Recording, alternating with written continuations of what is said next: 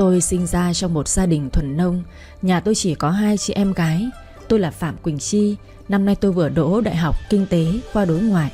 Còn em gái tôi là Phạm Quỳnh Vân, năm nay học lớp 10. Nhà tôi tuy nghèo nhưng 2 chị em học rất giỏi và đảm đang. Chúng tôi được thừa hưởng nét đẹp của mẹ nên trông rất ưa nhìn, cao ráo, trắng trẻo. 2 chị em với 2 tính cách. Tôi mạnh mẽ, còn em thì nhu mì. Ba mẹ luôn tự hào về chúng tôi. Ba bảo đời ba mẹ ít học nên nghèo khó, các con phải cố gắng mà phấn đấu cho cuộc sống sau này đỡ khổ. Chúng tôi đều có những suy nghĩ giống ba nên tự giác học hành chăm chỉ. 12 năm học, năm nào cũng đạt thành tích xuất sắc của trường. Em tôi cũng vậy. Tôi giống ba, tính tình cứng rắn, mạnh mẽ. Có gì tôi đều giấu trong lòng không nói ra. Em tôi thì nhu mì hơn. Nó đúng kiểu con gái thục nữ dịu dàng. Hết năm nhất tôi đi làm gia sư để giúp ba mẹ phần nào cho chi phí học hành của tôi. Tôi được bên trung tâm giới thiệu dạy cho 2 gia đình có con nhỏ học lớp 2 và lớp 3. May mắn cho tôi là 2 nhà đó gần chỗ tôi trọ, cách đó khoảng 3 km. Bác tôi ở quê thương tôi nên cho cái xe đạp điện cũ của anh Dũng. Anh họ tôi học đại học ngoại thương, giờ đang làm cho một công ty nước ngoài. Anh ấy quý tôi lắm. Nhà anh toàn con trai nên anh thương 2 chị em tôi, có gì cũng nhường cho. Đợt tôi đỗ đại học, anh bảo lên chỗ anh trọ để anh đưa đi đón về cho an toàn. Nhưng tôi không muốn ỷ lại vào anh nên từ chối. Với giờ công ty của anh cách chỗ tôi khoảng 5 km thôi nên đi lại cũng nhanh. Tuần nào 2 anh em cũng đèo nhau đi ăn. Anh làm ở đó được 1 năm rồi. Anh học giỏi nên khi ra trường xin vào đó được nhận luôn. Bây giờ anh làm lên đến trưởng phòng kế hoạch của công ty. Tôi ngày đi học, tối về chia dạy cho 2 gia đình đó vào buổi tối. Là cũng vừa hết tuần, được nghỉ ngày chủ nhật. Tôi mới đầu trọ một mình, nhưng giờ có trọ cùng với cái An. An học cùng lớp, gia cảnh khá hơn nhà tôi rất nhiều. Nhà An có 2 anh em. Anh trai An đã lấy vợ. Nhà chỉ có mỗi cô con gái nên An được cưng chiều lắm. Nhưng An không thuộc diện ăn chơi mà sống rất giản dị. Chơi với nhau 1 năm thấy hợp nhau nên chúng tôi ngày càng thân hơn. Sang năm thứ 3 thì em tôi cũng vào cuối cấp. Nó thích bác sĩ nên thi đại học y. Bố mẹ biết học ngành này phải mất 5-7 năm tốn kém tiền, nhưng vẫn cố gắng cho em theo. Ba mẹ ra sức làm thêm để có tiền trang trải cho chị em tôi học hành. Tôi cố gắng năm nào cũng dành học bổng với làm thêm để cho đỡ bố mẹ phần nào.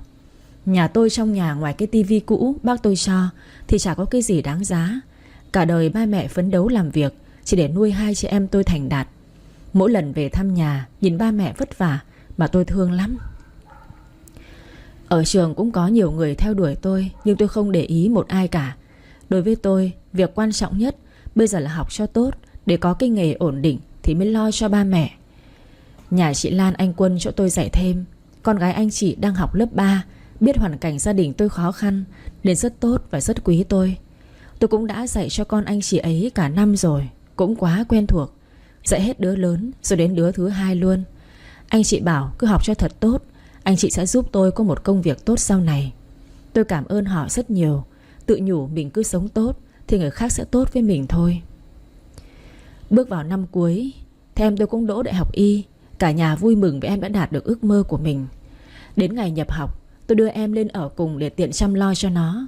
Thời gian này tôi cũng đã đi thực tập ở một số nơi để lấy kinh nghiệm. Anh Dũng mua cho tôi cái xe máy để đi lại cho tiện công việc. Tôi từ chối mà anh cứ bắt lấy bằng được. Anh bảo anh em trong nhà anh giúp được cái gì thì giúp. Với bác trai tôi gọi điện lên bảo tôi phải nhận. Thế là tôi chỉ biết vâng lời. An cũng động viên tôi nhận món quà của anh Dũng tặng cho. Mọi người nói mãi tôi không làm gì được. Chị em tôi biết ơn anh ấy nhiều lắm. Anh chu đáo quan tâm chúng tôi. Anh bảo với tôi, chú cũng như cha. Cha mẹ vất vả anh không giúp được nhiều, chỉ có nhiêu thôi có đáng là gì. Anh em trong nhà phải đùm bọc lẫn nhau chứ. Biết là vậy nhưng tôi vẫn ái ngại. Bởi vì cái xe cũng hơn 30 triệu đó chứ có ít gì đâu. Biết là giờ với anh chuyện này là nhỏ, nhưng tôi vẫn không thích nhờ vả anh nhiều. Cái xe đạp điện vẫn còn dùng được cơ mà. Vậy là Vân em của tôi lại dùng cái xe đó để đi học.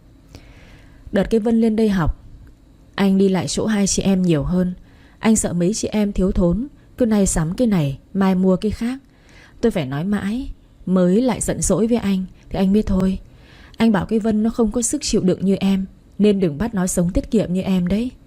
Tôi phì cười trước anh rồi bảo với anh rằng em không để cho em gái của anh ăn uống kham khổ đâu mà lo. Anh đi lại thăm nom hai chị em tôi nhiều, cũng quen cái An, cũng có nói chuyện vài lần. Dạo này cứ hỏi thăm tôi về An suốt.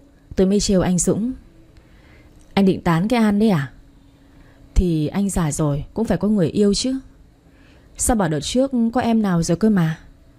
Thì cũng định tán em đó, nhưng thấy không hợp gu nên thôi. Này, bạn em con nhà giàu nhưng là gái nhà lành đấy nhá. Ngoan ngoãn, chứ không phải là cái dạng ăn chơi đâu, mà anh thích thì tán, không thì thôi đâu. Anh nghiêm túc mà. Chính vì thấy An nó ngoan nên anh mới nhờ em đấy. Em không muốn anh lấy được vợ hiền sao? Ừ thì muốn, nhưng phải xem anh thế nào đã chứ. À, đợt này An đang đổi chỗ thực tập đấy, cơ hội cho anh phát huy kìa. Vậy hả? Anh dai cố lên, tự thân vận động đi nhá, cho thể hiện rõ sự chân thành. Con bé này, mày chả có ý nâng đỡ người thân gì cả. Chuyện này giúp đỡ quá, con mày thấy sao được tình cảm của đối phương chứ. Nhưng yên tâm, em vẫn ở đằng sau hậu thuẫn những lúc cần nhá. Thế còn nghe được. Đợt này tôi chuyển chỗ thực tập mới, chị Lan đã xin cho tôi vào thực tập ở chỗ bạn của chị. Đó là công ty lớn chuyên về xuất nhập khẩu. Công việc ở đây áp lực, nhưng tôi lại thích. Vì những nơi thế này tôi mới rèn luyện được cho mình tính chịu đựng, nhẫn nại cao. Thời gian làm ở đây, các anh chị giúp đỡ tôi rất nhiều. Và đây tôi đã gặp một người. Người này đã làm thay đổi cuộc đời của tôi sau này. Hôm nay là ngày tôi nhận bằng tốt nghiệp. Cầm tấm bằng giỏi trong tay, tôi sung sướng. Cuối cùng thì mình cũng làm được rồi. An được bằng khá. Anh Dũng với Vân đến chúc mừng hai chúng tôi. 4 anh em đi ra nhà hàng, ăn uống no nê rồi mới về nhà. Dạo này anh Dũng với An có tiến triển tốt. Hai người cũng có ý với nhau, nên chị em tôi để cho hai người có thời gian riêng tư. Ăn xong tôi chở em gái về nhà. Đang đi thì có điện thoại của chị Lan. Em đây chị ơi. Hôm nay nhận bằng tốt nghiệp đấy hả? Vâng ạ. Chúc mừng em nhé. Tối nay qua nhà chị ăn cơm. Bông với Bin nhắc em suốt, bảo dạo này cô Chi không đến nhà mình dậy gì cả. Hay là cô Chi quên chúng con rồi? Dạ vâng. Tối em qua. Mấy đợt này em cũng bận quá. Hai đứa em không kèm thường xuyên được, thì em bảo em gái em qua kèm cho nhé. Buổi tối nó cũng rảnh chị ạ. Được thế thì tốt quá. Hai đứa đang học em khá lên rất nhiều. Nhất là Bông từ ngày em dậy, năm nào cũng học sinh giỏi luôn. Đợt này em để em gái em kèm cu Bin luôn. Dạ vâng. Có gì tối em qua à? Đưa cả em gái em đến ra mắt luôn anh chị nhé. Dạ vâng, em chào chị. Về nhà tôi có nói chuyện với cái Quỳnh Vân, thì con bé cũng đồng ý dạy 3 buổi một tuần. Cũng không ảnh hưởng gì đến việc học tập. Thôi coi như là cho nó va chạm một chút. Tối đến tôi bảo An lai chị em không ăn cơm ở nhà, mà đến nhà chị Lan với anh Quân ăn cơm. Dù sao anh chị ấy cũng đã giúp đỡ tôi. Với anh chị ấy cũng rất nhiệt tình. Đến nhà Bông và Bin chạy ra ôm lấy tôi cười vui vẻ. Anh chị thấy chúng tôi đến thì ra đón. Chị Lan nói: chắc đây là Quỳnh Vân nhỉ, giống chị rất xinh gái. Vân đáp lại: dạ vâng, em chào chị ạ. Thôi vào nhà đi mấy đứa. Anh Quân cũng nói: chào hai đứa. Lan ơi, ba con Vũ bảo mấy giờ đến về em. Em gọi thì bảo là đến luôn, mà giờ chưa thấy gì. Thôi để mấy cô cháu nó nói chuyện, mình đợi ba con anh ấy chút. Bông bỗng lên tiếng: con nhớ cô Chi lắm. Bin nói hùa theo: con cũng nhớ cô Chi. Hôm nay cô phải ở đây chơi lâu với chúng con nhé. Tôi đáp lại: thế hai đứa dạo này có ngoan không? Bông hứng khởi: con vẫn đứng đầu lớp môn toán đó cô. Bin nói: dạ, con chỉ được top 3 thôi cô ạ. Hai đứa giỏi lắm. Bin của cô cũng giỏi lắm rồi, nhưng lần sau mình cố gắng hơn nhé. Từ bây giờ cô Quỳnh Vân sẽ thay cô dạy các con. Cô chắc chắn đợt này Bin sẽ đứng nhất lớp luôn cho mà xem. Cô Quỳnh Vân ấy còn hỏi còn giỏi hơn cô Chi nữa đấy. Thế cô Quỳnh Vân có biết chơi trò chơi với tụi con không ạ? Bông với Bin chơi gì cô cũng chơi cùng các con luôn. Cô rất thích trẻ con, đặc biệt là những đứa trẻ đáng yêu như Bông và Bin đây. Vậy thì được ạ. Nhưng cô Chi hứa là phải qua chơi với tụi con thường xuyên nhá. Cô Chi hứa, rảnh là cô qua liền. Đang nói chuyện thì chị Lan gọi: mấy cô cháu ra ăn cơm đi em ơi. 4 cô cháu đi ra thì thấy nhà có thêm khách. Tôi cũng gật đầu chào vị khách kia. Bọn trẻ con thì nhao nhao: Bông nói: Moon, lâu lắm rồi em không bảo ba Vũ đưa qua nhà chị chơi gì cả. Nhớ chết đi. Bun nói: Em cũng nhớ chị với Bin lắm, nhưng ba Vũ bận việc. Em toàn ở nhà với cô giúp việc, chán lắm. Bin chen vào: Thế tối nay chị bảo ba Vũ cho ngủ đây nhá. Tối nay có hai cô của em ở đây chơi vui ơi là vui. Chị Lan lên tiếng: Được rồi, các con lại đây ngồi đi. Ăn xong thì chơi nhá. Vâng. Cả nhà ngồi quây quần bên mâm cơm. Cô bé kia không muốn ngồi với ba mà qua chỗ tôi ngồi với Bông. Còn Bin thì xí ngồi cạnh Vân. Không hiểu sao từ lúc gặp Vân, thằng bé quý mến cứ đi một bước theo một bước. Chị Lan giới thiệu: Đây là anh Vũ, bạn vợ chồng chị. Giới thiệu với anh Vũ, đây là Quỳnh Chi và Quỳnh Vân, là hai chị em. Quỳnh Chi mà em hay kể với anh, dạy cho hai bé nhà em đấy.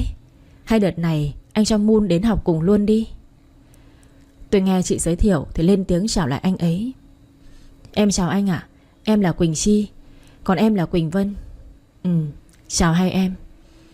Chào hỏi xã giao xong thì mọi người cũng tập trung ăn uống rồi trò chuyện. Hai anh thì chủ yếu nói về công việc, còn mấy chị em cô cháu thì toàn nói chuyện linh tinh thôi. Đang ăn thì Moon lên tiếng: Cô Chi ơi, con muốn ăn cái này. Cái này à? Cô lấy cho con được không? Để cô lấy cho. Cái này ngon lắm, con ăn nhiều vào nhá. Vâng ạ, cô đút cho con nhé. Con muốn cô đút cho con ăn. Tôi nhìn Moon có gì đó lạ lắm. Thấy con bé cứ lý nhí nói vậy thì cũng đồng ý.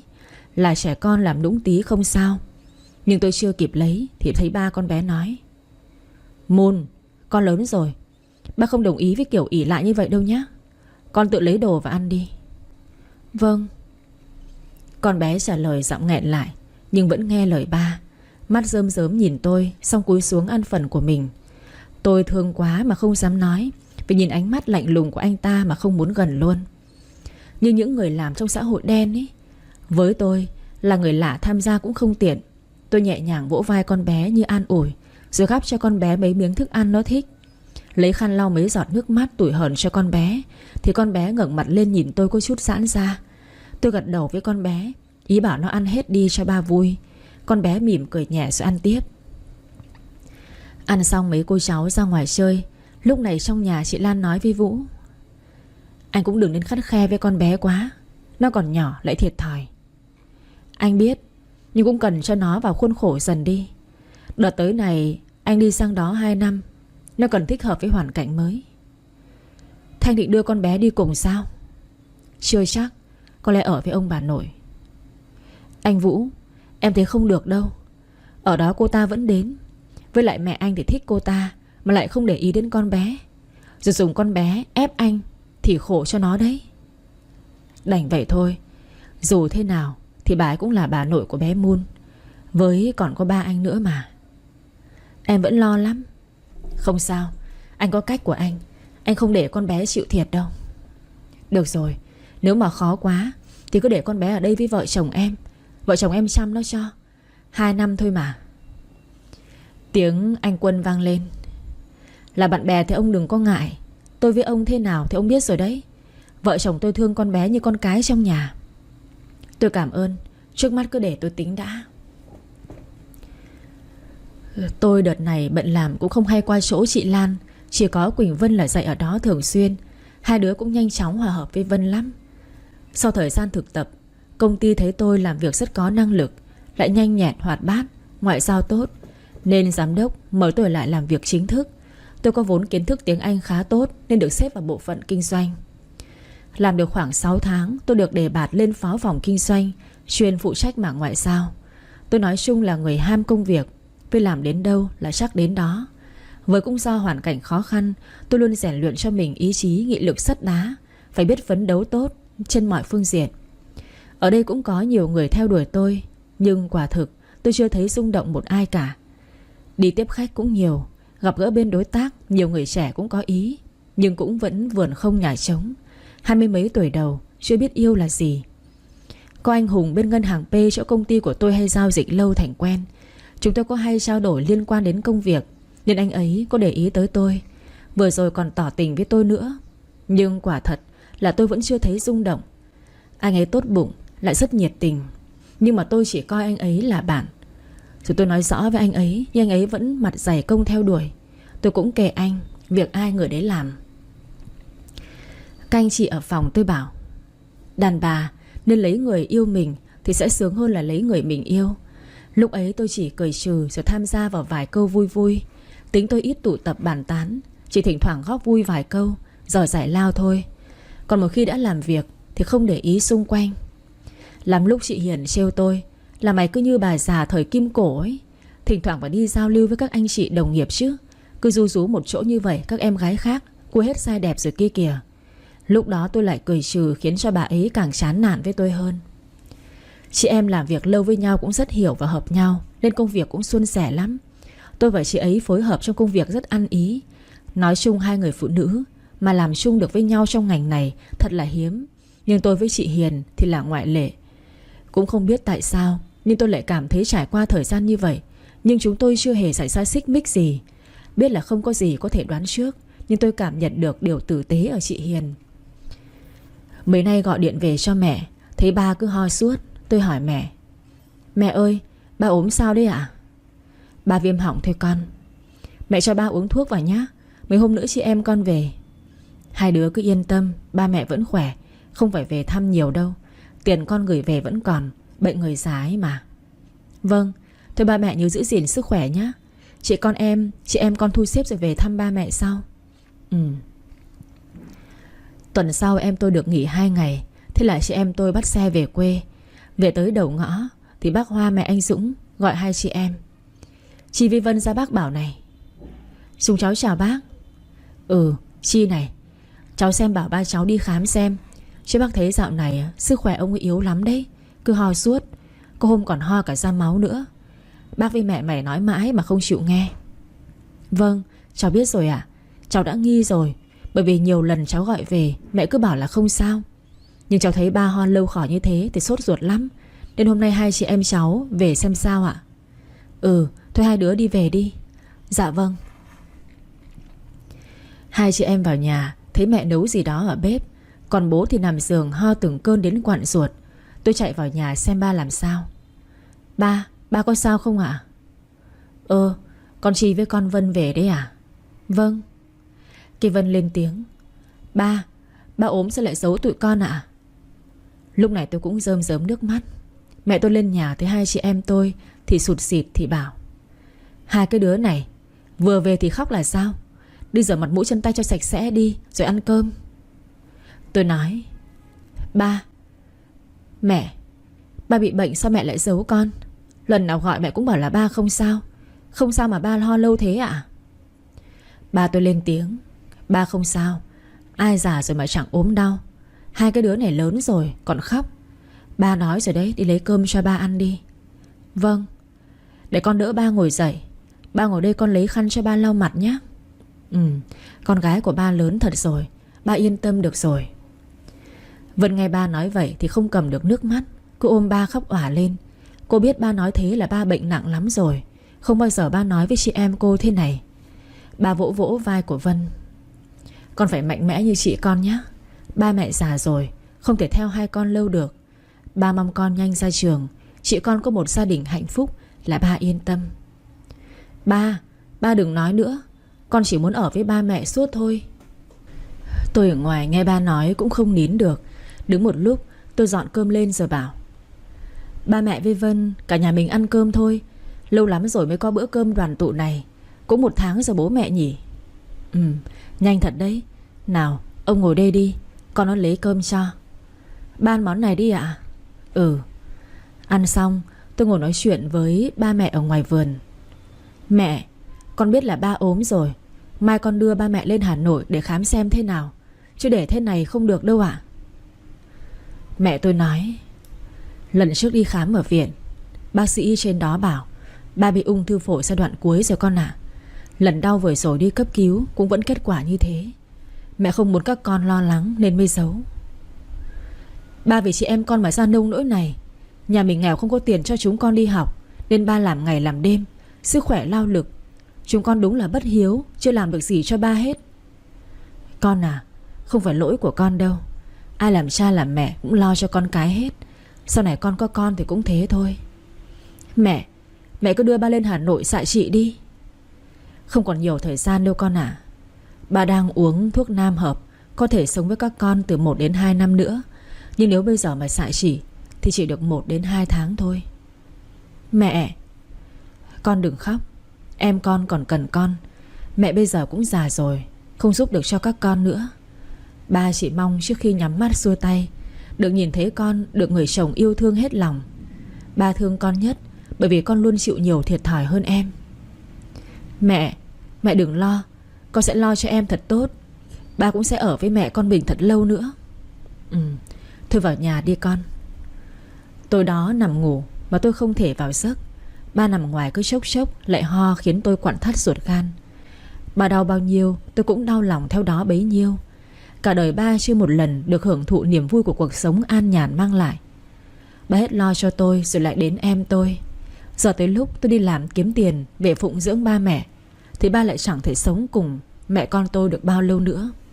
Tôi biết phải làm gì bây giờ. Phải làm sao để ba ở lại với mẹ con tôi lâu hơn ấy. Ông trời ơi, đừng đối xử với con thế mà. Bệnh của ba tôi ngày càng kém. Ông ho nhiều hơn. Có lúc khó thở tưởng không qua khỏi. Tôi đợt này xin phép về để chăm ba. Mấy hôm ba đỡ hơn thì mẹ lại bảo tôi trên đó làm đi. Không dễ gì có công việc tốt như vậy. Mà cả nhà giờ chỉ còn trông chờ vào con thôi. Tôi nghe mẹ nói cũng có lý. Giờ tôi mà thất nghiệp thì ba tôi không có thuốc để uống. Còn mẹ và còn em nữa. Tôi đành để mẹ ở nhà chăm ba một mình vậy. Nhìn ba đau đớn tôi chịu không nổi. Nhưng chẳng dám khóc trước mặt ba mẹ. Tôi phải vững vàng và là chỗ dựa cho cả nhà. Lúc chuẩn bị đi thì ba nói: Quỳnh Chi. Vâng, con đây. Ba chắc là không ở được với các con lâu nữa đâu. Trước khi ba mất, ba chỉ có mong ước là được thấy con khoác trên mình chiếc áo cưới cô dâu xinh đẹp. Con gái của ba khổ nhiều rồi. Hãy nghĩ cho mình con nhé. Ba đừng nói thế. Ba phải sống với chị em con lâu mà. Ba biết sức khỏe của ba. Con đừng lo. Ai rồi cũng phải chết. Nhưng quả thật bây giờ ba không cam tâm bởi vì con gái của ba chưa tìm được hạnh phúc cho mình. Ba, con có bạn trai rồi. Chúng con định về ra mắt ba mẹ. Nhưng đợt này ba ốm nên con hoãn lại đấy ạ. Thật không con? Thật ạ? Vậy mau đưa về đi cho ba mẹ xem nhé. Vâng, để tuần sau chúng con về nhé ba. Thấy ba vui tôi cũng đỡ tủi phần nào. Tôi thương ba cả đời cực khổ. Chút hy vọng cuối đời này con sẽ hoàn thành cho ba. Hạnh phúc của con cũng không bằng một nụ cười của ba. Chỉ cần ba được vui, con sẽ nguyện làm tất cả. Chưa yêu thì lấy về sẽ yêu thôi. Tình cảm sẽ từ từ vun đắp. Ngày xưa các cụ cũng thế mà. Quỳnh Chi, sự hy sinh này có là gì đâu. Ba mẹ cả đời vì hai chị em mà làm bao nhiêu việc. Báo hiếu ba chút việc nhỏ này thì có là gì. Tôi quyết định sẽ chấp nhận lời tỏ tình của Hùng. Tôi phải xin lỗi vì ngay lúc này tôi không có tình cảm với anh. Nhưng tôi hứa sẽ là một người vợ tốt, một người con dâu hiền của gia đình anh. Tôi sẽ gặp Hùng để nói về chuyện này. Nếu Hùng đồng ý cho tôi thời gian, tôi sẽ cảm ơn anh rất nhiều. Còn nếu anh không đồng ý, tôi cũng vui vẻ chấp nhận. Quyết định như vậy, tôi bắt xe lên Hà Nội trong ngày hôm đó. Đi làm công việc quay cuồng khiến tôi không có thời gian để buồn nữa. Hôm nay qua ngân hàng để giao dịch, tôi có tình cờ gặp lại Hùng. Cũng đang định hẹn anh lên, nhưng anh tiện, có lẽ cũng nên cho nhau cơ hội. Hùng nhìn thấy tôi thì vui mừng hớn hở. Chi, một tuần nay anh không có gặp em. Qua công ty thì sếp bảo là em về quê có việc. Dạ vâng, ba em ốm à? Thế bác có sao không em? Dạ không ạ. Chi, hôm nay em có rảnh không? Anh mời em đi ăn nhé. Vâng. Bình thường sẽ là câu trả lời không hoặc bận. Nhưng hôm nay tôi sẽ đồng ý cho mình cơ hội, cũng như cho Hùng cơ hội. Hùng nghe tôi trả lời ngay thì có vẻ ngạc nhiên. Anh sao thế? À không sao. Vậy tôi anh qua chỗ đón em nhé. Dạ vâng.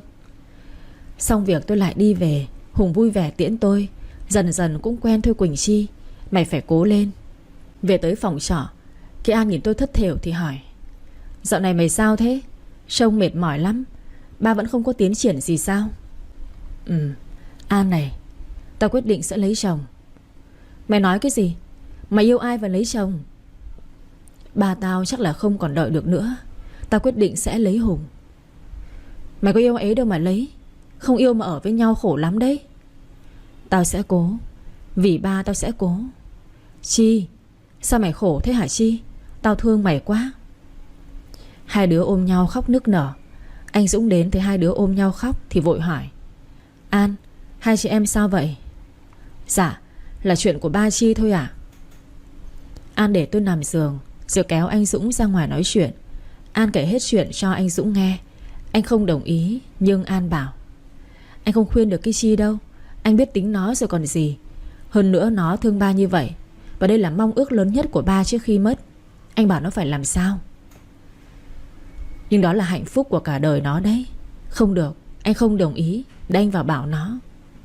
Dũng, nếu vào địa vị của anh ấy, anh có chọn thế không?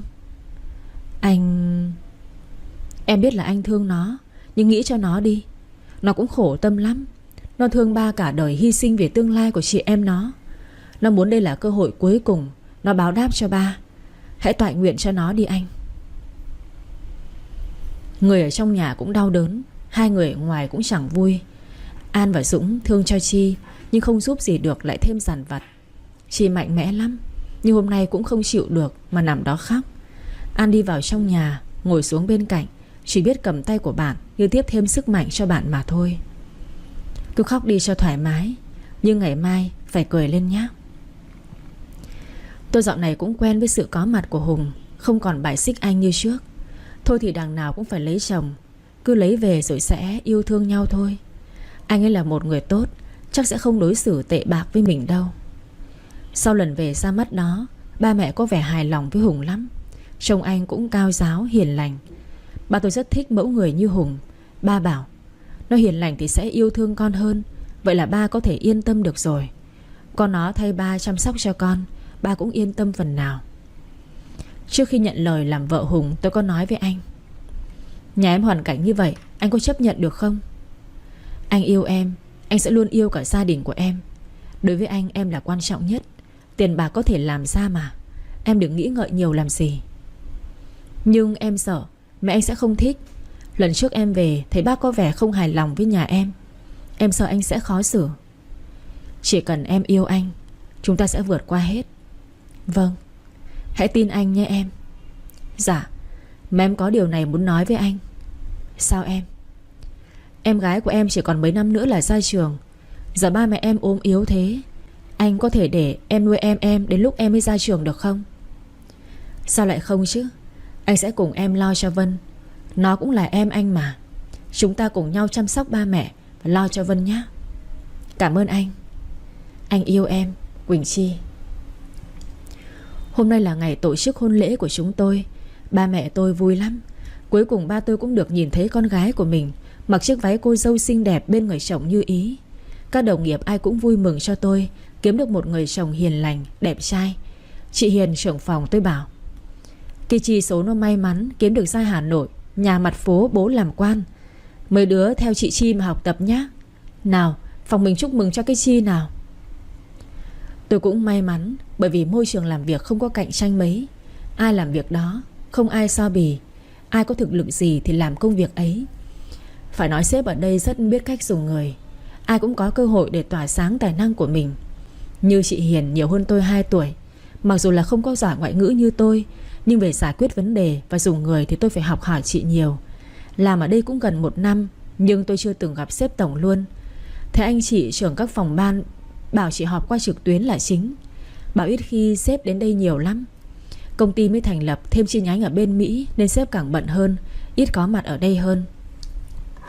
Bữa tiệc kết thúc, tôi xin phép ba mẹ chồng đưa mẹ với em về khu chung cư tôi mới mua trả góp. Tôi mới đi làm nên cũng không có nhiều tiền, chỉ mua được căn hộ chung cư bình thường thôi. Nhưng chỗ này an toàn mà tiện cho em tôi đi học. Với mỗi khi ba mẹ lên chơi thì có chỗ nghỉ ngơi. Hùng cứ 1-2 đòi mua nhà cho tôi, nhưng mà tôi nhất định không đồng ý. Tôi bảo để tôi tự trả, coi như tôi báo hiếu ba mẹ mình. Tôi trả được 1/2, còn sẽ trừ dần vào lương. Số tiền còn lại tôi phải dành cho ba đi viện thuốc thang. Hàng tháng lương của tôi cũng được gần 30 triệu, chưa tính thưởng, cũng đủ trang trải. Ba mẹ ở thêm vài hôm rồi lại về quê. Ba bà ở trên này ngột ngạt lắm, ba không thích nghi được, cho ba về lại nhà thôi. Hôm sau, hai vợ chồng tranh thủ đưa ba mẹ về nhà. Chiều lại phải lên Hà Nội ngay, bởi vì ngày mai tôi có việc gấp. Tối hôm đó ngồi ăn cơm thì mẹ chồng tôi lên tiếng: từ ngày mai cái Chi đi làm tranh thủ về nhà cơm nước cho cả nhà nhé. Đàn bà con gái đi làm cũng phải nghĩ đến gia đình nhà chồng một chút chứ, không thể cứ ỷ y và giúp việc được. Mang tiếng có con dâu về cả tuần nay rồi mà có được bữa cơm nào đâu. Hùng nói xen vào: mẹ, công việc của Chi bận mà mẹ phải thông cảm cho vợ con chứ. Ba chồng cũng nói: phải đấy, nó đi làm chứ có đi chơi đâu. Thuê giúp việc để làm cái gì mà bắt con nó làm thế? Bà cứ quan trọng mấy vấn đề đó làm gì? Mẹ chồng tôi bắt đầu nghiến răng: hai ba con ông thì biết cái gì mà nói. Con Chi nhớ lời mẹ nói chưa? Tôi cúi mặt: dạ vâng, con sẽ cố gắng về sớm ạ.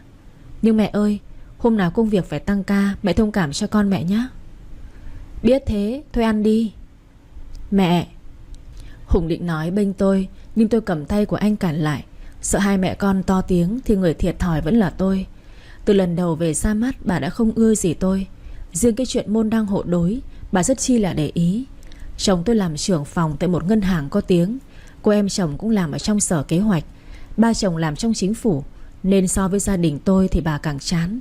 Nhưng bà chỉ có một đứa con trai, nên bà phải chiều, phải nhịn, không sợ anh buồn. Với bà không to tiếng mắng nhiếc tôi, vì bà còn giữ thanh danh cho ba chồng tôi. Người ngoài luôn ao ước có một gia đình hoàn hảo như thế, nhưng khi ở cùng chưa chắc đã được như ý đâu. Tôi lấy chồng thì phải theo thói nhà chồng, để cho yên nhà yên cửa. Sáng tôi tranh thủ dậy sớm nấu ăn sáng cho cả nhà. Mặc dù có giúp việc nhưng tôi vẫn làm. Cô Na giúp việc bảo để đấy cô làm cho, nhưng tôi bảo thôi để con làm, không mẹ con lại nói cô đấy. Về đây làm dâu được ít hôm, nhưng cô Na rất quý tôi. Cô thấy tôi nói thế thì bảo: được rồi, từ mai cô ninh nước xương với làm sẵn đồ cho con nhé. Cô để cẩn thận, bà chủ không biết đâu. Con không cần dậy sớm làm gì, vất vả ra. Công việc ngập đầu, mà sáng dậy sớm, đêm thức khuya thì chả mấy mà ốm đấy con ạ. Vâng, con cảm ơn cô tốt quá. Con cứ hiền lành thế này thì khổ thôi. Con không sao đâu ạ. Thôi cô ra ngoài làm mấy việc nhé. Dạ vâng. Cũng may có cô giúp việc là người tốt, chứ gặp phải người không biết điều, chắc là mình còn khổ dài dài. Nấu nướng xong thì cả nhà cũng dậy. Hùng ôm tôi từ phía sau rồi bảo: anh thương vợ anh quá. Lát anh phải nói với ba mẹ việc này, chứ ngày nào em cũng dậy sớm thế thì làm sao? Có chút việc nhỏ thôi mà anh, em cũng muốn chăm sóc anh mà. Cảm ơn vợ đã vì anh nha. Dạ vâng, anh gọi ba mẹ đi, em làm xong rồi đấy. Hùng hôn má vợ một cái rồi mới đi lên nhà. Bà Nhàn đứng ngoài nhìn thấy thì bĩu môi nhưng không lên tiếng. Lúc ăn sáng, cả nhà vẫn ăn ngon lành, thì bà nói: ông Hưng, món phở này hôm nay ông thấy thế nào? Có cái vị gì là lạ phải không? Ba chồng tôi đáp: tôi thấy ngon mà. Hùng cũng đáp: con cũng vậy. Bà Nhàn mẹ chồng tôi nghe vậy thì tức lắm, nhưng không biết ai về phe mình thì bỏ đi tìm cơ hội khác. Tôi cũng im lặng, vì có nói thì cũng chả giải quyết được vấn đề gì. May có Hùng và ba chồng, chứ không biết tôi sống thế nào với bà mẹ chồng thế này. Hôm nay vợ chồng Hà và em Thịnh, em của chồng tôi về nhà ăn cơm, nên bà dặn tôi từ sáng là nhớ về nhà sớm mà chuẩn bị. Tôi có nhờ cô Na mua hộ ít đồ trước, để chiều về tôi chỉ việc nấu thôi. Làm đến 5 giờ tôi mê mải nên về nhà. Chị Hiền thấy thế thì trêu tôi: vội về làm, dâu Hiền vợ đảm đấy à? Dạ vâng, hôm nay nhà em có khách chị ạ, em về trước chút. Về đi, chị cũng chuẩn bị về đây. Ôi, cái phận phụ nữ mình khổ thật em nhỉ. Cái bọn đàn ông ấy, nó cứ đi làm về là vắt chân lên cổ xem tivi thôi, không thì đi tụ tập bạn bè. Mình thì đi làm về con cái. Ai cũng thế mà chị. Thôi em về đây. Tôi về tới nhà thì vội thay quần áo rồi xuống nấu nướng với cô Na. Mẹ cô cũng sơ chế cho tôi hết rồi. Mẹ chồng thấy tôi về muộn thì lườm nguýt, định nói vài câu, nhưng nghe thấy có tiếng xe ô tô ở ngoài cổng, thì ra là mấy ba con cùng về. Mẹ chồng tôi đon đả ra đón con gái con rể. Con chào mẹ. Hai đứa vào đi con. Mấy ba con sao đi cùng nhau thế? Hùng lên tiếng: dạ, Hà gọi điện rồi đợi về cùng luôn mẹ. Hà đáp lời: Mẹ, chị dâu đâu? Chị ở trong bếp đấy. Ơ mẹ ơi, có người giúp việc mà, sao chị lại phải vào bếp chứ? Chị con biết vợ chồng con về thì muốn nấu vài món cho bọn con thôi. Nào, hai đứa vào nhà đi. Lúc này tôi cũng đi ra chào mọi người. Con chào ba, em chào anh. Hai vợ chồng em cùng về với ba à? Vâng. Chị nấu gì thế? Chị nấu mấy món như mọi ngày thôi. Hà reo lên: Thơm quá, em chỉ biết ăn thôi, chứ còn nấu em vụng lắm. Thôi lên nhà đi, chị dọn ra rồi ăn luôn. Dạ vâng. Người ta nói giặc bên ngô không bằng bà cô bên chồng, nhưng tôi thì không cảm thấy thế. Tôi và Hà bằng tuổi nhau, nhưng Hà rất lễ phép và biết điều. Hà là tiểu thư chính hiệu nhưng không kiêu căng, sống vui vẻ thoải mái. Hai chị em cũng rất hay gọi điện tâm sự. Chồng Hà rất chiều và thương vợ. Ăn uống xong xuôi, hai vợ chồng Hà đi về. Tôi với chồng cũng lên phòng nghỉ ngơi. Tôi đi tắm xong xuôi cũng là hơn 10 giờ, đau nhức hết người. Lấy máy sấy tóc thì Hùng bảo để anh làm cho. Tôi cũng đưa máy cho anh. Xong anh bảo tôi nằm xuống anh massage cho. Tôi cũng nằm xuống vì mệt thật. Anh bảo: Em mệt lắm hả? Cũng một chút. Ngày mai em không phải dậy sớm nữa đâu, để cô Na làm cho. Thôi mà, em làm được. Ngủ một giấc là mai khỏe lại thôi. Thôi để anh bảo mẹ. Giờ mình tập trung có cháu đã. Để anh nói, mẹ không bắt em làm đâu. Có được không anh? Được. Giờ mình bắt đầu công cuộc săn cháu cho bà nội nhé. Này anh, hôm nay em mệt mà. Vợ chiều chồng đi. Mấy hôm nay vợ bắt chồng nhịn rồi đấy. Vợ chả thương chồng gì cả. Đâu có đâu. Thế thì thể hiện đi. Đáng ghét. Kệ anh. Từ từ, buồn em. Ở lâu tôi cũng dần có tình cảm với Hùng. Anh rất chiều và thương tôi thật lòng. Hai chúng tôi ai nhìn vào cũng phải ngưỡng mộ. Vì nhìn chúng tôi rất hạnh phúc. Mẹ chồng tôi từ hôm Hùng bảo để chúng tôi tập trung có cháu, nên mẹ cũng không bắt bẻ tôi chuyện nấu nướng nữa. Thỉnh thoảng về sớm tôi vẫn vào giúp cô Na, nên bà cũng không nói gì. Cứ tưởng cuộc sống tốt đẹp sẽ đến với tôi. Ai ngờ. Vợ chồng tôi cưới nhau 1 năm nay rồi nhưng chưa có gì cả. Tôi lén đi khám nhưng vẫn hoàn toàn bình thường, và cũng nhẹ lòng. Nhưng bà từ đây ngày nào cũng chỉ chiết mắng nhiếc tôi đủ kiểu. Tôi cũng vì anh mà nhịn cho qua. Hôm nay tâm trạng không tốt, tôi làm cứ sai hoài. Chị Hiền thấy thế thì hỏi: Chi, em làm sao thế? Em không sao đâu ạ. Mày có bao giờ thế này đâu. Nói nghe xem có chuyện gì. Dạ, là hai vợ chồng em cũng 1 năm nay rồi, không phòng tránh mà mãi vẫn chưa có tin vui chị ạ. Ui giời, cứ từ từ. Việc con cái không có vội được đâu. Thế đã khám xét gì chưa? Em khám rồi ạ, nhưng chồng em thì chưa. Em ngại bảo anh ấy, sợ anh ấy buồn. Ôi giời, chuyện buồn quan trọng hay là chuyện có con quan trọng đây? Vậy mà bảo đi khám đi chứ. Dạ vâng. Hôm nay mệt tôi xin phép về sớm. Ra đến cổng tôi thấy có một cô bé trông rất quen. Đi đến gần hơn thì như là Moon. 1 năm rồi cũng không gặp con bé, mà trông nó gầy đi nhiều quá. Thi thoảng qua nhà chị Lan nhưng không có gặp nó. Tôi đi lại chỗ con bé hỏi: Moon, sao con lại ở đây? Cô Chi phải không ạ? Cô ơi.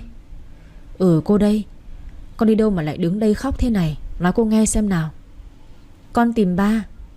Sao lại tìm ba? Ba con ở đâu? Con không biết à?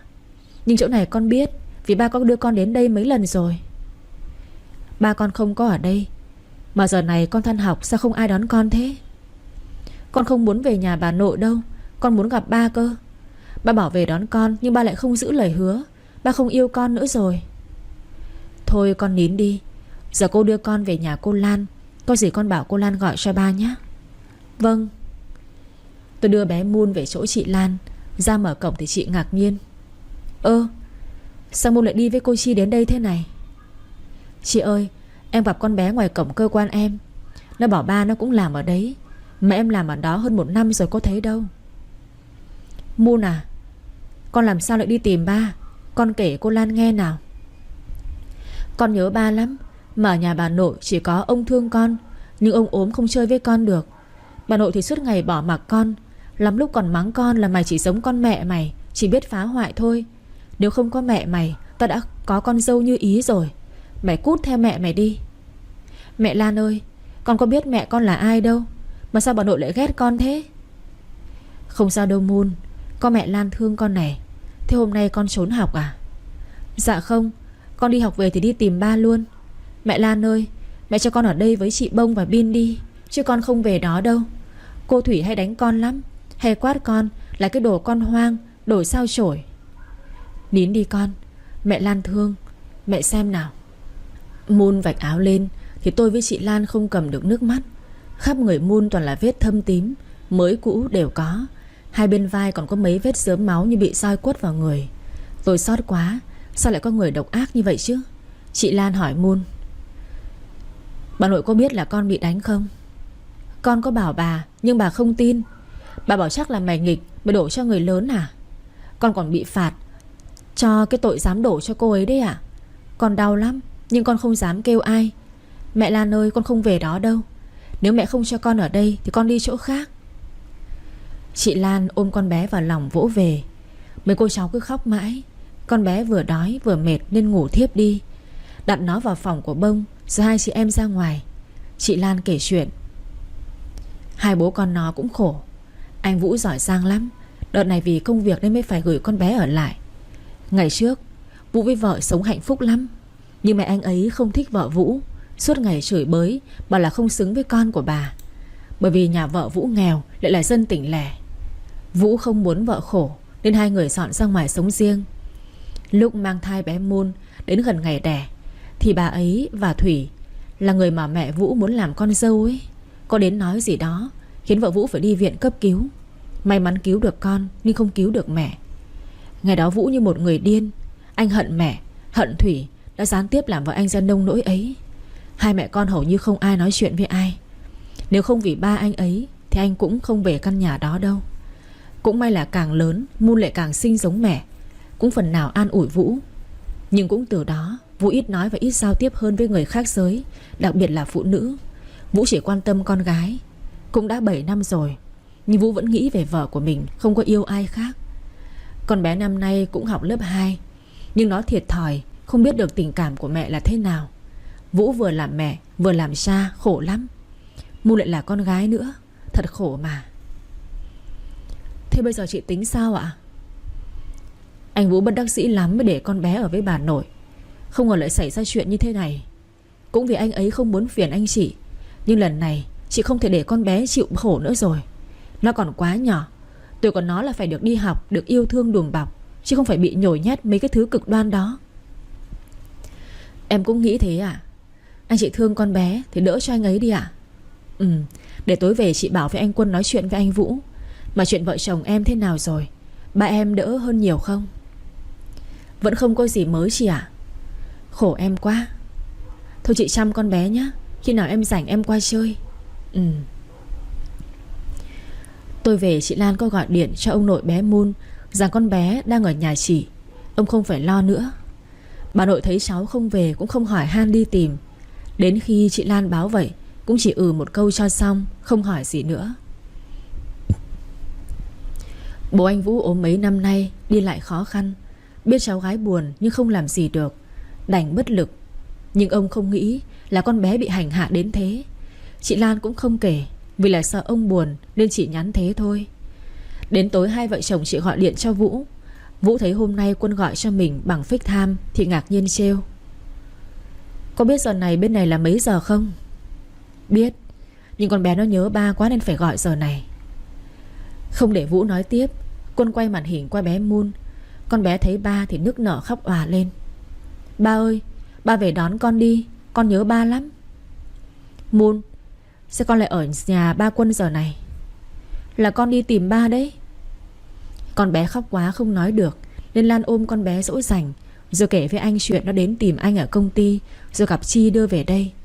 Vũ nghe thế thì hỏi: Chi nào? Quỳnh Chi mà đợt năm ngoái ăn cơm nhà em cũng có anh đấy.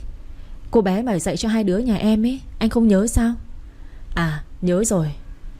Anh Vũ này, con bé nó không chỉ đơn thuần là nhớ anh thôi đâu, mà nó không chịu nổi những trận đòn roi, rồi những lời lăng mạ của hai người đó. Nó còn nhỏ, không đáng bị như vậy anh ạ. Con bé bị đánh sao? Vũ như không tin vào tai của mình. Đây, anh xem đi. Chị Lan kéo áo con bé lên thì Vũ chết sững. Anh xót con quá. Chị Lan nói tiếp. Lúc tối em có tắm cho con bé thì mông của nó với vùng kín cũng bị nữa.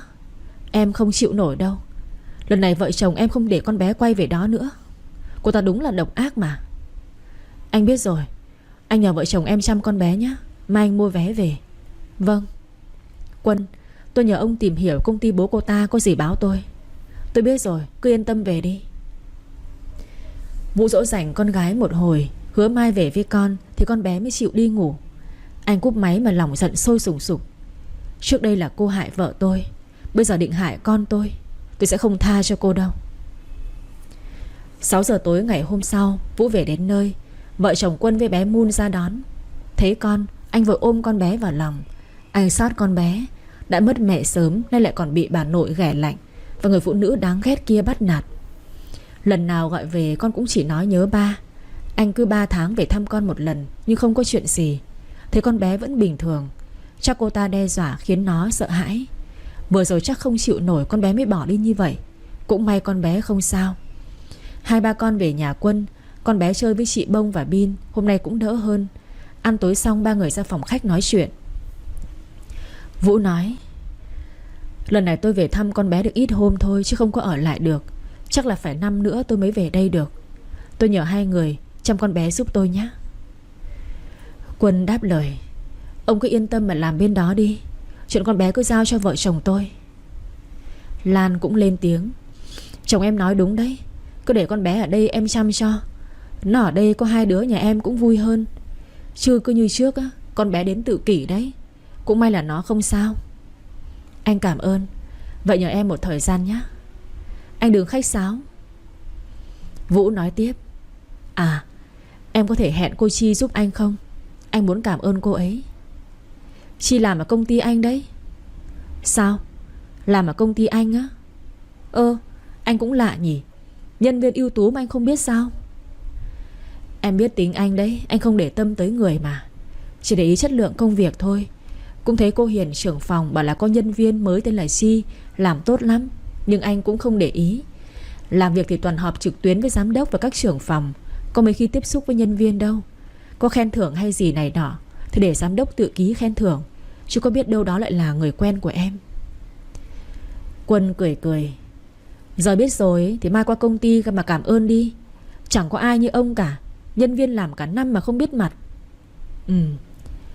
Vậy em cũng không kể chuyện anh là tổng giám đốc ở đó, nên Chi cũng không biết. Em biết tính anh không muốn ai làm phiền, nên lúc xin cho Chi vào đó thực tập, em chỉ bảo cậu Trường thôi. Thế em cũng đừng nói gì cả nhá. Cứ để mọi chuyện tự nhiên đi. Vâng. Mà anh cũng đến lúc lấy vợ cho Moon, để Moon có người chăm sóc rồi đấy. Một mình anh là đủ rồi. Chẳng có ai yêu nó hơn anh đâu. Cả Lan và Quân im lặng không nói vì sự cố chấp của bạn mình. Có lẽ Vũ vẫn chưa quên được Vi, vợ cũ của anh. Mà qua sự việc lần này, Vũ càng không muốn lấy vợ cũng nên. Vũ ở lại nhà Quân một đêm, định về bên nhà, nhưng con bé Quấn không cho. Anh cũng nhớ con nên ngủ lại đây. Nằm ôm con bé, mà đêm thỉnh thoảng nó cứ mơ khóc thét lên. Càng thương con, anh càng giận 2 người đó. Nhưng anh giận mẹ anh hơn, vì bà là bà nội của con bé, mà nỡ đối xử ghẻ lạnh với nó. Đã bao năm qua anh cho qua chuyện đó, nhưng bà vẫn không thôi ý định gán ghép cô ta cho anh, rồi còn bắt nạt không quan tâm con bé. Ngày mai anh phải giải quyết chuyện này mới được. 2-3 con ôm nhau ngủ tới sáng. Lúc tỉnh dậy đã thấy con gái nằm nhìn mình. Sao thế con? Con tưởng là ba không thương con nữa. Ba thương Moon nhất trên đời luôn. Thế ba cho con đi theo ba nhé. Tạm thời Moon cứ ở đây với ba Quân và mẹ Lan đi. Ba đi vài bữa giữa sẽ về hẳn với con. Nhưng con nhớ ba lắm. Con sợ bà nội với cô Thủy. Con ngoan, ba sẽ gọi về thường xuyên cho con. Ở đây không ai dám làm gì con đâu, con cứ yên tâm. Vậy ba nhanh nhanh về với Moon nhé. À ba ơi, ba nhớ phải cảm ơn cô Chi đấy. Cô giáo con dạy là phải biết cảm ơn người đã giúp đỡ mình. Hôm đó mà không có cô Chi, có khi con bị lạ cũng không biết chừng đấy à. Ba biết rồi. À, với ba cho con học với cô Quỳnh Vân nhé. Hôm trước cô ấy đến đây dạy chị Bông ấy, với Bin nữa. Cô ấy dịu dàng với đáng yêu lắm, mà cô giảng bài dễ hiểu lắm. Con hôm đó cũng ngồi đấy, cô giúp con làm nhiều bài tập lắm bà ạ. Mấy hôm con buồn, bài con bỏ nhiều, mà cô còn nán lại giúp con làm đấy. Ba ơi, con xin lỗi ba. Không phải là Moon không ngoan đâu, mà là vì mấy hôm đó con buồn quá. Vì tay con đau khó viết lắm bà ạ. Cô Thủy lấy cây to vụt vào tay của con mấy cái liền. Con không nói dối ba đâu. Vũ ôm con mắt đỏ hoe. Anh cố kìm nén an ủi con. Ba không giận Moon đâu, ba thương Moon lắm. Moon thích học cô thì ba bảo mẹ Lan cho con học nhá. Vâng, con thích cô Vân với cô Chi lắm. Con gái ba cố gắng học thật giỏi, rồi về ba thưởng nhá. Vâng, con yêu ba. Ba ơi, sao con cứ có cảm giác ấy mẹ của con hiền với xinh đẹp như là cô Chi ấy. Hôm đó trên đường đưa con về, cô Chi còn ôm con còn khóc cơ. Cô bảo cô thương con lắm. Con lúc đó vừa sợ vừa nhớ ba, nên cứ rúc vào lòng cô khóc thôi ạ. Nhưng con cảm thấy ấm áp lắm. Vũ không biết nói gì, vì anh biết con thiệt thòi thiếu hơi ấm của mẹ từ bé. Anh dù cố bù đắp thế nào cũng không bằng bàn tay của người mẹ. Thôi Mon đi dậy đánh răng rửa mặt xong đi học với chị Bông nhá. Ba còn đến công ty nhá. Chiều ba đón con sớm. Vâng ạ. Con ngoan lắm. Vũ lái xe về qua nhà thăm ba. Vào phòng thấy ông nằm đó, không ai hỏi han ngoài người giúp việc. Thế anh vào thì bà giúp việc chào. Cậu mới về à? Vâng. Cô thấy mẹ cháu đâu không? Bà với cô Thủy đi spa rồi. Ba cháu ăn gì chưa ạ? Tôi cho ông ấy ăn chút cháo với uống thuốc rồi. Ông vừa mới ngủ một chút, cả đêm ông không ngủ rồi. Vâng, cảm ơn cô. Nhiệm vụ của tôi mà. À, sao vậy cô? Dạ thôi, cô cứ nói cháu nghe ạ. Cậu đừng cho bé Moon ở đây nữa. Con bé nó mất mẹ sớm, đừng để nó tự kỷ, khổ nó lắm. Tôi phải làm nhiều việc, lại chăm ông, không để ý con bé được. Mà có quan tâm nó là bà hay cô Thủy biết ấy, thì con bé lại càng khổ hơn. Tôi xót nó lắm. Cảm ơn cô, cháu biết rồi. Nhờ cô chăm sóc cho ba cháu nhé. Cậu yên tâm, ông đã có tôi chăm nom. Cậu cứ mang con bé theo đi. Vâng, cháu biết rồi. À, khi nào con trai cô học đại học xong nhớ bảo cháu sẽ lo việc cho em. Cậu Vũ, cảm ơn cậu nhiều lắm.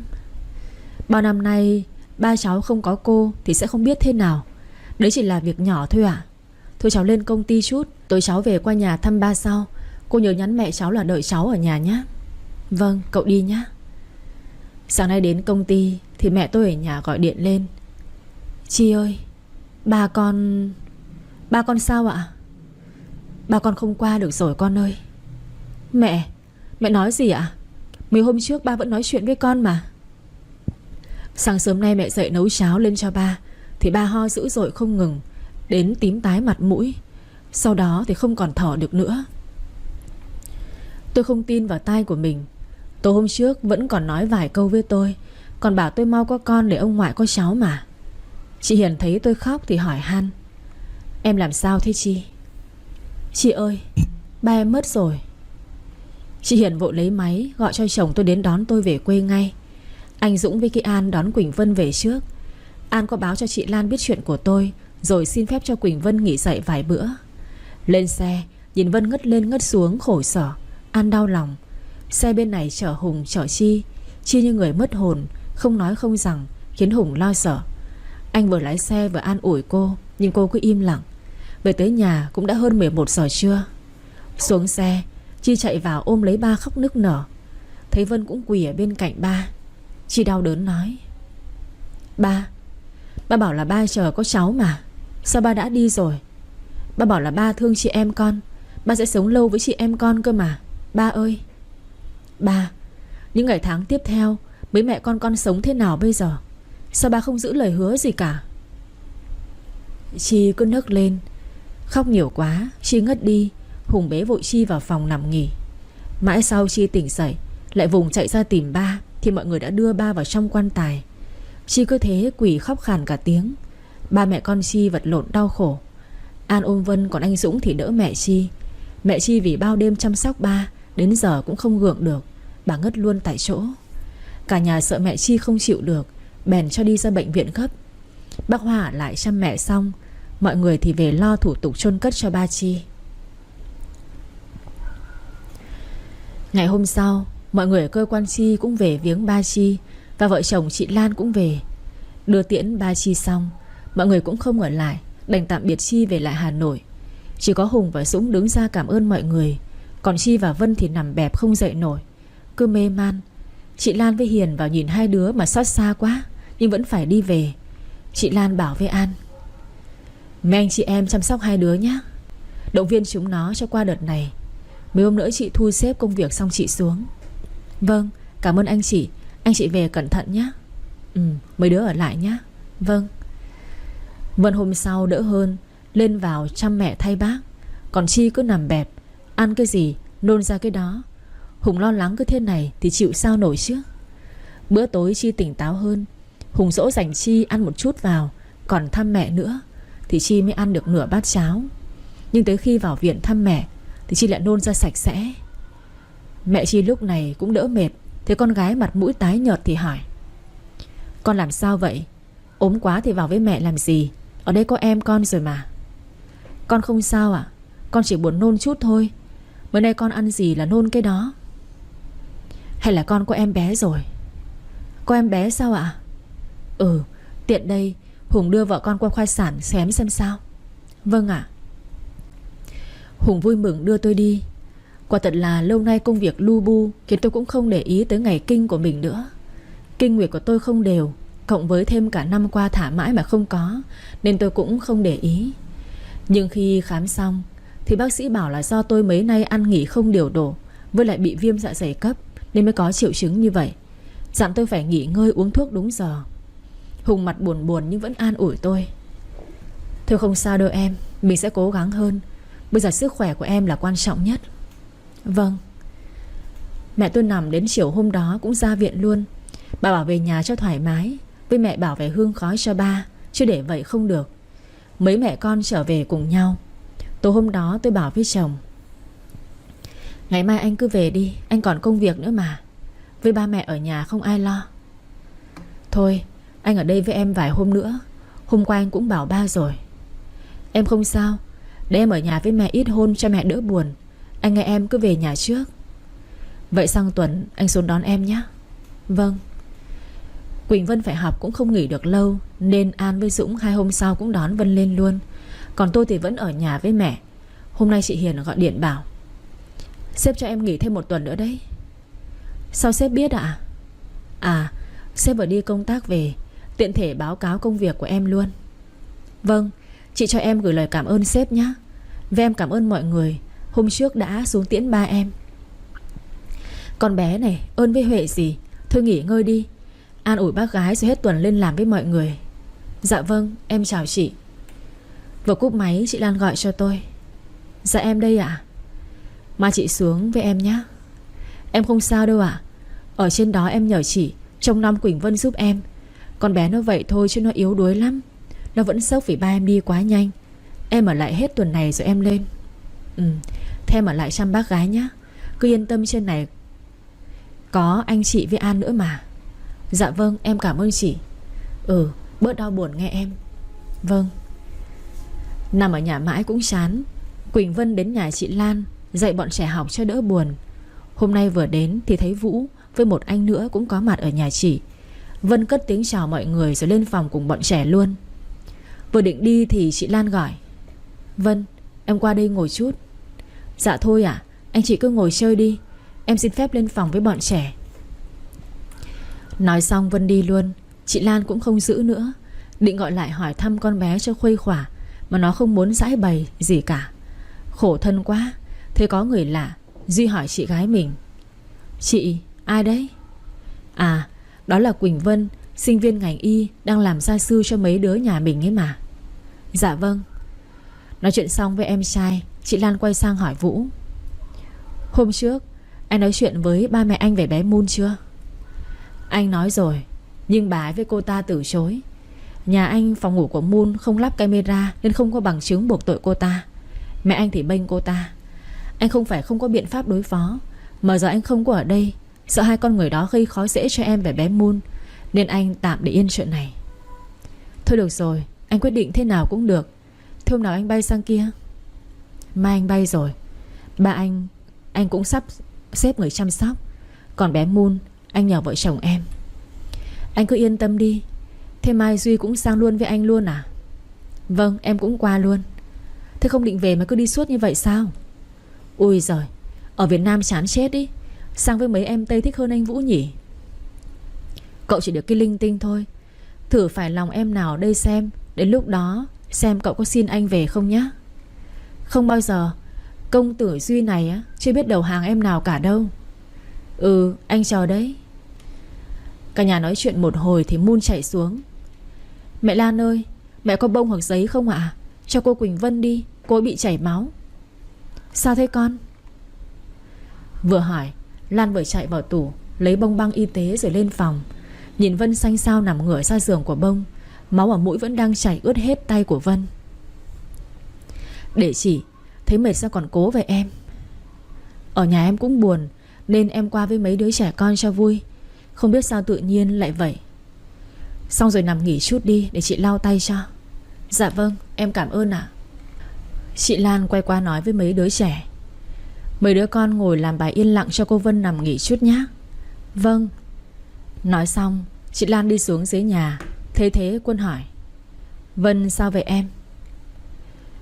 Chắc là vì chuyện ba của Vân mà con bé suy nghĩ nhiều quá, không nghỉ ngơi tốt nên vậy đấy. Trông nó xanh xao quá anh ạ.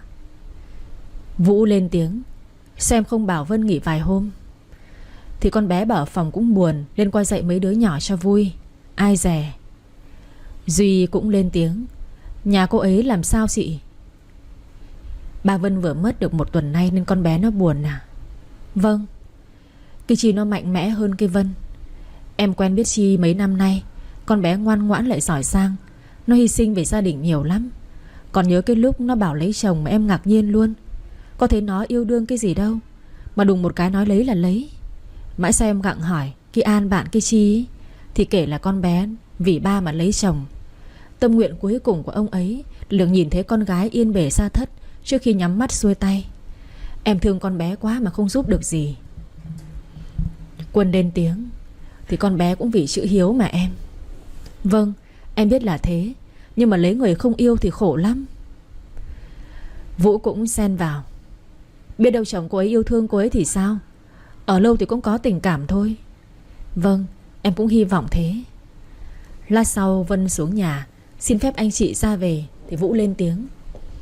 Em cứ để xe ở đây mai qua lấy. Anh tiện đường anh trở về cho. Thôi à, em tự về được. Moon thấy vậy liền nói. Cô ơi, hai ba con cũng về nhà mà. Cô lên xe đi, ba con trở về nhá. Cô đang ốm đấy. Chị Lan cũng xen vào. Em lên xe đi, anh Vũ trở về. Người đang mệt, mai qua lấy xe cũng được. Mọi người nói nhiều quá nên đênh Vân đành phải vâng lời. Vâng, Thanh cho em đi nhờ ạ. Lên xe đi em. Vân chào anh chị rồi ra về. Thì Duy lên tiếng bảo. Anh Vũ cho em qua chỗ bạn em luôn nhé. Cậu đi cái gì đến thì mà giờ đi nhờ thế? Bạn em chở đến mà. Thế không về với ông bà sao? Mà giờ này còn đi đâu? Đằng nào mà anh chả tiện đường chứ, chở cô bé này về này. Lên xe đi. Cảm ơn anh Sai. Lên xe Duy cũng không biết là mình định làm gì. Hôm nay chỉ muốn đến thăm anh chị, xong rồi về với bố mẹ thôi. Bởi vì ngày mai đi rồi. Nhưng chả hiểu sao khi nhìn thấy Quỳnh Vân như thế, anh lại muốn biết nhà cô ở đâu. Trên đường chở Vân về, Vũ có nói với Vân. Vân này, chuyện không may cũng xảy ra rồi, không ai mong muốn cả. Em phải cố gắng vượt qua, để chị em và mẹ đỡ lo lắng đấy, có hiểu không? Vâng. Bây giờ em với mẹ là quan trọng với chị em. Vì vậy hãy mạnh mẽ để chị yên tâm nhé. Vâng, em cảm ơn anh ạ. Duy nghe hai người nói chuyện, tự nhiên lại cảm thấy thương cô bé này thế. Muốn nói gì đó nhưng lại chẳng biết lý do là gì, tư cách gì để mà nói với người ta. Đang nghĩ mông lung thì Vân lên tiếng. Đến nhà em rồi à? Em chào hai anh, cô chào Moon nhé. Chào em. Chào bạn. Moon nói. Con chào cô Vân. Tạm biệt mọi người xong Vân đi vào nhà. Anh Vũ nói đúng, mình phải mạnh mẽ để chị mẹ với mẹ yên tâm. Bao năm chị đã khổ nhiều rồi. Ba trên trời có linh thiêng thì phù hộ cho mẹ con nhé. Con yêu ba nhiều lắm. Hôm nay Hùng xuống đón vợ, để mai đi làm lại. Thấy con dâu về, ông Hưng hỏi han. Con à, Việc gì cũng qua rồi, bớt đau buồn đi nhá. Dạ vâng, con cảm ơn ba. Mẹ con có gửi lời cảm ơn ba mẹ với các bác trên này hôm đó đã về đưa tiễn ba con. Hôm đó mẹ con không được khỏe nên không đón tiếp được nhà mình chu đáo. Con bảo mẹ con không phải câu nể mấy chuyện đó, ai cũng thông cảm hết. Dạ vâng, con cảm ơn ba. Thôi lên nhà nghỉ ngơi đi con, lát có cơm thằng Hùng kêu con xuống ăn. Dạ vâng. Mẹ chồng thấy tôi thì chỉ tỉnh bơ, không thèm nói gì luôn. Tôi cũng chào bà rồi lên phòng. Đằng sau tôi nghe tiếng ba chồng nói với mẹ chồng tôi: bà đúng là vô tâm với con cái. Tôi làm sao? Con nó đau buồn như vậy cũng không an ủi nó một câu. Dâu mới là con mình, bà hiểu chưa? Tôi không thích. Bà đúng là chẳng biết làm sao cả. Ông vì nói mà mắng tôi đấy à? Tôi chỉ nói đúng sự thật thôi. Ông... Tôi vào phòng đóng cửa, không biết ở dưới ba mẹ còn nói nhau nữa không. Nhưng tôi biết cuộc sống sau này chắc là không dễ dàng gì. Tôi xuống ăn cơm, thấy mặt mẹ chồng không vui. Tôi có hỏi han vài câu, bà cũng không thèm trả lời. Ba tôi bảo: cái bà này chị mãi nghĩ gì mà con nó hỏi từ nãy tới giờ không trả lời nó thế. Thì mẹ chồng tôi quay ra bảo mãi nghĩ chuyện khác nên không biết. Tôi lặng lẽ ăn cơm xong, dọn dẹp cùng với cô Na rồi lên phòng. 1 tháng trôi qua trong bình lặng. Hôm nay tôi đi làm về sớm, tôi vào bếp giúp cô Na nấu cơm. Ăn tối xong mọi người lên phòng trước, tôi còn loanh quanh ở dưới bếp. Lát sau mới lên phòng. Ra đến cửa thì mẹ chồng tôi nói: cũng đã 1 năm rồi, anh chị vẫn chưa kiếm cho tôi một đứa cháu. Anh chị định để tôi chờ đến bao giờ đây? Chúng con đang cố mà mẹ. Cố? Cô nói cái câu này cả năm nay rồi mà không biết chán sao? Cô không làm được việc đó để thằng Hùng nó đi kiếm con khác. Làm vợ có mỗi cái nhiệm vụ đẻ mà cũng không xong. Mẹ, con cái là lộc trời cho mà mẹ, không thể nóng vội được. Cô cãi tôi đấy à? Cái thứ cô học mà cãi mẹ chồng nhem nhẻm thế sao? Ba mẹ cô dạy cô thế à? Thấy vợ Lâu lên phòng, Hùng đi xuống thì thấy mẹ đang mắng vợ. Anh lại chỗ hai mẹ con nói: mẹ, vợ con còn chưa đủ khổ hay sao mà mẹ còn mắng cô ấy? Mày nữa, mày làm sao thế hả? Ăn phải cái bùa mê thuốc lú gì của nó mà bênh nó chằm chạp thế? Con không bênh mà con làm đúng lý lẽ. Mẹ ngày càng quá đáng rồi đấy. Nghe thấy tiếng chui chéo của vợ, ông Hưng vội chạy ra, thấy bà kêu gào mắng con: mày vào hùa với nó, quay ra mắng mẹ mày phải không? Cái thằng mất dạy này. Bà Nhàn vừa nói vừa đánh vào người của Hùng. Tôi cứ đứng bất động như vậy, Hùng thì ôm lấy tôi. Có chuyện gì làm tôi đau đớn hơn chuyện tôi bị mất đi ba chứ? Ông Hưng tức giận quát: bà Nhàn, bà định làm loạn cái nhà này lên có phải không? Ông nữa, ông cũng bênh nó mà không bênh tôi. Tôi không bênh ai cả. Bà vừa vừa phải tôi cho con nó sống chứ. Mình làm cha làm mẹ thì phải yêu thương con cái. Bà làm cái gì mà cứ khắt khe với nó thế? Tôi chỉ bảo nó nhanh nhanh đẻ cho tôi đứa cháu mà nó cứ cãi tôi. Con nó vừa trải qua chuyện đau lòng như thế, bà không an ủi nó thì thôi, còn gây sức ép cho nó làm cái gì? Con cháu ai mà chả mong, nhưng phải đúng lúc, đúng chỗ chứ. Hùng đưa vợ con lên phòng đi. Dạ vâng. Còn bà, từ nay bà còn cái kiểu ấy thì đừng có trách tôi. Ông... Lên phòng, tôi đi vào phòng tắm xong rồi lên giường nằm. Hùng ôm tôi không nói gì cả. Thì tôi lên tiếng: anh, mình tranh thủ đi khám đi. 1 năm qua mình không dùng biện pháp tránh mà không có gì. Em cảm thấy không ổn đâu. Vậy tuần sau mình đi khám nhé. Vâng. Xin lỗi em, để em phải chịu khổ rồi. Hay là mình chuyển ra ngoài sống? Không sao đâu, em chịu được. Ba mẹ có mình anh. Bây giờ tự nhiên chuyển ra ngoài, không những ba mẹ buồn mà các bác hàng xóm cũng sẽ nói gia đình mình đấy. Em không muốn ba đau đầu với những chuyện này. Nhưng ở đây em cứ bị ba mẹ nói nhiều khổ em lắm. Mình cứ sinh cho mẹ đứa cháu là sẽ ổn thôi mà anh. Được, anh nghe em. Nhưng nếu mẹ còn gây khó dễ cho em ấy, anh sẽ chuyển ra ngoài ở đấy. Vâng. Tôi may mắn còn được ba chồng, em chồng và chồng yêu thương, chứ không thì chắc tôi đã không sống nổi ở đây. Hàng ngày Hùng đi cùng tôi để mẹ không gây khó dễ với tôi nữa. Lúc về cũng chờ tôi về cùng luôn. Hôm nào không về được, anh gọi cho ba. Mẹ chồng thấy 2-3 con bênh tôi, bảo vệ tôi thì tức lắm, nhưng không làm gì được, ghét tôi ra mặt luôn. Tôi cũng im lặng cho qua tháng, qua ngày. Hôm nay hai vợ chồng đi khám thì đều cho kết quả bình thường. Hùng chở tôi về nhà báo cáo kết quả cho ba mẹ biết. Nhưng mấy tháng trôi qua, chúng tôi vẫn không có dấu hiệu gì cả. Anh dạo này hay đi về muộn hơn, người thì nồng nặc mùi rượu. Trước đây nếu phải cần lắm anh mới đi uống, nhưng không say bao giờ. Nhưng mấy hôm nay thì anh say lắm. Tôi có hỏi thì anh kêu đi tiếp khách thì phải say. Càng ngày mật độ càng dày hơn. Tôi nói mãi thì anh cáu. Tôi cũng buồn nhưng không làm sao được. Hôm nay tâm trạng quá, về sớm sẽ qua chị Lan chơi thì chị cũng vừa về. Chị bảo: qua nhà mà không gọi trước, lỡ chị không có nhà thì mất công quay về sao? Dạ vâng. Con này, có chuyện gì à? Dạ không ạ, em chỉ lâu lâu đến thăm anh chị thôi. Vào nhà đi, anh đi đón bọn trẻ cũng về tới đây rồi. Vừa nói xong thì anh chở mấy đứa về tới nơi. Xuống xe thấy Chi thì cả ba đứa vội chạy đến ôm hôn rồi tranh nhau hỏi. Moon nói: cô Chi ơi, nay cô ở đây ăn cơm với chúng con nhé. Bông và Bin cũng đồng thanh: cô Chi ở lại với tụi con nha. Tôi nói: hôm nay cô lại đây với các con. Cả ba đứa thấy tôi đồng ý thì reo ầm ĩ, vội kéo tôi vào nhà. Tôi lấy máy gọi điện xin phép ba mẹ chồng hôm nay qua nhà bạn ăn cơm. Ba chồng thì vui vẻ bảo con cứ đi cho thoải mái khuây khỏa. Còn mẹ chồng thì nói: chị bây giờ thích đi đâu thì đi. Tôi cũng không nói gì với bà nữa cả. Gọi chồng thì máy tắt. Tôi lại chán nản. Anh chưa bao giờ không nhận cuộc gọi của tôi, mà giờ lại không nghe. Quay ra chơi với bọn trẻ một lúc thì vào bếp nấu cơm cùng với chị Lan. Chị lên tiếng hỏi: lại có chuyện gì sao? Vâng, không biết dạo này anh Hùng làm sao mà cứ đi suốt ngày, lại còn hay say xỉn nữa chị ạ. Em buồn quá. Tự nhiên thế à? Hay là hai vợ chồng có cãi nhau gì không?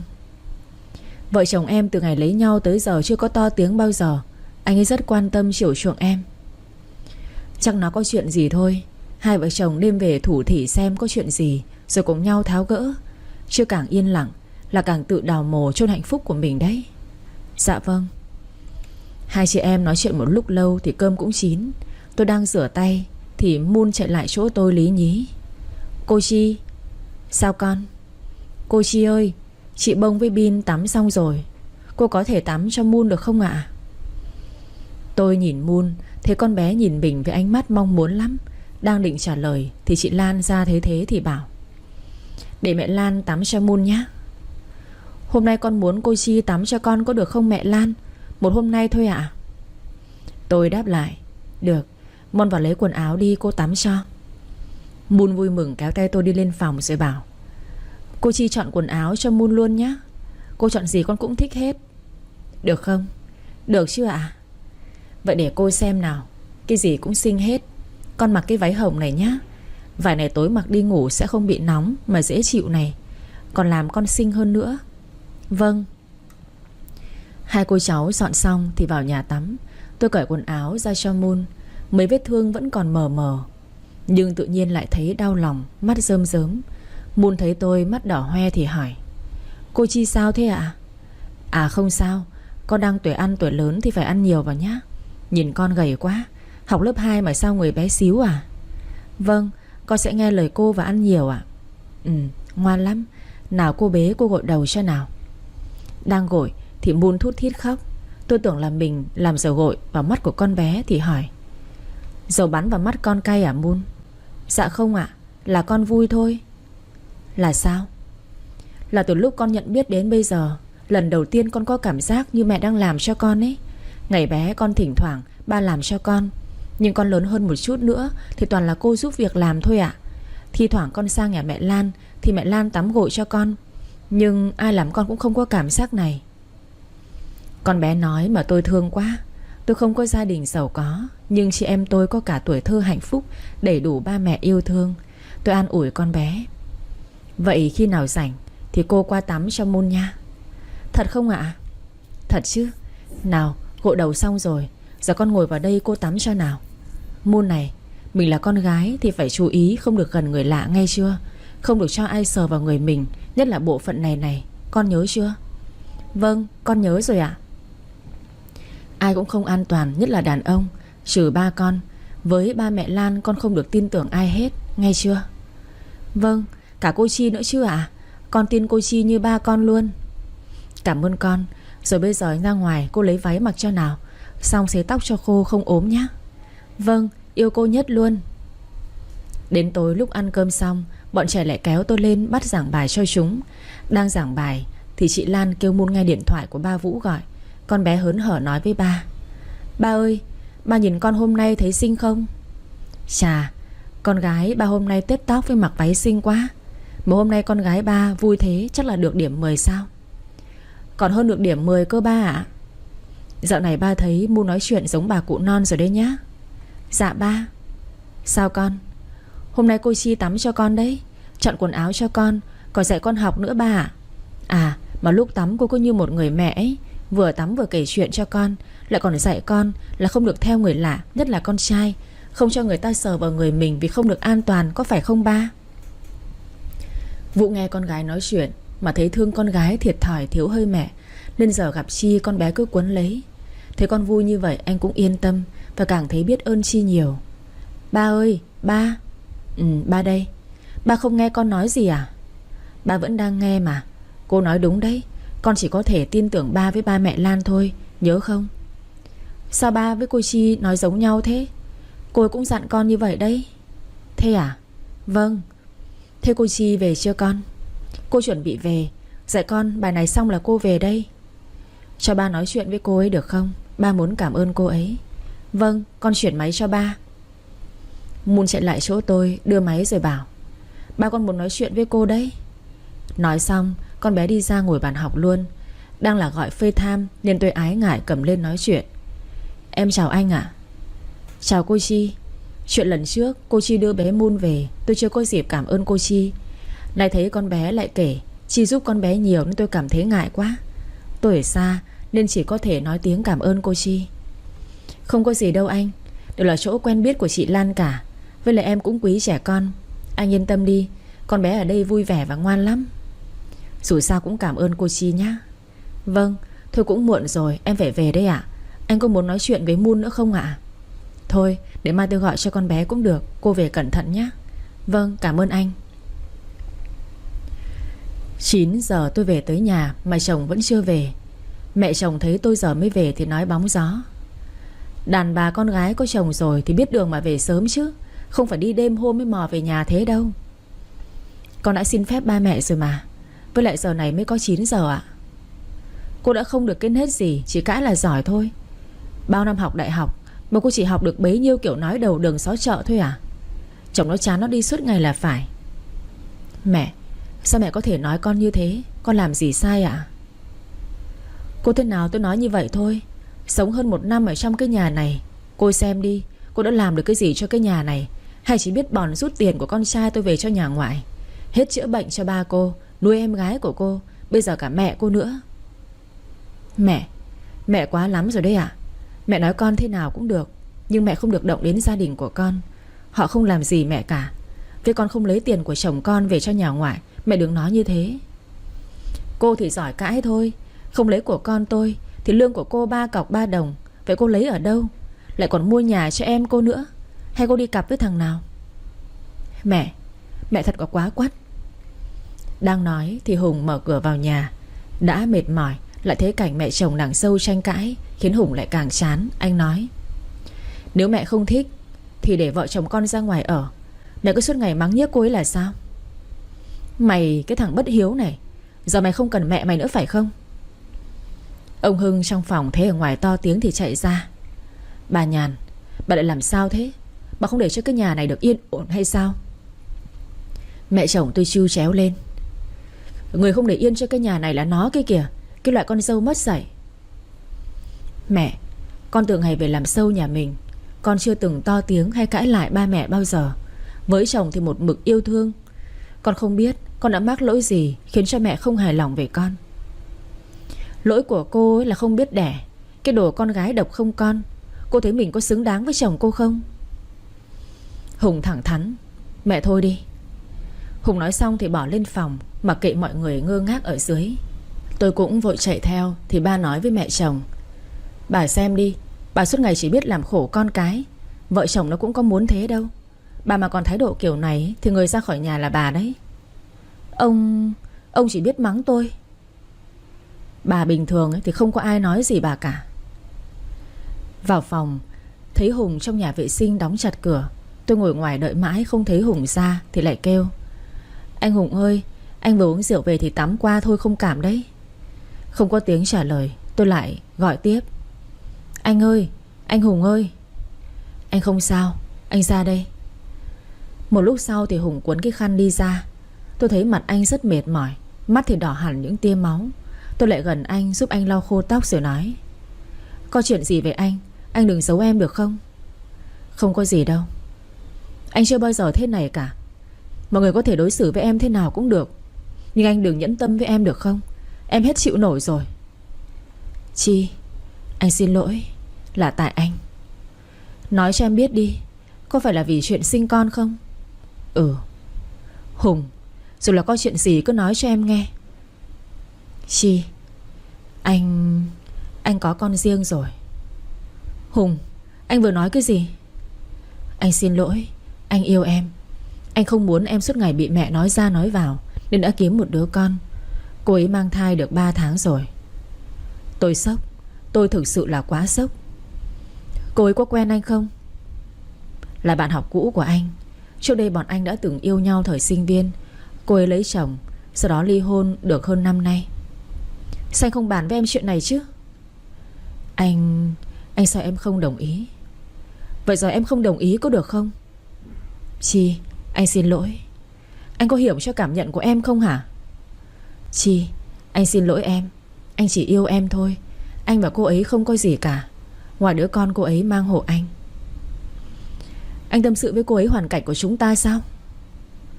Anh và cô ấy vô tình gặp nhau. Sau vài lần nói chuyện, anh cũng có kể cho cô ấy nghe. Cô ấy bảo giúp vợ chồng mình và không cần gì cả. Và anh đã tin sao? Anh Hùng, chúng ta chỉ là muộn con thôi, chứ em có bị vô sinh đâu. Chi, em muốn yên tĩnh. Hôm nay em muốn ngủ một mình. Hùng đứng dậy lấy quần áo rồi lặng lẽ đi sang phòng khác. Lúc này tôi không chịu nổi nữa mà bật khóc. Anh bảo yêu tôi mà lại làm chuyện này không bàn luận với tôi. Vô tình ư? Sao lại trùng hợp đến thế? Tình cảm vợ chồng hơn 1 năm chung sống cũng không bằng giây phút gặp lại của anh với cô ấy. Vậy là hết thật rồi. Tôi đã mất đi người ba yêu thương. Chẳng lẽ ông trời lại lấy mất đi niềm hy vọng này của tôi nữa sao? Những ngày tháng sau chúng tôi vẫn bình thường, chỉ là tôi ít nói đi đôi chút. Anh cũng không dỗ dành hay hỏi han tôi nhiều như trước. Anh cũng về muộn hơn. Hôm nay hai vợ chồng đang chuẩn bị đi ngủ thì anh có điện thoại, hình như là của cô ấy. Anh nghe xong thì bảo tôi: Em ngủ trước đi nhá. Anh qua chỗ Nhi, cô ấy nghén, kêu tối giờ không ăn được cái gì nên mệt. Anh qua xem cô ấy thế nào. Vừa nói anh vừa đứng dậy mặc quần áo rồi lấy xe đi luôn. Không cần biết tôi có đồng ý hay không. Tôi tự cười bản thân mình. Anh ấy chỉ thông báo cho mày biết thôi Chi à, còn không cần để ý xem mày có thích hay không. Tôi cũng không cần đợi anh nữa, vì chắc chắn đêm nay anh không về, và mấy ngày sau cũng không ngủ ở nhà luôn. Ba mẹ chồng tôi cuối cùng cũng biết chuyện này. Dạo này cứ thấy con trai đi sớm về khuya, có hôm không ăn cơm ở nhà, nên hôm nay ba chồng tôi có hỏi chuyện anh. Rốt cuộc là dạo này hai vợ chồng có chuyện gì. Thì anh kể cho ba mẹ nghe chuyện anh có con riêng ở bên ngoài. Mẹ chồng tôi thì vui như bắt được vàng, còn ba chồng tôi thì đứng phát dậy, tát một cái vào mặt của Hùng. Mày, cái thằng mất dạy này, sao mày có thể đối xử với cái Chi như thế hả? Mẹ chồng tôi nói: Ông làm cái gì mà đánh con thế? Ba chồng tôi tức giận: Tôi phải dạy cái thằng con trai khốn nạn của bà, vợ ngoan ngoãn thế mà. Mày đúng là cái thằng ngu con ạ. Hùng lên tiếng: Con xin lỗi ba mẹ, nhưng cô ấy mang thai được 6 tháng rồi. Bà chồng tôi giận dữ: Tao chỉ chấp nhận một con dâu là cái Chi thôi. Ba, cô ấy không cần danh phận gì, cô ấy chỉ đẻ giúp vợ chồng con thôi ạ. Mày là cái thằng ngu, tao không muốn nói với mày nữa. Mẹ chồng tôi vỗ vai của ba chồng tôi: Thôi thôi, chuyện đã xảy ra rồi, vợ nó cũng không nói gì, thế ông cần gì phải tức giận với con như thế? Bà thì biết cái gì? Chi à, ba xin lỗi con, ba không dạy được thằng con này rồi. Lúc này tôi mới lên tiếng: Ba, chuyện cũng đã rồi, đứa bé không có tội tình gì, để cô ấy đẻ ra mình nuôi ạ. Con xin phép ba mẹ con lên phòng trước. Tôi nói xong đi lên phòng. Mặc kệ ở dưới tiếng ba chồng tôi trách mắng Hùng, nhưng mẹ chồng thì bênh con trai hết mực. Hôm nay là ngày kỷ niệm ngày cưới của hai vợ chồng. Thời gian qua không khí trầm quá. Tôi hẹn anh tối nay ra nhà hàng ăn tối để thay đổi không khí, và cũng muốn tình cảm vợ chồng quay về như trước. Hẹn anh 7 giờ mà mãi anh không đến. Tôi nhắn tin cho anh thì mãi sau anh mới gọi lại. Anh bảo: em ơi, Nhi kêu đau bụng, có khi anh không ra được. Em ăn xong thì phải 7 giờ về nhà nhé. Mai anh dẫn em đi ăn sau. Không để tôi trả lời, anh cúp máy. Đến giờ phút này, quả thật là tôi không còn nước mắt để mà khóc nữa. Tôi thua thật rồi. Cô ta chẳng cần ra tay, tôi cũng tự thua. Đã từ rất lâu vợ chồng tôi không có lấy một ngày dành cho nhau. Ăn bữa cơm cũng không đều đặn. Tối thì mạnh ai người đấy ngủ. Có lần tôi chủ động thì anh bảo mệt rồi lăn ra ngủ. Chẳng có những câu nói yêu thương, những lời thủ thỉ, hỏi xem vợ có mệt hay không, hay là em về nhà chưa, anh qua đón vợ nhé. Rồi hôm nay rảnh, vợ chồng mình đi mua sắm, hay là ngày nọ ngày kia, anh đều nhớ không bỏ sót ngày nào. Nhưng hôm nay ngày quan trọng của chúng tôi mà anh cũng không cần nhớ. Ngồi đó tôi muốn một mình quên đi mọi thứ để đỡ phải nhớ. Vì nhớ đến là đau. Tôi bỏ rượu ra uống một mình. Đang uống thì thấy anh Quân và chị Lan cũng đi ăn ở đây về. Thế tôi ngồi một mình uống rượu thì anh chị qua. Chị Lan hỏi: Chi, sao ngồi một mình thế em? Tôi đáp: hôm nay em muốn ngồi thôi ạ. Nhưng thấy một bàn 2 chỗ đã chuẩn bị sẵn, lại có hộp quà với hoa. Chị Lan đoán ra gì đó nhưng không vạch trần tôi. Chị uống với em nhé. Vâng ạ. Anh Quân cũng uống với em được không? Nhưng hai người đó chỉ ngồi nhìn tôi thôi. Còn tôi thì cứ uống hết chén này đến chén khác. Đến lúc tôi không còn biết gì nữa, anh chị đưa tôi về nhà tôi ở chung cư. Em gái tôi phải lấy điện thoại ra gọi cho ba mẹ chồng tôi, xin phép cho tôi ngủ ở đấy một lát. Ông bà đồng ý. Mẹ chồng tôi thì từ hôm biết có cháu nội thì không còn khó tính với tôi nữa. Anh chị đưa tôi về nhà thì cũng về nhà luôn. Chị Lan bảo sáng mai chị qua. Hôm sau tôi tỉnh dậy, đầu đau như búa bổ. Nhìn lại thì không phải phòng của mình, mà đây là phòng mình ở chung cư. Tôi đi ra ngoài thì Vân bảo: Chị tỉnh rồi à? Sao chị lại ở đây? Hôm qua chị say, chị Lan đưa chị về đấy. Em gọi điện cho ba chồng, mẹ chồng chị, bảo chị ngủ ở đây một hôm, liệu về mà nói nhá. Thôi chị về đi làm đây. Vâng, em cũng chuẩn bị đi học đây. Chị gọi cho chị Lan đi không chị ấy lo. Tôi về nhà, nhưng chồng tôi vẫn chưa về qua. Tôi lên phòng tắm rửa xong xuôi xuống đi làm thì mới thấy anh về. Cũng không kịp nói gì mà anh vội vàng lên thay quần áo, rồi cũng đến cơ quan luôn. Hai vợ chồng như hai khách trọ, nực cười thật đấy. Trưa nay đang làm thì thấy số lạ nhắn tin cho tôi: Chào em, chị là Nhi. Lát em coi rảnh không tới gặp chị một chút. Là người đẻ con cho chồng tôi biết ngày này cũng đến thôi, nhưng không biết là nhanh như vậy. Vâng, chị nhắn địa chỉ đi. Quan X đường Y. Vâng. Cũng sắp đến giờ hẹn, tôi tắt máy đi gặp chị ấy. Đến nơi tôi đang đi thì thấy một người phụ nữ mang bụng bầu đứng lên vẫy tôi. Dù có bầu nhưng trông vẫn xinh lắm. Tôi đi lại thì chị ấy lên tiếng: Chào em, chị là Nhi. Vâng, chào chị. Em nhìn ở ngoài xinh hơn trong ảnh nhiều đấy. Cảm ơn chị. Đứa bé khỏe không ạ? Anh ấy chăm con chu đáo lắm, nên thằng bé rất khỏe và phát triển tốt. Câu nói tưởng như nhẹ nhàng, nhưng lại xoáy sâu vào nỗi đau của tôi. Vậy tốt rồi ạ. Hôm nay chị hẹn em ra đây là có việc gì? Em không tò mò về người mang thai cho chồng em sao? Không ạ. Em cũng bản lĩnh đấy, nhưng đáng tiếc là em không giành được với chị rồi. Em chưa bao giờ giành với chị, bởi chị không xứng để em giành. Cô được lắm. Bây giờ anh ấy chỉ nghĩ đến hai mẹ con tôi thôi. Cô có gì để mà đấu với tôi nào? Em không đấu với chị gì cả. Em vẫn đường hoàng là vợ anh ấy. Chị cứ sinh con xong vợ chồng em sẽ nuôi bé. Cô đừng có mơ. Anh ấy sẽ chọn mẹ con tôi. Còn cô tự biết mà rút lui đi. Cô không thấy mình đáng thương sao? Chị không cần đả kích em.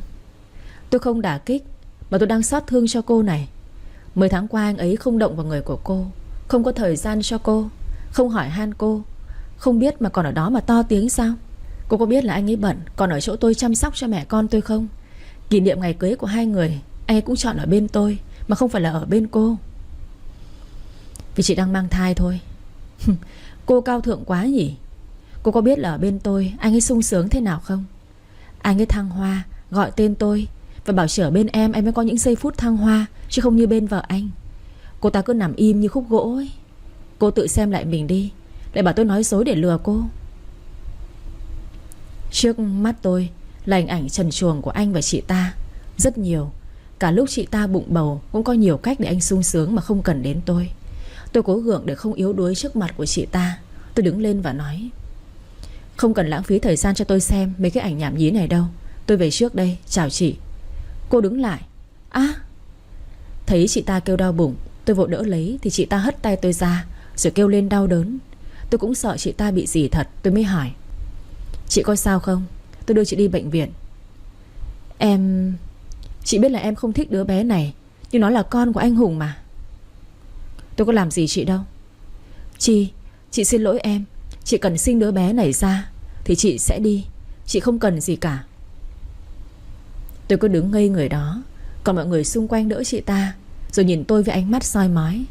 Không biết Hùng từ đâu lao đến đỡ lấy chị ta, hỏi han tình hình tình cảm lắm, như vợ sắp mất đi thứ gì đó quan trọng. Tôi còn chưa kịp nói gì, anh quay qua quát tôi: em làm cái gì vậy Chi? Có biết là cô ấy sắp sinh rồi không? Hai mẹ con cô ấy mà con làm sao, em đừng trách anh đấy. Em không sao đâu, anh đừng mắng Chi mà. Tiếng cô ta nói. Em không phải nói đỡ cho Chi, là tại em không cẩn thận, anh đừng trách cô ấy nữa. Để anh đưa em về. Sao anh biết em ở đây? Anh về đây em đi ăn cơm mà không thấy em. Anh bật định vị thì thấy báo là em ở đây. Em không sao, mình về thôi. Em đi cẩn thận nhé. Tôi đứng ngây người, không tin vào những gì mình vừa nghe, mình vừa thấy. Anh coi tôi như là một người vô hình, không tồn tại luôn. Anh quan tâm chăm sóc hai mẹ con chị ta. Anh xót xa khi chị ta bị như vậy, cũng không cần biết lý do là gì, đã mắng tôi không thương tiếc. Tôi không còn gì để níu kéo cuộc tình này. Tôi lái xe về cơ quan mà không biết mình đã đi về từ thế nào. May mà không gặp tai nạn. Tôi không khóc được, nhưng mà trong lòng uất ức đến nghẹn. Cô ngồi lì ở đó không làm được việc gì. Ai hỏi cũng chỉ Chị Hiền thấy thế thì bảo: nếu mệt thì em về nhà nghỉ đi. Em không tập trung thì làm sao mà làm việc được chứ. Vâng. Thế là tôi cũng lấy túi đứng dậy ra về. Chị Hiền thấy tôi hôm nay đúng là lạ thật, có vấn đề gì. Nhưng tôi cứ như con robot không cảm xúc. Đang đi về thì Vân em tôi gọi điện: chị đây. Chị, có phải là anh chị xảy ra chuyện gì rồi không? Chuyện gì em? Chị đừng giấu em. Chiều nay em gặp anh chở một chị nào đó, bầu sắp đẻ rồi, tình cảm lắm, còn gọi là vợ chồng nữa cơ. Bạn anh ấy thôi. Chị, em không phải là trẻ lên ba đâu. Từ lâu nay em thấy chị khác lắm. Cả anh ấy cũng thế. Lâu nay đã không gọi điện hỏi thăm mẹ, hôm nay nhìn thấy em á, anh ấy còn bơ luôn.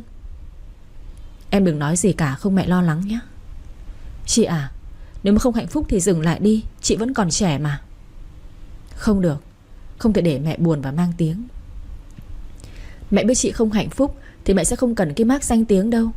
Nghe em, có gì nói hết cho mẹ nghe đi. Mẹ là người thấu tình đạt lý, không ai để con của mình thiệt cả. Chị đừng ôm hết đau khổ về mình. Một lần báo hiếu ba là đủ rồi chị. Em thương chị lắm.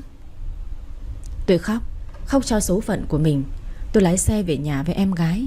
Lúc này nơi đó là nơi bình yên nhất. Tối đó hai chị em nằm ôm nhau. Tôi kể hết cho Vân nghe về cuộc sống vợ chồng tôi bấy lâu nay.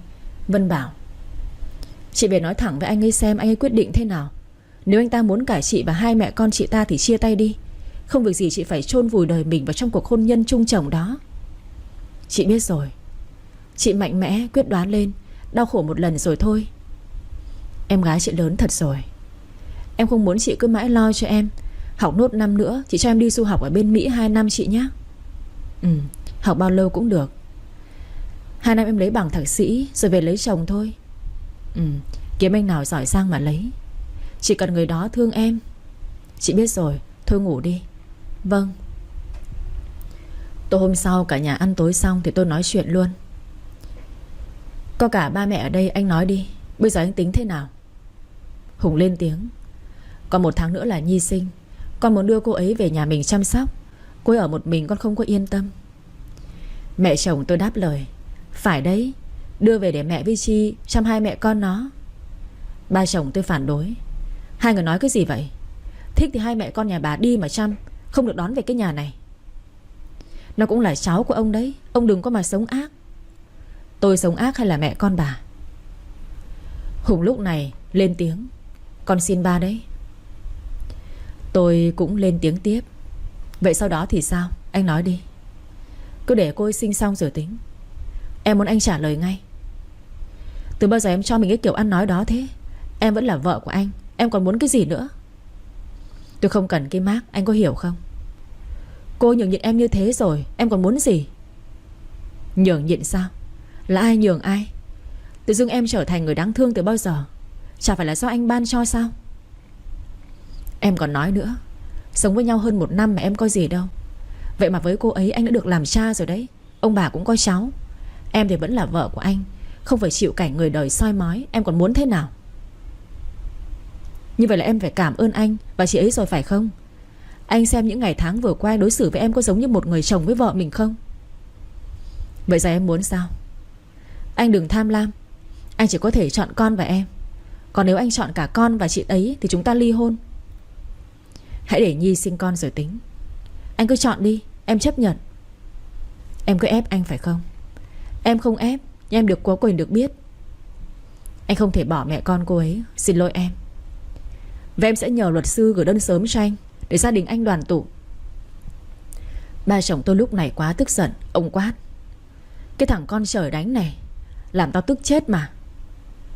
Mẹ chồng tôi lên tiếng: Ông, chuyện này để hai đứa chúng nó tự quyết định đi. Chi, con không được làm như thế.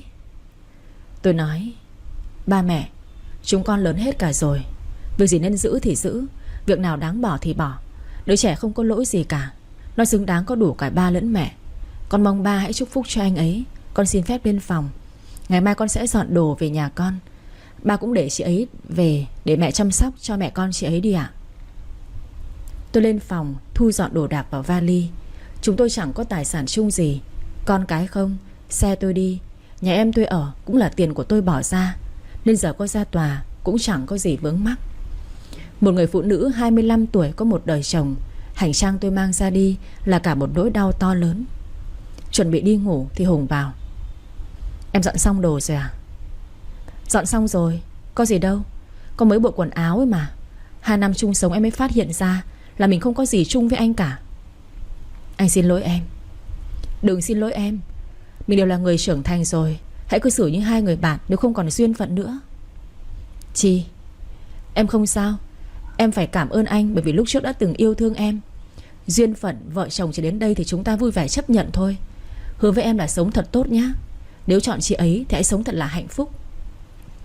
Chi, lúc trước là anh yêu em thật lòng. Không cần nói nữa. Con nói gì cũng đã muộn. Em cũng sẽ không nói gì thêm nữa. Tối nay chúng ta ngủ riêng nhá. Không cần phải miễn cưỡng. Chi, đây là sổ tiết kiệm, trong đó có 1 tỷ. Em giữ lấy để cho Vân nó học tập. Không, em có thể nuôi được Vân. Anh cầm lại đi. Em không muốn ràng buộc thêm gì nữa. Em có cần tuyệt tình với anh thế không? Nên như vậy anh qua phòng khác đi, em muốn ngủ. Hôm nay tôi gọi điện xin chị Hiền nghỉ 1 buổi để dọn đồ về nhà. Chị Hiền bảo hôm nay sếp tổng về sẽ kiểm tra, nên công việc hơi bận mà tôi lại nghỉ. Nhưng tôi bảo có trừ lương em cũng không đi làm đâu. Chị ấy cằn nhằn một lúc thì mới thôi. Cuối cùng cũng để tôi nghỉ 1 ngày. Tôi với em về quê. Tôi nói chuyện của tôi cho mẹ nghe. Mẹ tôi bảo là con lớn rồi, con tự quyết định tương lai của con. Mẹ không trách gì con cả, chỉ mong con hạnh phúc thôi. Nhưng nếu số phận các con chỉ được đến vậy thì cũng đừng buồn. Tôi cảm ơn mẹ đã hiểu cho tôi.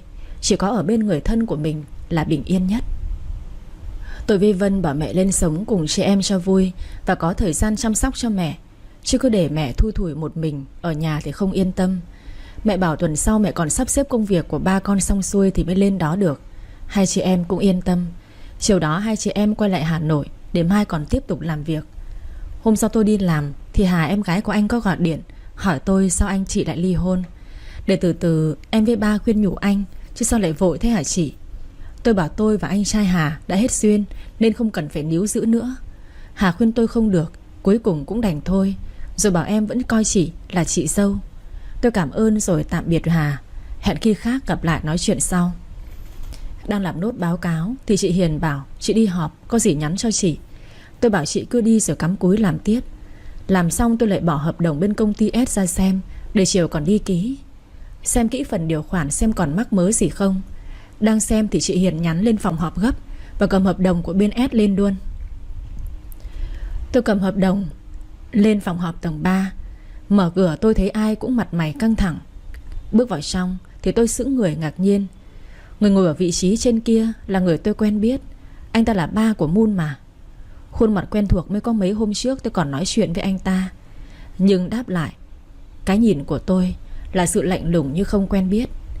Anh ta tỏ ra như vậy rồi, tôi cũng theo thôi. Tôi cầm hợp đồng lên cho anh ta và nói: "Thưa sếp, hợp đồng với bên công ty S đây à?" "Cô để đây, cô là Chi à?" "Vâng." "Cô đang theo hợp đồng này có phải không?" "Vâng, chiều nay sẽ ký ạ." "Có vướng mắc gì không?" "Dạ tôi đã xem kỹ rồi." "Tôi được biết giám đốc bên đó rất khó tính, cô thuyết phục thế nào?" "Tôi làm theo tình hình thôi ạ. Tôi đã phân tích kỹ lưỡng tình hình thiệt hơn cho hai bên. Mới bên họ bị phân vân không phải về giá mà về giấy tờ bên hải quan. Mà vấn đề này tôi đã giải quyết giúp họ, nên hợp đồng này đã được thống nhất ký vào chiều nay. Phần lợi nhuận bên mình cũng không kém đâu ạ. Sếp xem qua phần điều khoản này đi." "Được, tôi chờ tin tốt vào chiều nay." "Vâng." "Cô Hiền với cậu Trường về chấn chỉnh lại toàn bộ bộ máy làm việc ngay giúp tôi nhé. Tôi không muốn tình hình kinh doanh dậm chân tại chỗ như hai quý vừa qua đâu." "Vâng." "Cô Chi ở lại, tôi bàn chút chuyện. Còn mọi người về làm việc tiếp đi." "Vâng." Mọi người về bộ phận của mình làm việc hết thì Vũ nói với tôi: "Cô xem qua về báo cáo của công ty A này rồi cho tôi ý kiến." "Vâng." Sau một hồi xem đi xem lại, tôi nói với sếp: "Sếp định hợp tác với công ty A để mở rộng thị trường mới à?"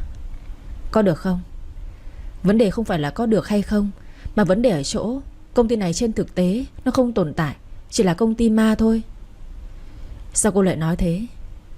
"Tôi có sở thích tìm hiểu các công ty liên quan đến xuất nhập khẩu và liên quan đến ngành nội thất. Tôi có biết kha khá về các công ty mới và cũ liên quan đến nhau.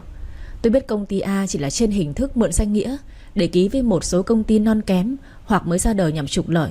Nó chỉ là vỏ bọc thôi chứ không có thực đâu sếp." "Cô tìm hiểu kỹ nhỉ, nhưng làm sao mà tôi tin cô được?" "Tôi có bạn làm bên ngành luật với bên công an kinh tế. Mấy tháng trước tôi cũng được xem qua về hồ sơ của bên công ty này. Nó được một số người từ nước ngoài Việt kiều về mở lên, đã bị bắt. Còn một số chân rết vẫn tiếp tục làm việc nhằm lừa đảo một số công ty khác. Tôi không biết ai giới thiệu cho sếp, nhưng trước khi hợp tác sếp cứ tìm hiểu đi ạ." "Được, cô về làm việc đi." "Vâng, tôi xin phép." "À, tôi vẫn nợ cô một lời cảm ơn trực tiếp chuyện cô giúp con gái của tôi." "Không có gì đâu ạ, ai cũng sẽ làm như vậy thôi. Nhưng tôi muốn nói lời cảm ơn cô." "Dạ vâng, tôi về làm việc đây ạ." Chi về xuống phòng làm việc thì Vũ cũng về lại phòng của mình. Đặt tập báo cáo xuống bàn, Vũ mỉm cười hài lòng. Hiền với Trường khen cô ấy không sai, có đầu óc quan sát tốt, làm việc cẩn thận tỉ mỉ, biết chớp thời cơ và ngoại giao giỏi. Cái con người của anh ta cũng thật kỳ lạ. Vừa nãy lạnh lùng như người không quen biết, bây giờ lại biết nói tiếng cảm ơn nữa. Sống mấy mặt thế này không mệt mỏi mới lạ. Tôi giờ chả vướng bận gì nên cứ cắm đầu vào làm việc, quên cả thời gian. Mọi người đi ăn trưa hết cả rồi, thế mà tôi vẫn cứ ngồi ngồi kỳ cạch. Ngẩng đầu lên đã là 12:30, quá giờ ăn trưa mà chả thấy đói. Đứng dậy ra ngoài lấy nước thì thấy sếp Vũ cầm hộp cơm đi về hướng tôi. Tôi hỏi: "Sếp đi ăn muộn thế ạ?" "À, mà cô ăn chưa?" "Tôi định đi ăn đây ạ." "Nếu mà không chê thì cô ăn phần này của tôi nhé. Tôi mua mà chưa kịp ăn, giờ lại phải đi ăn cùng với khách hàng." "Như vậy sao được ạ?" "Không ăn bỏ cũng phí, tôi phải đi bây giờ rồi, cô cầm lấy đi." "Vậy tôi xin ạ, cảm ơn sếp." Không muốn ăn đâu, nhưng nghĩ bỏ đi thì không phải, nên cố ăn gần hết. Suất cơm nhiều món ngon thế này, bình thường tôi sẽ chán bay ngay, nhưng mấy nay người uể oải ăn chẳng vào. Ăn xong ngồi nghỉ ngơi một lúc, đợi tới giờ đi gặp bên S để làm việc. Đầu giờ chiều tôi với anh Trường đi gặp công ty S để ký hợp đồng. Sau khi hai bên trao đổi lần cuối không có gì thay đổi thì chúng tôi đi đến ký kết thành công. Tôi và anh Trường vui vẻ vì ký được hợp đồng khá lớn. Bên tôi có mời bên S tối nay dùng bữa tối tại nhà hàng. Đúng 6 giờ tối chúng tôi có mặt cùng nhau ăn tối. Vừa ăn vừa nói chuyện rôm rả. Hai bên cũng uống khá nhiều. Đang ăn thì anh Trường giật tay tôi bảo: "Này Chi, kia chẳng phải là chồng em sao? Sao đi với bà bầu nào thế mà đỡ nhau tình cảm thế kia?" "Vợ anh ấy đi à?" "Cái gì?" Anh nói bé thôi. Em với anh ấy chuẩn bị ly hôn rồi. Cái gì? Chuẩn bị ly hôn? Mà thế kia là thế nào? Thôi mình tập trung vào công việc đi. Các anh ấy mời kìa. Chuyện của em nói sau đi ạ. Ừ, không nói rõ anh đập. Vâng. Tôi ngoài mặt thì không sao, chứ trong lòng thì cứ như có ngàn mũi kim đâm. Tôi uống khá nhiều, sao không đau cho được chứ. Chồng của mình bây giờ tự nhiên là chồng của người khác. Tôi thất bại thảm hại. Bữa tối kết thúc thì tôi cũng ngà ngà say. Thế tôi say như vậy thì mọi người hẹn khi khác sẽ đi tăng 2. Bây giờ để Trường đưa tôi về. Nhưng vừa ra khỏi bàn thì lại gặp hai người đó. Tại tôi đi không nổi nên Trường đỡ tôi. Thì Hùng nói: anh vẫn còn áy náy về chuyện của mình, nhưng xem ra là anh không cần phải nghĩ nữa rồi. Em vội ly hôn với anh là vì anh ta sao? Chưa ký đơn đâu đấy, em đã công khai rồi ư? Đúng, nhưng em chưa bằng anh đâu. Thôi em về nhá. Hai người cứ từ từ mà về sau. Em... Thì tôi nói như vậy, Trường cũng dìu tôi ra xe. Trường gửi xe tôi ở quán, còn anh chở tôi về nhà. Trên đường về dù mệt, nhưng tôi vẫn kể cho anh nghe. Ở công ty tôi và anh với chị Hiền cũng thân, làm việc rất ăn ý, nên tình cảm anh em cũng thoải mái. Anh nghe xong thì tức. Anh bảo: vừa nãy anh mà biết chuyện trước á, anh cho thằng đó một trận luôn. Thôi bỏ đi anh, em cũng chẳng để bụng chuyện đó đâu. Nhớ là không được để bụng đâu đấy nhá. Cứ sống vui vẻ đi em ạ. Ai làm chuyện xấu sẽ bị quả báo thôi. Vâng ạ. Đến nhà rồi anh đưa em lên. Phiền anh nhá. Người bé con thế mà sao nặng thế nhỉ? Dì em lên đến nơi anh cũng hết ca lo. Mai đi làm em mua đền cà phê cho anh nhá. 2 cốc luôn. Ok. Thôi vào đi, ngủ một giấc thật ngon, đừng nghĩ ngợi gì nhá. Vâng, bye anh. Ok, bye. Tôi say quá, Vân đưa vào phòng. Tôi chả thay quần áo nữa mà ngủ luôn một mạch đến sáng. Tôi dạo này sống cũng bất cần lắm cơ. Đi sớm về khuya. Mẹ với Vân có nói, nhưng tôi cứ cười hề hề cho qua. Tôi đón mẹ lên đây ở cùng với chị em tôi rồi. Và tôi với Hùng cũng đã chính thức ký đơn ly hôn. Chúng tôi bây giờ đã là hai người xa lạ. Tôi bề ngoài tỏ ra mạnh mẽ, bất cần, chứ sâu thẳm bên trong vẫn còn đau lòng lắm. Hôm nay đi làm về thì chị Lan gọi điện. Vừa bắt máy chị đã mắng luôn: mày có coi chị là chị không hả Chi? Em gì? Con danh. Lấy chồng tới ngày cưới mới báo. Bây giờ hai vợ chồng ly hôn, cả tháng mà giờ chị mới biết. Cậu chồng mà không nói cho chị biết á, em định giấu chị đến bao giờ đây? Em làm gì còn mặt mũi và nói với anh chị chứ. Anh Dũng với chị An cũng vừa mới chửi em một trận. Chị thương em thì đừng mắng mỏ em nữa. Tối nay em nấu gì mời em đi. Đến đi. Thương người chồng như vậy thì đừng có tiếc với buồn nữa. Dạ vâng. Mà lát qua siêu thị mua chị ít bột chiên nhé. Vâng ạ. Tôi về nhà tắm rửa thay quần áo, rồi bảo mẹ với Vân cứ ăn cơm trước, còn mình thì qua nhà chị Lan ăn cơm. Đến nơi tôi thấy xe của sếp cũng ở đây. Chắc là Moon cũng ở đây rồi. Tôi mang đồ vào với thấy anh Vũ với anh Quân đang nói chuyện. Tôi chào rồi đi vào bếp. Chị Lan bảo: chị bảo mua bột chiên thôi mà còn mua thêm cái gì thế? Em thấy sườn non ngon quá, em mua một ít thôi. Em làm món sườn chua ngọt cho bọn trẻ. Chị chiên đùi với cánh gà rồi đây. Hôm nay cuối tuần cho bọn trẻ nó liên hoan. Dạ vâng. Mà bông thi học sinh giỏi có toán có đỗ không ạ? Được giải nhất trường đấy. Con bé được chọn vào đội tuyển để dự thi cấp thành phố. Cảm ơn em với Vân nhá. Chị này, ơn huệ gì. Mu năm nay lớp 3 rồi, kiến thức bắt đầu khó rồi đấy. Không biết con bé theo thế nào. Chị thấy Vân bảo tốt lắm. Có mỗi anh Bin là lười thôi. Bin thì phải từ từ để cho vào khuôn khổ chị ạ. Mà chuyện của em ấy đừng buồn nữa nhá. Người như vậy không đáng phải suy nghĩ đâu. Hãy sống lạc quan lên vì còn nhiều người tốt lắm. Dạ vâng, em biết rồi. Hai chị em đang nói chuyện thì bọn trẻ chạy ào xuống hét lên: cô Chi, cô Chi. Tôi phải bảo mấy đứa cứ ra ngoài chơi, lát tôi ra sau, chứ ở trong bếp toàn mùi thức ăn. Thế tôi nói thế thì Moon bảo: con đợi cô. Nhưng ở trong này hơi lắm con. Các con tắm rồi thì ra ngoài cho sạch. Con chưa tắm, con có quần áo ở đây mà. Moon về ở với ba lâu rồi mà, chứ có ở đây đâu mà có quần áo. Con để vài bộ ở đây, phòng khi cần đấy ạ. Moon đúng là có để vài bộ ở đây, bởi vì con bé biết thỉnh thoảng Chi hay qua đây chơi. Và con bé mỗi lần đến đây cùng ba thì đều không tắm từ ở nhà, Bởi vì nó hy vọng đến đây được gặp cô Chi, rồi được cô Chi tắm cho. Con bé vì thiếu tình thương của mẹ mà khi gặp Chi không hiểu sao nó cứ thích rồi cuốn lấy Chi lắm. Thấy Chi nấu xong, con bé mon men lại gần và nói: Cô Chi ơi, cô tắm cho con nhé. Lần sau con muốn tắm thì cứ bảo cô. Thật ạ? Nếu cô ở đây. Vâng. Nó thích thú vì được Chi đồng ý. Còn Chi biết con bé mất mẹ từ nhỏ xíu, không biết hơi ấm của mẹ là gì, nên thương con bé lắm.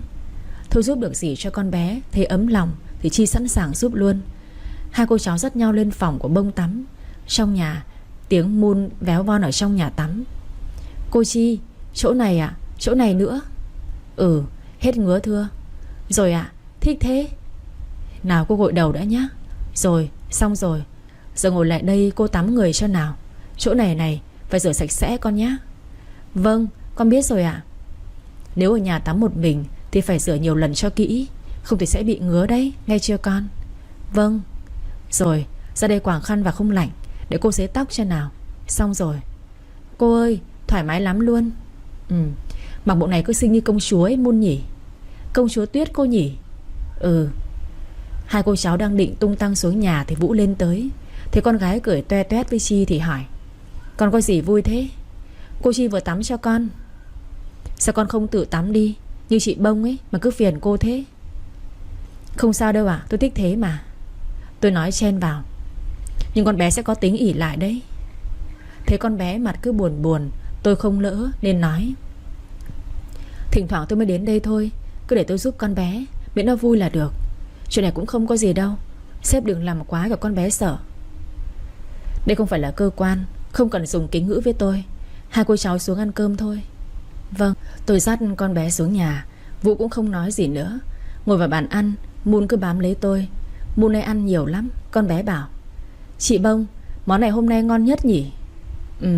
Món này cô Chi làm đỉnh của đỉnh luôn. Mấy chị em mình ăn hết đi. Vâng, phần em 2 miếng này. Bin ăn 1 miếng thôi nhá. Chị Bông 1 miếng. Em 2 miếng cơ, em bé nhất nhà mà. Tiếng Bin vang lên. Nhưng mà chị cũng thích ăn chứ, Moon nói. Vũ thấy Mon lớn mà không biết nhường em thì lên tiếng dạy bảo: Moon, con lớn hơn em, con phải biết nhường em chứ. Dạ. Mặt Moon buồn lắm nhưng vẫn phải gắp cho Bin 2 miếng. Bông thấy Moon buồn thì gắp miếng của mình cho Moon. Em ăn miếng của chị này, chị no rồi. Thôi chị ăn đi, cô em dạy như thế là tham ăn đấy. Cả nhà nghe Moon nói thì phì cười. Đúng là trẻ con. Tôi thấy thương quá thì bảo: Thôi, mấy con hôm nay ăn vậy đủ rồi. Cuối tuần sau cô làm nhiều hơn nha, chịu không? Vâng. Thế là mấy nhóc lại tiếp tục bữa ăn. Ăn xong chúng rủ nhau ra ngoài chơi trốn tìm. Trong này còn 4 người lớn, không khí không còn rôm rả như trước. Thấy không khí trầm hẳn, chị Lan gợi chuyện: Chồng ơi, anh xem cơ quan anh ấy, có ai giới thiệu cho Chi đi? Quân lên tiếng: Cũng có vài anh đấy, anh giới thiệu cho Chi làm quen nhé. Tôi xua tay: Thôi à, em xin anh chị, một lần đủ rồi. Chị Lan nói chen tiếp vào: À, mấy hôm trước gặp cậu Trường ấy, cậu ấy kể anh giám đốc bên công ty S thích em lắm hả? Chị nghe gì anh Trường, anh ấy trêu đấy. Hay tìm hiểu anh đó đi, biết đâu được. Anh Vũ, anh quen giám đốc ở bên đó, anh nói xem có được không? Anh không quen. Tôi ngượng quá đáp lại: Thôi chị ơi, bảo có chuyện của em đi. Lúc này Quân lại xen vào tiếp: Anh có biết giám đốc bên đó đấy, để anh tìm hiểu cho. Không cần đâu ạ, em có để ý người ta đâu. Mà em không lấy chồng nữa đâu, đừng có mà đem em ra mà giới thiệu mất công. Chị Lan nhăn mặt: Con này, còn trẻ như thế, định làm bà cô à? Vũ lúc này cũng lên tiếng: Người ta không thích mà hai người cứ rảnh nhỉ. Kệ bọn em, muốn ăn cỗ nữa thì phải nhiệt tình chứ. Hai vợ chồng nhà đó cứ trêu tôi mãi mới chịu thôi. Ăn uống xong ngồi chơi một lát với mấy đứa trẻ, sau đó tôi xin phép đi về. Hai ba con Vũ cũng về luôn sau đó. Hôm nay cuối tuần nên tôi được ngủ nướng. Đã lâu lắm rồi tôi không thấy mình ngủ ngon đến vậy. Nghĩ lại chuyện hôm trước mà thấy buồn. Vợ chồng không còn tình cũng còn nghĩa. Vậy mà mới đó không lâu Hùng có thể buông những lời như vậy. Sống với nhau cũng 2 năm mà anh không hiểu chút gì về con người của tôi cả. Vậy mà có thời gian nào đó anh đã từng nói yêu tôi tha thiết. Không biết tình cảm lúc đó là gì nữa. Chi à, hãy quên hết đi. Hãy sống một cuộc sống tự do tự tại, không ai gò bó can thiệp. Mà nhất định phải quên đi con người phản bội đó. Anh ta không đáng để mày phải buồn và đau khổ đâu. Cuộc sống tự do của tôi cứ thế trôi qua trong bình lặng. Không phải nghe những lời mẹ chồng mắng nhiếc, không phải chứng kiến chịu đựng ấm ức cảnh chung chồng. Tôi quyết định một mình vẫn là muôn năm nhất. Hôm nay lại được nghỉ. Đang nằm miên man ngủ ngon thì thấy chị An gọi điện. Hôm nay nghỉ làm thì em chở mẹ với Vân qua nhà chị ăn cơm đi. Hôm nay ông bà nội bé Ken lên đấy. Vâng, lát em qua. Tôi dậy tắm rửa rồi bảo mẹ với Vân trưa nay qua nhà anh Dũng ăn cơm. Mẹ bảo trưa nay ăn xong mẹ ở đấy chơi với cháu với hai bác luôn. Hai đứa ăn xong cứ về nhá. Vâng, tụi con qua đón mẹ. Vân hôm nay nghỉ thì chiều đấy chơi với mẹ luôn không? Vâng, con cũng ở chơi với cháu chứ về với chị Chi chán lắm. Vớ vẩn, chán là chán thế nào? Chiều nay đi chơi với chị đi. Không, em đi với mẹ cơ. Con danh, thôi chị rủ chị Lan. Kệ chị. Đến nhà anh chị ăn xong ngồi chơi với mọi người một lúc rồi mới chuồn về nhà. Chứ ngồi thêm với bác với mấy anh chị thế nào cũng nói sang chuyện mối lái chồng con cho mà xem. Thêm chuồn là trượng sách. Về nhà chả biết làm gì, thôi thì đi ngủ tiếp. Làm một giấc đến 3 giờ chiều mới dậy. Lấy máy gọi cho chị Lan rủ đi chơi thì chị bảo là cho bọn trẻ qua nhà bà ngoại chơi rồi. Thế là tôi tiêu nghỉu. Cứ lấy túi cứ đi đã. Tôi đi xe đến trung tâm thương mại mua sắm. Tôi phải tự thưởng cho mình ngày hôm nay mới được. Tôi chọn cho mình mấy cái váy loại mới ra rồi mỹ phẩm. Sang hàng đồ trẻ con thấy mấy đồ xinh quá. Tôi chọn mua cho Bông, Bin với Moon mỗi đứa một thứ. Gói đồ xong đi ra thì gặp hai ba con Vũ cũng đang đi tới. Moon thấy tôi thì chạy lại díu dít. Con nhớ cô quá. Tuần nào cô cháu mình cũng gặp mà. Con vẫn nhớ. Cô cũng nhớ Bon. Hai cô cháu ôm nhau. Tôi ngẩng mặt lên thấy Vũ đang nhìn tôi thì vội chào. Chào sếp ạ. Sếp với Moon mua được gì chưa ạ? Cũng vừa mới đến thôi. Vâng. Tôi quay qua bảo với Moon, con với ba đi mua tiếp nhá, cô phải về rồi. À, đây là quà cô mua tặng cho con, bởi vì dạo này Moon học tập tiến bộ nha. Còn hai thứ này cô tặng cho chị Bông và em Bin. Con đi chơi vui vẻ nhá. Con cảm ơn cô. Con ngoan lắm, cô về nhá. Cô đừng về mà. Có thể đi với con không? Lúc khác cô đi với Moon nha. Hôm nay ba đi chung với Moon rồi mà. Nhưng con muốn có cô đi cùng cơ. Mặt con bé trùng xuống. Tôi ái ngại chẳng biết làm sao. Mà đi thì ngại cái ông sếp mặt cứ như dân xã hội đi đòi nợ ấy. Nhìn đã chán. Tôi cố khuyên con bé. Cô hứa tuần sau cô rủ mẹ Lan với Bông và Bin đi với con nha. Con muốn hôm nay cơ. Ba ơi, ba rủ cô đi chung đi. Nhưng cô bận mà. Vũ nói. Hôm nay ngày nghỉ, ba cũng được nghỉ mà. Vũ thấy con sắp khóc nên không nỡ quay ra nói với tôi. Nếu cô không bận thì đi chung với ba con tôi có được không? Tiếng Moon nói. Cô đi đi mà. Vậy cô đi cùng với con.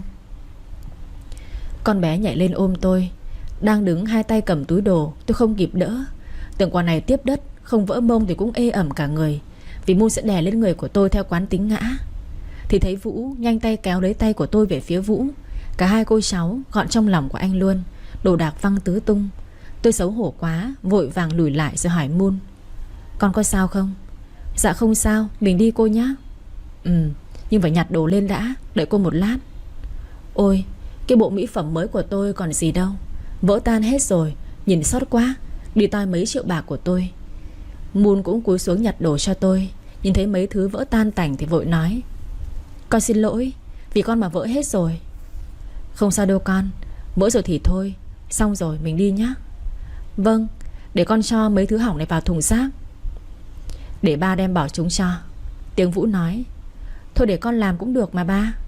Để ba. Hai ba con nhà này làm sao mà cứ tranh mỗi cái việc vứt rác thế nhỉ? Tôi bảo Moon. Con đi với cô, để ba bỏ cho cũng được. Không con đi lạc mất đấy. Vâng. Tôi với Moon tung tăng khắp nơi. Ai đó thì chỉ theo sau làm khuân vác đồ thôi. Đi qua hàng sơ sinh tôi bảo với Moon. Hai cô cháu mình chọn quà cho bé Ken của cô nhé.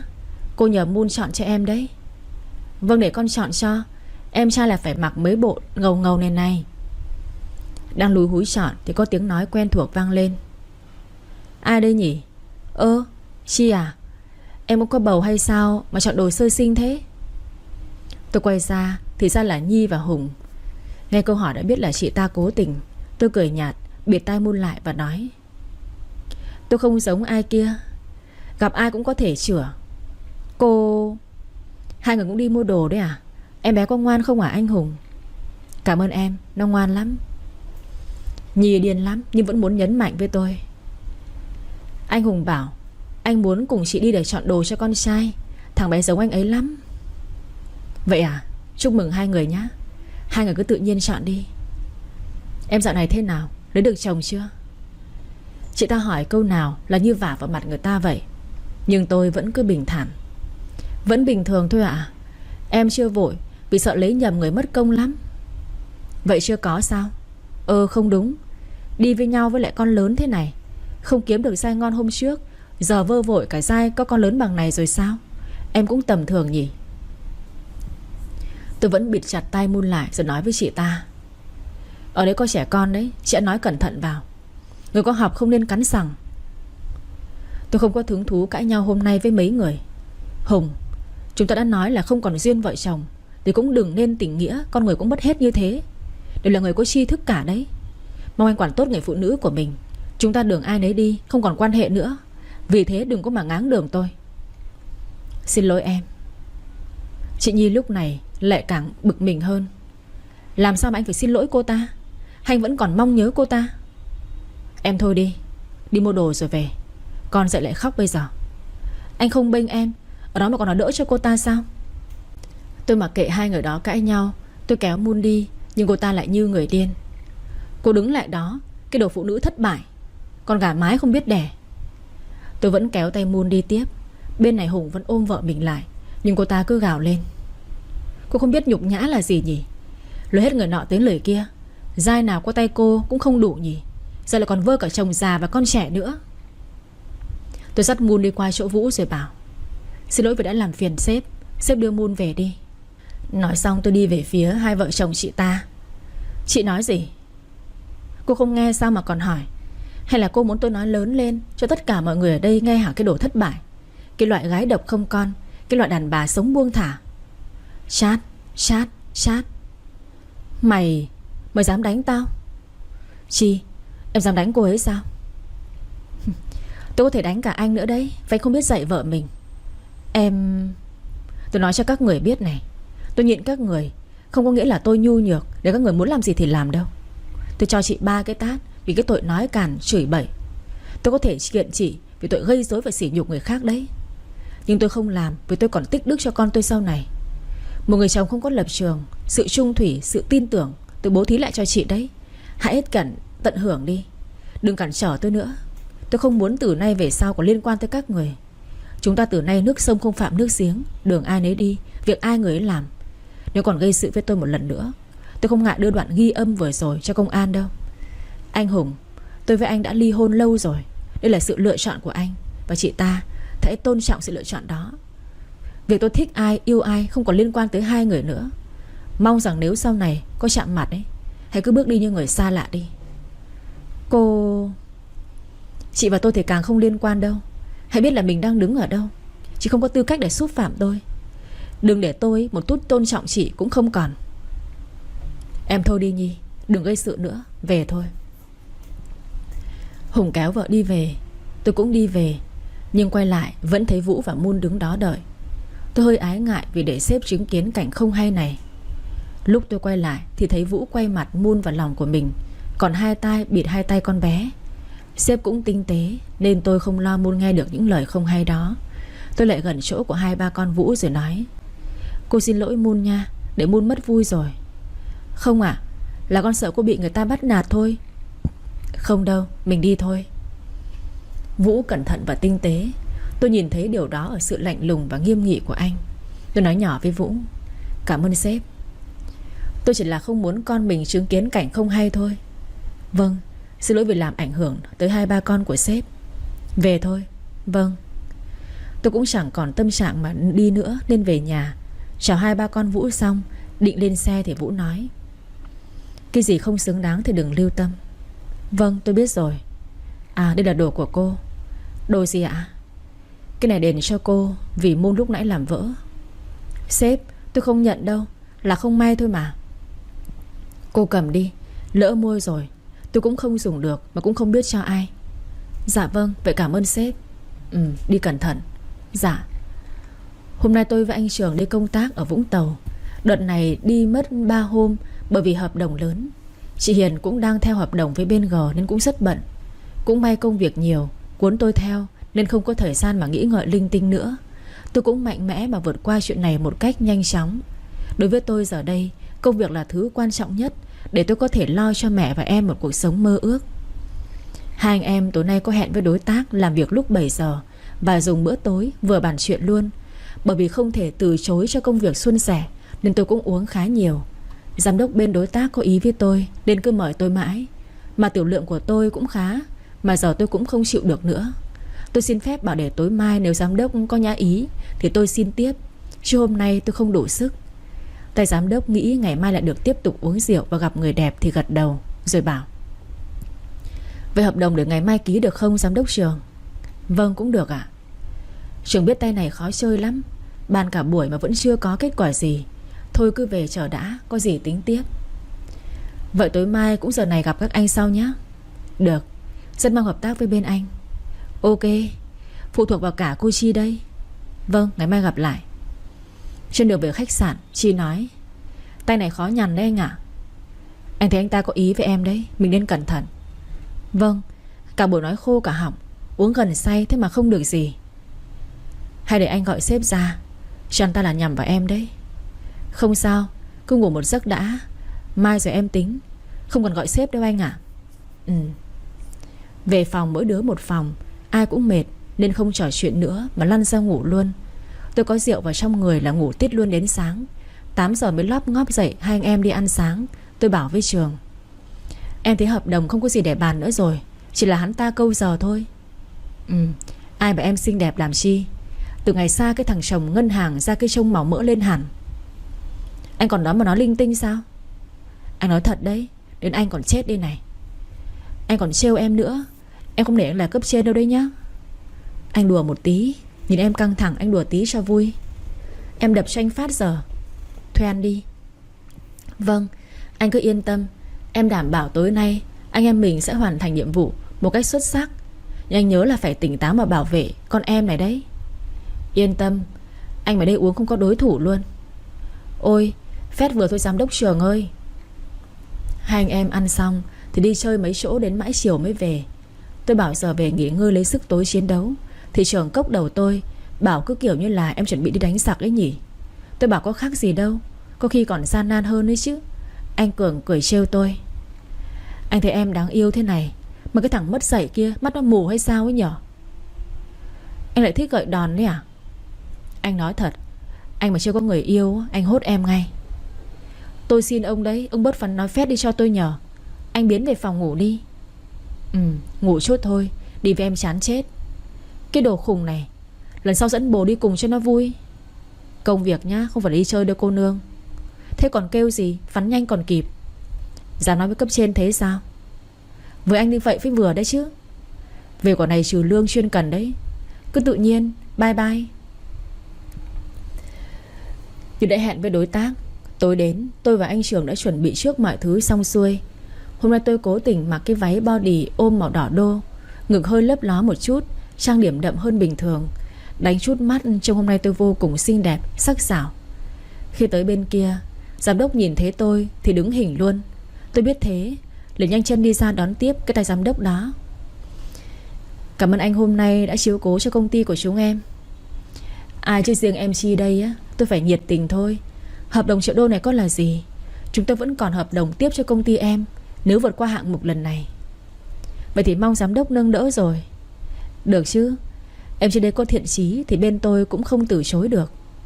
Vâng, vậy mời mọi người chúng ta cùng dùng bữa và bàn công việc ạ. Thầy giám đốc đó thấy tôi nhiệt tình như vậy thì nhanh chóng kêu mọi người vào chỗ ngồi. Anh Trường lên tiếng: cảm ơn anh Ngô nhé, điều ái cho chúng tôi có cơ hội làm việc với công ty ta. Chúng ta cạn ly nào. Cạn ly. Ăn uống cũng vừa vừa rồi, tôi ghé tai nói nhỏ với ông Ngô: anh Ngô đã chiếu cố cho chúng em hôm nay rồi, thì cũng cho em được cảm ơn anh phải không ạ? Em chỉ thật lòng muốn cảm ơn tôi sao? Vâng, hôm nay em sẽ say cùng với anh Ngô ạ. Được, vì em đây nhá. Vậy giờ anh em mình còn tỉnh thì cũng nên làm việc quan trọng trước phải không ạ? Vừa nói tôi vừa cầm bút đặt vào tay ông Ngô, rồi giữ nguyên thật lâu. Tay Ngô thấy tôi vẫn cầm tay ông ta thì mỉm cười rồi nói: chúng ta cần xem kỹ lại nhỉ. Em thấy hợp đồng này có gì để bàn đâu. Anh Ngô cứ làm khó em, hay là anh Ngô chê em không tiếp đón chu đáo? Ấy không, là anh muốn xem kỹ lại thôi. Vậy anh xem đi rồi chúng ta ký. Em trông chờ cả vào anh đấy ạ. Tôi vừa nói, mắt vừa chớp chớp lạ lướt. Mẹ kiếp cái bọn đàn ông chết tiệt. Ký xong thì bà đây cóc cần diễn nữa nhá. Bên kia Trường nhìn tôi muốn phì cười lắm rồi. Mọi lần tôi hơi tí là sửng cổ với anh ấy, mà hôm nay nghe giọng nói ngọt ngào lạ lướt của tôi thì khó tin, cứ tủm tỉm cười. Tay Ngô thấy tôi nũng nịu thế thì bảo: anh là ưu tiên em lắm đấy nhá. Bao công ty nhòm ngó mà anh chỉ nhận mỗi công ty em thôi đấy. Dạ vâng, em biết anh Ngô đặc biệt ưu ái công ty của em rồi. Em cảm ơn anh. Tay Ngô vuốt bàn tay của tôi xong thì lấy cây bút ký vào phần cuối trang. Bên này tôi nháy mắt cường ra dấu ok, rồi đưa anh ký vào phần tương tự. Hai bên đàm phán và ký kết đã xong. Tôi tiếp tục uống với ông Ngô. Hắn ta vui mừng vì tôi đã giữ lời hứa uống với ông ta hết mình. Nhưng ông ta đổi ý không muốn ăn nữa, mà đi tăng 2 đến phòng hát VIP ở quận X.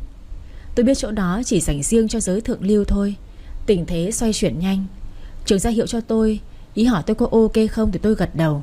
Chúng tôi tiếp tục lên xe và đi đến điểm ăn chơi đó. Chúng tôi tiếp tục lên xe, nhưng Trường bị cô thư ký kéo lên xe kia, còn tôi thì bị tay Ngô kéo lên xe riêng chỉ có 2 người. Trường nhắn tin cho tôi hỏi: em ổn không? Em không sao, cứ yên tâm. Tôi mong đến nhanh, chưa ngồi chung bầu không khí với loại này tôi phát buồn nôn. Mẹ kiếp mấy lão dê già chết tiệt. Trong xe lúc này ông Ngô cầm tay tôi, tay còn lại định sờ vào đùi của tôi, thì tôi cầm tay của ông ta và bảo: anh vội gì vậy? Tối nay còn dài mà. Trên xe này em thấy không thoải mái. Được được, anh chờ em. Cảm ơn anh Ngô. Em làm anh chết mê em rồi đấy. Mẹ tên khốn kiếp, bà đây không dễ chơi đâu. Ăn tiền mà đòi ăn cả người sao? Nằm đó mà chờ đi. Rồi cũng tới nơi. May quá, chứ mà ngồi chung với tên này thêm chút nữa chắc là muốn nôn luôn. Tôi nhắn tin cho Trường: lát vào trong này ở đây, em nghe nói có dịch vụ trọn gói cho đàn ông luôn. 2 tay đàn ông kia anh bố trí 2 em để họ đi vui vẻ nhé. Còn cô thư ký thì anh chăm sóc nhiệt tình đi. Còn lão ta, lát em có cách. Thế nhá. Ok. Vào trong chúng tôi không hát mà chỉ uống. Ngồi một lúc, tay nhân viên của ông Ngô rỉ tai hắn ta nói cái gì đó, mà chỉ thấy hắn ta bảo: ok, hôm nay các chú cứ chơi tới bến đi. Dạ cảm ơn sếp. Tôi lờ mờ đoán ra lát sau 2 nhân viên công ty cũng mất hút. Nhìn lại thấy Trường nháy mắt tôi, rồi quay qua tiếp em thư ký. Ông Ngô cầm tay tôi bảo: em xem cậu Trường với thư ký của anh kìa. Em còn không tiếp anh đi. Vâng, anh chờ em lát. Em khó chịu quá. Em vào nhà vệ sinh chút nha. Nhanh em nhé. Vâng. Tôi lấy túi đi vào nhà vệ sinh rửa mặt cho tỉnh táo, rồi chuẩn bị sẵn đồ. Vào trong tôi nói với tay Ngô: hôm nay em phải say hết mình với anh. Tên Ngô thấy tôi cầm chai rượu loại nặng thì thích thú. Em không những xinh, lại biết cách làm hài lòng người khác. Nói tới đây thì Trường có điện thoại ra ngoài nghe. Cô thư ký thì cũng xin phép vào nhà vệ sinh. Tôi nhân cơ hội ôm ông ta, sau đó cho ít thuốc sổ vào cốc rượu của ông ta một cách nhanh chóng. Trong này tối nên hắn ta không phát hiện ra hành động của tôi. Xong tôi vội đẩy ông ta ra thì ông ta cứ ôm chặt. Tôi phải nói là đợi lát nữa sẽ làm anh hài lòng thì ông ta mới buông. Nhưng vừa mới bỏ ra, còn chưa kịp rút tay về, vì ông ta vẫn còn cầm, thì tôi thấy sếp Vũ và Trường đi vào. Tôi còn đang ngạc nhiên chưa chào được Vũ. Vũ nhìn lướt qua chúng tôi thì Trường lên tiếng: giới thiệu với anh Ngô, đây là anh Vũ, sếp của chúng tôi. Ông Ngô buông tay tôi ra đứng dậy bắt tay với Vũ thì tôi mới hoàn hồn. Sao sếp lại có mặt ở đây giờ này? Chả hiểu sao tôi thấy được không tự nhiên như mình vừa làm việc gì có lỗi ấy. Nhưng tôi có cảm giác an toàn hơn rất nhiều. Ông Ngô lên tiếng. Chào anh Vũ, rất vui được gặp anh. Tôi cũng rất vui. Tôi đến hơi bất ngờ, nhưng có làm mọi người mất hứng không? Ấy, sao lại mất hứng được chứ? Nào, chúng ta ngồi xuống uống đi nào. Nghe danh tiếng anh Vũ đã lâu. Lần này hợp tác, chúng tôi cũng đã tìm hiểu thật kỹ công ty anh, và rất vui vì hai bên hợp tác vui vẻ. Cảm ơn anh Ngô. Công ty anh có những nhân viên không chỉ xinh đẹp mà còn giỏi giang như cô Chi đây. Thật là ngưỡng mộ. Cảm ơn anh quá khen. Không biết cô Chi có làm anh phật lòng không? Cô ấy còn trẻ nên nhiều cái chưa biết. Ấy không, tôi rất hài lòng. Vậy cô Chi tôi uống với tôi với anh Ngô một ly nhỉ? Cảm ơn anh Vũ nhé. Thế là cả ba chúng tôi đều cạn ly. Tôi nhân cơ hội cầm cốc rượu ban nãy tôi cho thuốc vào đưa cho ông ta. Ông ta thấy tôi tự giác như vậy thì rất hài lòng. Nhưng khi nhìn sang sếp thì mặt sếp lạnh tanh như thẩm phán. Tôi hơi rùng mình.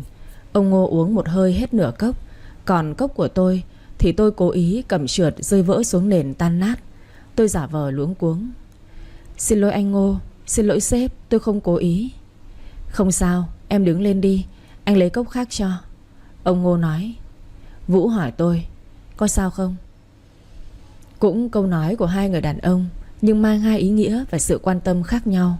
Tôi nhìn lên trả lời. Dạ không sao ạ. Đi vào nhà vệ sinh rửa mặt với tay đi. Vâng. Tôi xin phép đi vào nhà vệ sinh thì Trường cũng theo sau. Này, em không sao chứ? Không. Mà sao sếp biết ở đây mà đến? À, hôm trước sếp có gọi điện hỏi tình hình thế nào, thì anh báo cáo tình hình cho sếp là chưa xong, bảo hôm nay bàn tiếp. Sếp cũng không bảo anh là vào đây, bởi vì sếp hôm qua vẫn ở Ninh Bình. Lúc đang uống thì sếp gọi điện hỏi đang ở đâu thì ra đón sếp. Vâng. Thế nếu mà sếp không đến thì em định đối phó thế nào với tên kia?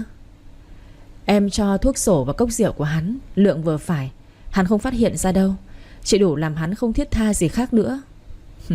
Em cũng mưu mô lắm đấy. Hai anh em đi xong quay vào thì thấy ông Ngô mặt mày có vẻ khó chịu. Ông ta xin phép đi vệ sinh. Lát quay ra ngồi một lúc lại đi. Tôi chắc là thuốc đã phát huy rồi. Nhìn cốc rượu cũng đã hết và được rót thêm mới vào đầy cốc. Tôi tỏ vẻ quan tâm hỏi han, nhưng ông Ngô vẫn ra vẻ nói không sao. Đến khi không chịu nổi lại ngại với Vũ nên đứng lên kêu thư ký đưa về, và lấy lý do hôm nay bị mệt nên kêu mọi người còn ở đây thì xin tiếp đón lại. Vũ đứng lên bắt tay, rồi đặt vào tay của ông Ngô một thẻ VIP gì đó và bảo: ngày mai anh Ngô khỏe lại, mong anh đi chơi vui vẻ nhé. Hẹn anh dịp khác. Ngày mai chúng tôi phải bay về Hà Nội rồi. Hợp tác vui vẻ. Cảm ơn Tổng Giám đốc Vũ, hẹn gặp lại. Chúng tôi cũng bắt tay chào hỏi xong thì cũng quay về. Vũ đi ra xe trước, còn tôi với Trường theo sau. Trên xe Trường hỏi Vũ: sếp, thư ký Hạ không đi cùng với sếp ạ? Tôi cho cô ấy về rồi. Hôm nay muộn rồi, sếp phải cất công đến tận đây, thật là ngại quá. Không sao, nếu không đến tôi không biết là cô cậu lại vất vả thế. Dạ, ông ta hơi khó nhằn chút nhưng không sao rồi ạ. Lần sau gặp người như vậy có rất nhiều cách giải quyết, không cần phải liều mình như vậy. Vâng. Vũ nói câu đó với anh Trường nhưng lại quay sang nhìn tôi. Rất nhanh Vũ lại quay về dáng vẻ như quan tòa. Trường hiểu ý của sếp nên không nói nữa. Còn tôi từ đầu tới cuối im luôn không hé răng. Tôi kệ hai người đó nói chuyện. Tôi bây giờ chỉ muốn ngủ thôi. Uống nhiều đau hết cả đầu, mà rượu vào là tôi chỉ muốn ngủ. Nằm đâu cũng ngủ được. Thoát được cái tên dê cụ kia tôi nhẹ hết cả người. Về tới khách sạn, Trường lấy phòng VIP cho sếp, nhưng khách sạn lại hết phòng. Vũ thấy vậy thì bảo lấy phòng thường cũng được, chỉ ngủ một đêm thôi mà. Thế là lễ tân đưa chìa khóa phòng cho sếp. Phòng đó cũng cùng tầng với chúng tôi.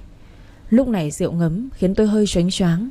Anh Trường cầm giúp đồ cho sếp nên tôi ngại không bám vào anh ấy, cố gắng đi thẳng tới thang máy. Trong thang lúc đó có 3 người, rồi lại thêm mấy người chúng tôi nữa, khiến cho không khí ngột ngạt. Tôi cố đứng thật vững, nhưng do người đằng trước không may lùi người và lùi phải tôi, làm tôi ngã về phía sau. Tôi giật mình như có bàn tay của ai đó đang bám vào eo của tôi. Tôi tưởng là ai đó nhân cơ hội sàm sỡ. Quay lại nhìn thì là Vũ. Vũ mẫn mặt tỉnh bơ nhưng nói nhỏ với tôi: "Cố chịu chút nữa thôi." Tôi nhìn Vũ rồi lại quay lên, không trả lời mà cứ đứng như vậy. Một lúc thì thang cũng đến lên tầng của chúng tôi. Vũ giữ tôi đợi mọi người ra hết thì tôi với Vũ mới đi ra. Tôi nói: "Cảm ơn sếp." "Không có gì." Lấy chìa khóa mở phòng. Tôi thấy Vũ cũng mở phòng bên cạnh. Tôi cũng không nói gì nữa mà đi vào phòng. Chỉ kịp thay cái váy ra là tôi thả mình xuống giường, làm một giấc tới sáng. Bên kia tự nhiên Vũ cảm thấy hơi khó ngủ, nằm trằn trọc mãi mới vào giấc. Tôi ngủ một mạch đến tận trưa hôm sau, bỏ cả bữa sáng. Tôi dậy đánh răng rửa mặt xong thì Trường gõ cửa. Tôi mở cửa cho anh vào thì tiếng Trường hét lên: "Nhân viên gì mà ngủ đến giờ này không quan tâm gì đến hai lãnh đạo cả." "Em xin lỗi, cứ rượu vào là em hư vậy đấy. Em xin lỗi nhé." "Em sang xin lỗi sếp kìa. Sếp từ sáng tới giờ chưa ăn uống được gì đâu. Mới uống mỗi cốc cà phê đen đặc thôi." "Chưa ăn mà uống cà phê không tốt đâu ạ." "Nhưng sếp quen rồi. Em làm việc với sếp lâu như vậy mà không biết sao?" "Em đâu có để ý đâu ạ. Với lại có gặp nhau thường xuyên đâu mà biết." "Cái đồ vô tâm. Nhanh lên đi ăn đi, anh đói lắm rồi đây này." "Vâng." Hai anh em vừa ra khỏi phòng thì Vũ cũng mở cửa đi ra. Tôi lý nhí: "Dạ xin lỗi sếp. Hôm qua tôi say quá nên sáng nay dậy muộn, không lo cho sếp được bữa sáng. Thành thật xin lỗi sếp ạ." "Tôi cũng không có thói quen ăn sáng." "Dạ. Thôi đi ăn đi." "Vâng." Cả ba chúng tôi lên xe đi đến một nhà hàng nổi tiếng ở đây. Tôi cũng được đi một số nơi rồi, cũng đã được thưởng thức một số hương vị đặc trưng của một số vùng miền. Nhưng tôi vẫn thích đồ ăn ở Hà Nội thôi. Đi mới có sang ngày thứ 3 mà đã nhớ cơm nhà. Mấy món trong này tôi không hợp. Từ hôm vào đến bây giờ ăn cho đủ quân số thôi, chứ có được chút gì vào bụng đâu. Thấy tôi ngồi đó chỉ gắp mấy ít rau canh thì anh Trường lên tiếng: "Xem không ăn đi. Từ hôm vào đây đến giờ bữa nào cũng vậy. Định giảm cân à?" "Vâng, em sợ béo lắm." "Người có rúm thịt ấy mà sợ béo. Ăn đi." "Em vẫn ăn đây. Nè, món này ngon nè. Sếp với anh ăn đi." "Sao em không ăn mà cứ gắp cho bọn anh thế?" "Đã bảo là em đang giảm cân mà." "Thật hả?" "Vâng." Từ nãy Vũ không nói gì, chỉ ngồi đó thỉnh thoảng hỏi gì thì Trường đáp ừ. À thôi. Đang ăn, Vũ đi vào phía trong bếp nhà hàng một lúc rồi đi ra. Thì lúc sau thấy nhân viên có bê ra một đĩa cơm rang hải sản với sườn rim mắm. Tôi thấy thế thì hỏi: "Sếp ơi, còn nhiều đồ ăn mà, sếp gọi làm gì mà nhiều thế ạ?" "Tôi thích ăn." "À dạ vâng." "Hai người cũng ăn đi. Món này ngon như ngoài Bắc ấy." Trường cũng lấy một ít ăn thì tấm tắc khen ngon. Tôi thì mấy ngày nay chưa có bữa nào ra hồn, nên khi nghe sếp bảo có vị ngoài Bắc nên tôi cũng lấy ăn. Ăn một lại muốn ăn hai. Đến lúc gần mà hết và vẫn chưa thấy sếp động đũa thì tôi bảo: "Sao sếp bảo thích ăn mà không ăn miếng nào thế ạ?" "Vừa nãy thích mà bây giờ hết rồi. Cô ăn được thì ăn hết đi." "Thế tôi không khách sáo nữa đâu." Anh Trường thấy tôi ăn gần hết chỗ cơm đó thì bảo: "Sao bảo em giảm cân mà ăn mấy bát thế kia?" "Giờ em không muốn giảm nữa, béo tí mới đẹp." Đúng là con gái không biết đâu mà chiều. Ai cần nhà anh chiều chứ. Em có phải bạn gái của anh đâu mà anh chiều. Về chiều em hạ đi kìa. Cái cô này lại linh tinh đấy à? Gớm, ai chả biết mà phải giấu. Hai anh em cứ vậy cãi nhau mà không để ý ai đó đang mỉm cười. Lâu lắm rồi Vũ mới được thoải mái như hôm nay. Đang cãi nhau thì Vũ lên tiếng: "Tôi mà biết cậu có ý với cô Hạ ấy, tôi đã để cô ấy đi cùng vào đây rồi." Tôi và Trường đều trố mắt ngạc nhiên nhìn sếp.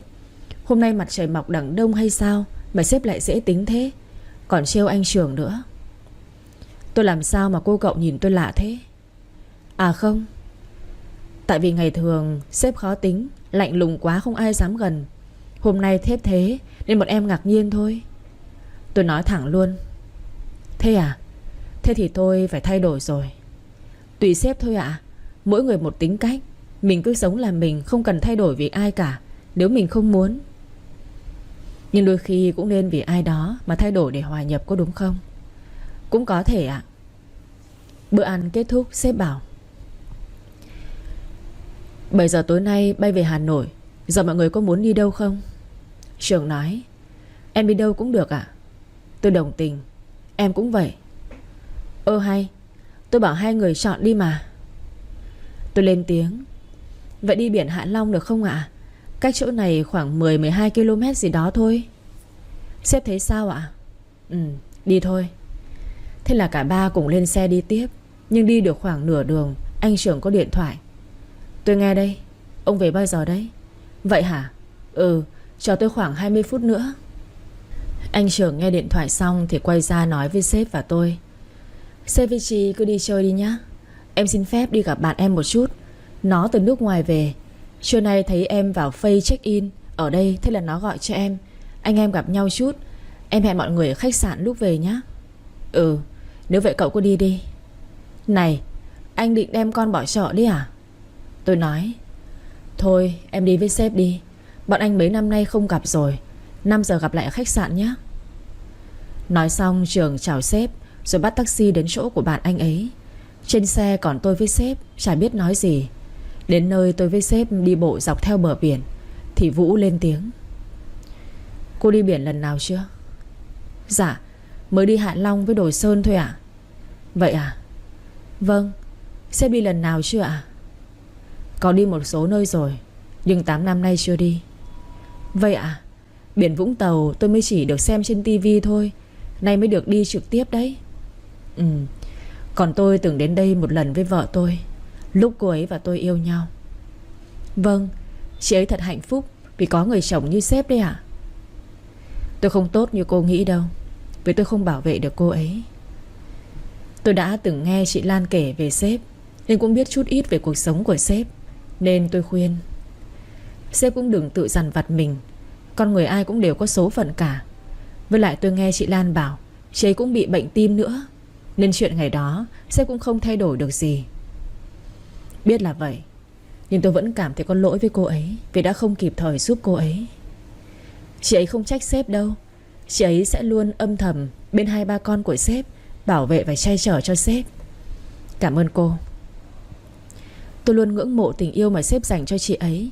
Sếp còn nghĩ tới chị ấy nên không yêu ai nữa phải không? Đúng, tôi vẫn luôn nghĩ tới cô ấy, và tôi cất cô ấy vào một ngăn trong trái tim của tôi. Còn việc mấy năm qua tôi vẫn chưa có ai là vì tôi chưa gặp được người làm tim tôi rung động một lần nữa. Vậy giờ sếp gặp được chưa? Tôi đã gặp rồi, nhưng cô ấy có rào cản quá khứ quá lớn, nên tôi vẫn chưa có cơ hội bày tỏ với cô ấy. Vậy mong sếp sớm bày tỏ cùng với cô ấy nhé. Vũ không trả lời. Hai chúng tôi cứ thế đi mãi, rồi dừng lại ở chỗ có hàng ghế ngồi, rồi ngồi xuống đó. Vũ không biết suy nghĩ gì, mà thật lâu sau mới lên tiếng: Tôi không biết rõ chuyện gia đình cô thế nào, nhưng tôi tin cô không như những gì mà người phụ nữ đó nói ngày hôm đó. Tại sao sếp tin tôi? Tôi tin vào trực giác của mình. Còn tôi thì không tin, vì một lần tin tôi đã đánh đổi cả một thời gian tươi đẹp nhất. Cô đừng bi quan như vậy. Tôi chỉ cười vì không biết trả lời Vũ thế nào. Bi quan ư?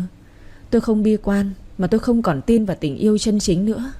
Trên đời này làm gì còn tình yêu vĩnh cửu nữa. Như anh, như tình yêu của vợ chồng chị Lan hay anh Dũng, làm gì còn nữa. Thấy tôi im lặng, Vũ hỏi tôi: Cô có thể mở lòng ra một lần nữa không? Không ạ. Tại sao mà chưa suy nghĩ đã trả lời nhanh thế? Chẳng ai có thể cho tôi niềm tin nữa đâu. Cô chưa thử thì sao biết. Một lần thật đã đủ cảm nhận nó đau thế nào rồi, nên tôi không cần thử nữa. Vũ im lặng không biết nói gì, bởi vì biết giờ có nói thì Chi vẫn cứ quan điểm như thế. Chi cần thời gian để quên đi nỗi đau đó và chấp nhận một mối quan hệ mới. Giờ Chi như con chim non sợ cảnh cong, không như Vũ lại ở một khía cạnh khác. Hai người ngồi một lúc thì đi lại tiếp tục đi dạo. Thế không còn sớm nữa, nên Vũ kêu xe đón hai chúng tôi quay về lại khách sạn để bay về Hà Nội. Về Hà Nội, tôi bị công việc cuốn đi nên dạo này ít quan tâm chị Lan hơn. Thấy chị Lan bảo là bé Moon tuần nào cũng ngóng suốt mà không thấy tôi qua. Từ khi ở Vũng Tàu về, tôi tiếp tục nhận 2 hợp đồng nữa, nên thời gian ngủ cũng chẳng đủ, nên bảo với chị Lan nhắn bé đợi qua giai đoạn này. Con bé buồn buồn nhưng cũng hiểu cho tôi. Ngủ ít cộng thêm với ăn uống không điều độ, nên tôi hôm đó đang làm thì bị ngất. Chị Hiền đưa tôi vào trong bệnh viện. Anh Trường với Hạ cũng vội chạy vào theo. Chuyển xong chai thứ 2 tôi mới tỉnh. Thấy tôi tỉnh lại, chị Hiền mắng luôn: Em làm để chết đấy à? Làm thì cũng phải ăn, phải nghỉ chứ. Em không sao rồi mà. Không sao gì. Em không chịu ăn rồi ngủ không đủ, nên bị suy nhược cơ thể đấy. Giờ ăn ngủ nghỉ cho tôi, không thì nghỉ hẳn đi. Thôi mà, đừng giận nữa. Phải đó chị. Chị đừng giận chị Chi nữa mà tội nghiệp. Hạ nói: Đấy, hai người xem, nó tự hành hạ bản thân nó ra thế này đấy. Thôi em biết rồi mà. Chị về qua nhà lấy cho em mấy bộ quần áo, rồi bảo mẹ em là em đi công tác mấy hôm, để bà đừng lo nhé. Em không muốn cho mẹ biết em nằm viện. Biết rồi, lát tôi qua lấy cho. Vâng. Thôi vẫn còn mệt đấy, nằm đó mà nghỉ ngơi đi. Anh Trường với Hạ cứ về công ty đi. Không sếp gọi về lại không thấy đâu. Em ở lại lát em về sau. Vậy tối em vào trông chị ấy thay cho chị về. Hạ nói: Tôi do mệt quá nên mọi người về tôi cũng ngủ luôn. Chị Hiền tranh thủ tôi ngủ thì qua nhà lấy đồ giúp tôi, rồi vào viện trông tôi. Tối đó anh Trường chờ Hạ vào thay cho chị Hiền về. Tôi cũng đỡ rồi nên bảo Hạ ngồi chơi, lát rồi về chứ không phải trông nom gì. Hạ không nghe, nhưng tôi bảo: Lát em cứ về nhà ngủ đi, mai có sức mà đi làm chứ. Chị khỏe rồi mà. Em ở lại với chị. Chị có bệnh gì đâu mà phải chăm nom. Với lại chị vẫn đi lại bình thường cơ mà. Nghe chị, cứ về đi nhá. Nằm phòng yêu cầu cũng yên tâm rồi. Hai người cứ về đi. Hạ không nói được tôi nên ngồi với tôi đến 10 giờ mới chịu về. Trước khi về, anh Trường dặn tôi đi ngủ là nhớ khóa cửa cẩn thận đấy. Tôi vâng dạ cho anh yên tâm. Tôi cũng may mắn là bên mình còn có những người bạn tốt, sẵn sàng giúp đỡ tôi những lúc khó khăn. Đang nằm thì chị Hiền gọi điện: Em với Hạ ngủ chưa? Dạ em chuẩn bị. Em đã khỏe nên bảo Hạ về rồi ạ. Con bé này, người còn yếu như vậy mà không để Hạ ở lại chăm sóc sao? Em đúng là khó bảo. Em không sao, mọi người mai còn có việc mà. Em đấy, cứng đầu quá. Không cho người nhà biết cũng không có nhờ vả bạn bè gì. Chị, em vẫn đi lại bình thường được mà. Chỉ là hơi choáng chút thôi. Giờ em ngủ một giấc là mai khỏe liền. Bực mình với em quá đấy. Thôi em ngủ đi, mai chị qua. Dạ vâng, chị ngủ ngon. Khóa cửa cẩn thận đi nhá. Vâng. Chị tuy mắng vậy thôi, nhưng chị thương tôi lắm. Tôi sợ phòng bí nên mở cửa sổ chỗ cửa chính và cửa sổ hướng ra phía ngoài ban công. Tôi nằm giờ cũng chưa ngủ được nên đi lại phía cửa sổ nhìn ra phía ngoài. Giờ này cả thành phố đã chìm vào trong giấc ngủ ngon, còn tôi thì không sao mà chợp mắt được. Nghĩ lại thấy mình thật là thảm hại. Cứ tối tỏ ra mạnh mẽ vậy thôi, chứ trong tận sâu thẳm trái tim vẫn còn rỉ máu. Dù sao bản thân cũng là một người phụ nữ, dù cứng cỏi đến mấy cũng cần một bờ vai để dựa vào. Hơn 1 năm qua, nỗi đau bị phản bội đó đã bị đào sâu chôn chặt. Nhưng những lúc thế này vẫn thấy mình tổn thương và tủi thân biết nhường nào. Con người biết là không biết trước được tương lai, không đoán được số mệnh, nhưng chỉ mong cuối con đường vẫn có lối ra. Để tôi, một cô gái bé nhỏ này, không bị tổn thương một lần nữa. Để cho tôi có chút động lực và có chút hy vọng để bước tiếp trên con đường này. Chi trong này không biết ở bên ngoài có người đàn ông đang đứng ở cửa sổ nhìn vào, thấy người con gái bé nhỏ đứng quay lưng lại với mình, dáng vẻ thật cô đơn, cũng từng sống như anh lúc trước đó. Chỉ có chăng là hoàn cảnh của hai người khác nhau mà thôi. Tự nhiên anh chỉ muốn được quan tâm đồng cảm với cô ngay lúc này, nhưng vẫn là không phải lúc, nên chỉ biết đứng từ xa mà quan sát cô. Hôm nay vừa đi công tác về, Vũ gọi điện cho Hạ hỏi về tiến độ công việc ở nhà thì mới biết là Chi bị ngất, đang ở bệnh viện do làm việc quá cường độ, cộng với ăn uống không đủ nên cô mới bị như vậy. Thì trong lòng Vũ dấy lên nỗi xót xa vô hạn. Đã từ rất lâu không có ai khiến cho Vũ phải quan tâm như vậy. Vũ muốn đến ngay lúc đó, nhưng vì đã có hẹn với đối tác quan trọng vào buổi tối nên không thể gặp cô ngay. Đành để đến khi xong việc thì vào. Ngồi tiếp khách mà lòng anh như có kiến bò, nhấp nhổm không yên mãi. Rồi cũng đến giờ về thì cũng là 11 giờ đêm. Giờ này chắc Chi đã ngủ, nhưng Vũ vẫn muốn đến, chỉ cần nhìn thấy Chi là đủ. Không biết rằng cô gái ấy trong lúc ốm yếu cũng không cần ai ở bên cạnh, vẫn cứ ngang bướng, không vì bản thân của mình mà chỉ biết nghĩ cho người khác. Anh xót lắm, nhưng khuya khoắt thế này anh chẳng lấy lý do gì để vào thăm cô được. Người thân thì không, bạn trai cũng không, sếp thì cũng không được, bởi vì giờ này quá muộn rồi, không tiện cho lắm. Sợ Chi lại nghĩ sâu xa. Anh chỉ đành bất lực nhìn Chi. Đắn đo một lúc lâu, Vũ lấy máy nhắn cho Chi. Cô ngủ chưa? Chi thấy có tin nhắn thì mở điện thoại ra. Là của sếp. Chắc là có chuyện gì nên sếp mới nhắn giờ này. Thì cô trả lời. Dạ chưa ạ. Con làm phiền cô không? Dạ không, tôi cũng chưa ngủ mà. À, 2 hợp đồng cô đang theo có gì vướng mắc không? Chẳng biết lấy lý do gì, Vũ đành đem công việc ra để làm chủ đề. Dạ có chút, nhưng mà tôi giải quyết xong rồi, sếp cứ yên tâm. Nếu mà không kham được thì đừng cố quá. Tôi làm được mà, cũng sắp xong rồi. Sao hôm nay tôi không thấy cô đi làm? À, tôi có việc bận một chút, tôi xin chị Hiền nghỉ 2 hôm ạ. Việc quan trọng à? Vâng ạ. Nếu cần thì mai tôi sẽ đi làm lại. Sếp sợ tiến độ không kịp thì mai tôi đi luôn ạ. Không, cô nghỉ thêm mấy hôm đi. Tôi bảo Hiền với Trường làm thay cô. Không cần phải đi như vậy đâu sếp. Tôi là sếp hay cô là sếp? Dạ. Thôi cô nghỉ đi, cũng muộn rồi. Vâng, chào sếp ạ.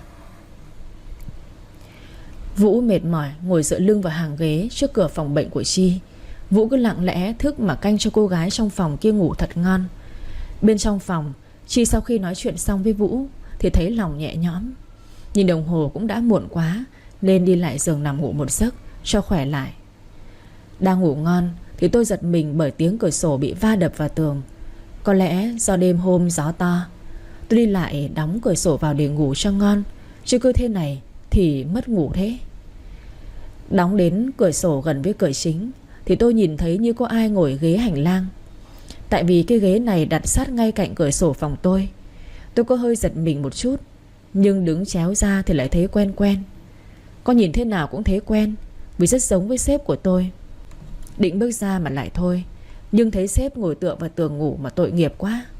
Không biết làm gì mà lại ngồi ngủ ở đây. Chả phải là sếp đang đi công tác chưa về mà. Đắn đo một lúc, tôi mở cửa đi ra. Nghe tiếng động thì Vũ tỉnh lại. Thấy tôi, Vũ hơi luống cuống, nhưng nhanh lấy lại vẻ bình tĩnh. Rồi cả hai lên tiếng cùng lúc. Sao sếp lại ở đây? Sao cô lại ở đây? Cô trả lời trước đi. Dạ tôi...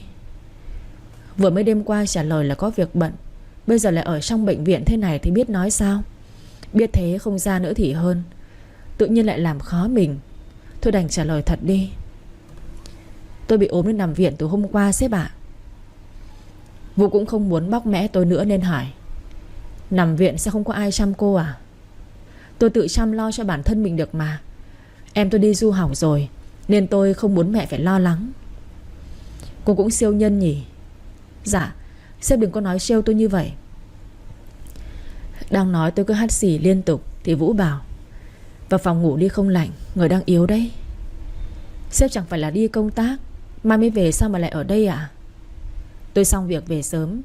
Với tôi có bạn nằm ở trong này nên vào đây thăm. À, thế bạn sếp không có ai chăm hay sao mà sếp phải trông thế này?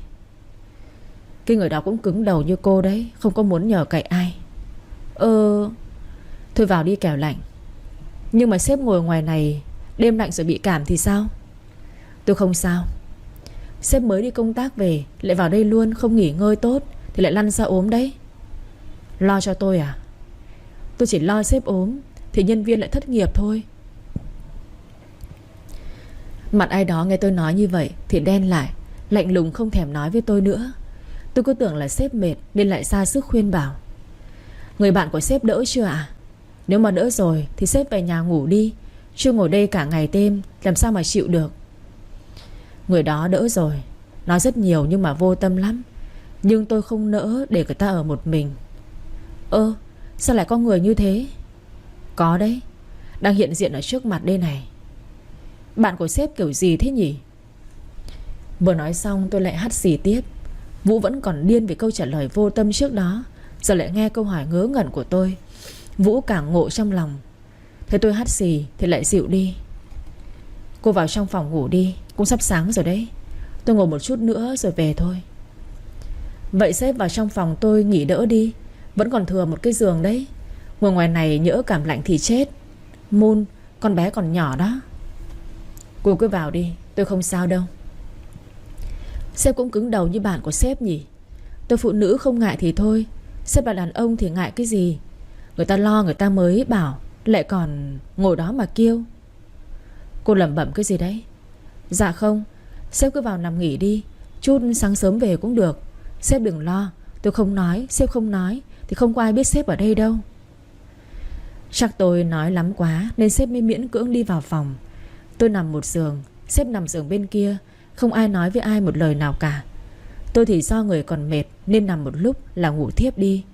Mà cũng lạ, có người lạ ngủ ở phòng, lại là đàn ông, mà tôi lại không đề phòng hay sợ. Tôi lại ngủ rất ngon. Ngủ một mạch tới 7 giờ sáng. Mở mắt ra chỉ còn tôi một mình ở trong phòng. Thấy trên bàn để sẵn một hộp cháo gà và cả sữa cho tôi nữa. Chắc là sếp mua rồi. Tôi mỉm cười rồi đi vào nhà vệ sinh đánh răng rửa mặt, rồi ra ngoài ăn sáng.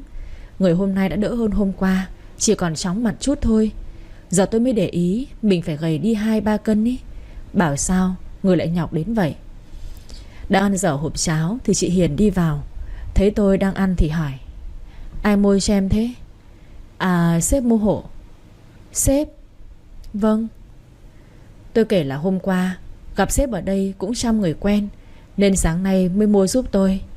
Tôi không kể là sếp ngủ cùng phòng với tôi. Lạ nhỉ, sếp có bao giờ như thế đâu. Mà chiều tối qua mới về rồi đi tiếp khách luôn mà. Người quen thì có người nhà người ta chứ. Thì em thấy sếp bảo vậy, chứ em có biết đâu. Ừ, thôi ăn đi này. Chị cứ để đồ ăn ở đây nhá, khi nào đói thì ăn. Dạ vâng, chị đi làm đi không muộn. Ừ, chưa chị vào.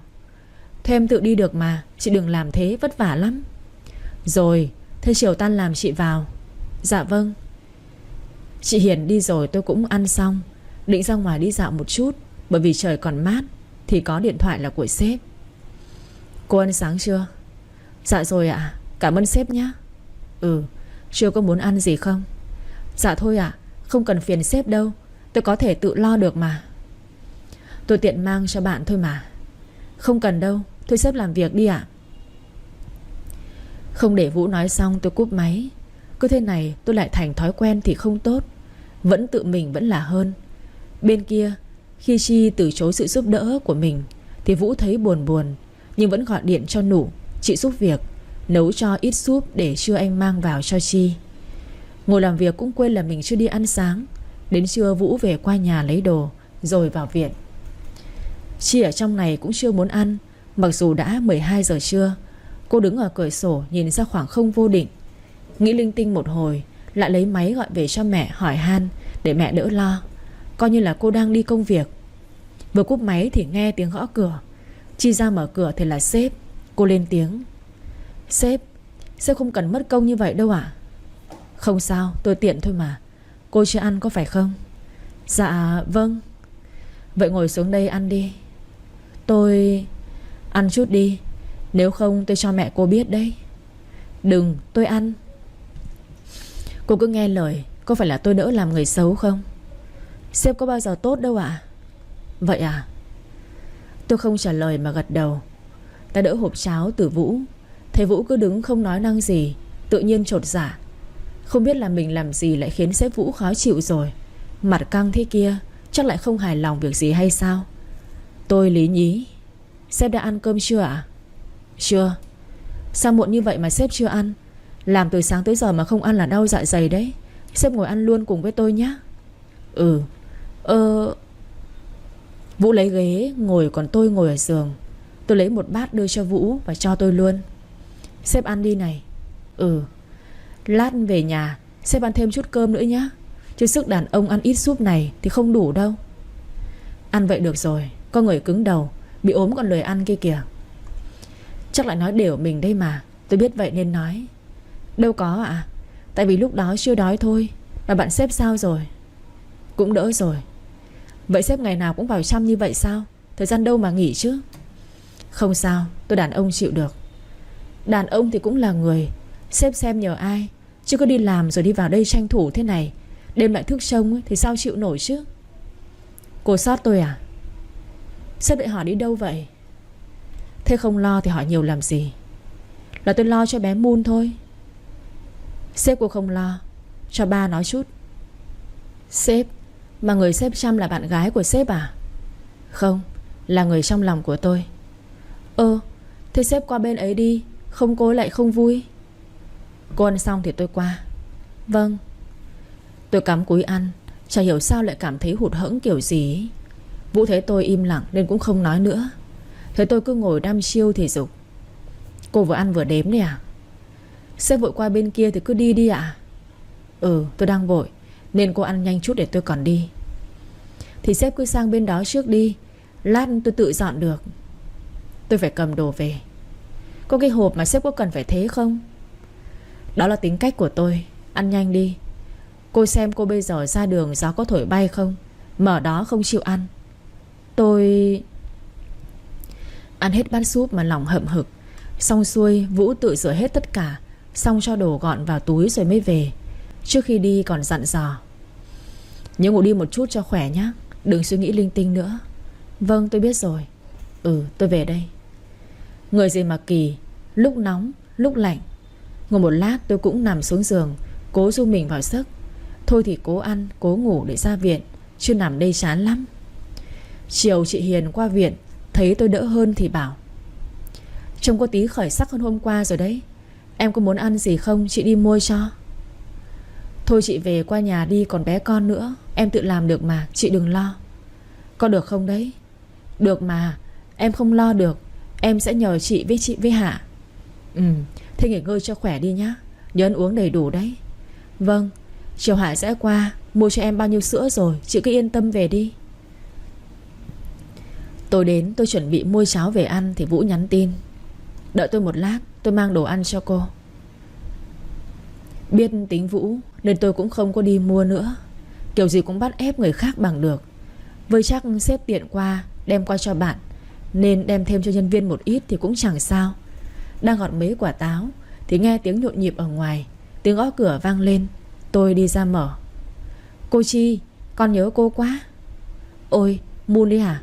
Cô cũng nhớ Moon lắm đấy. Quay mấy vòng cho cô xem nào. Hơn tháng rồi, con lên cân không?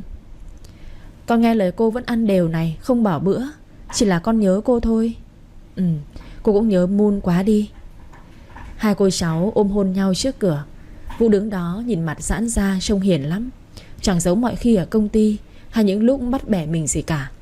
Tôi dắt tay của Moon vào trong hỏi: con ăn tối chưa Moon? Dạ chưa ạ. Con chờ cô ăn cùng luôn này. Thế sao mang cả cặp đến đây đấy? Lát con đi học thêm ở đâu nữa sao? Dạ không, con nhờ cô chỉ bài dùm con. Với lại con muốn ngủ với cô.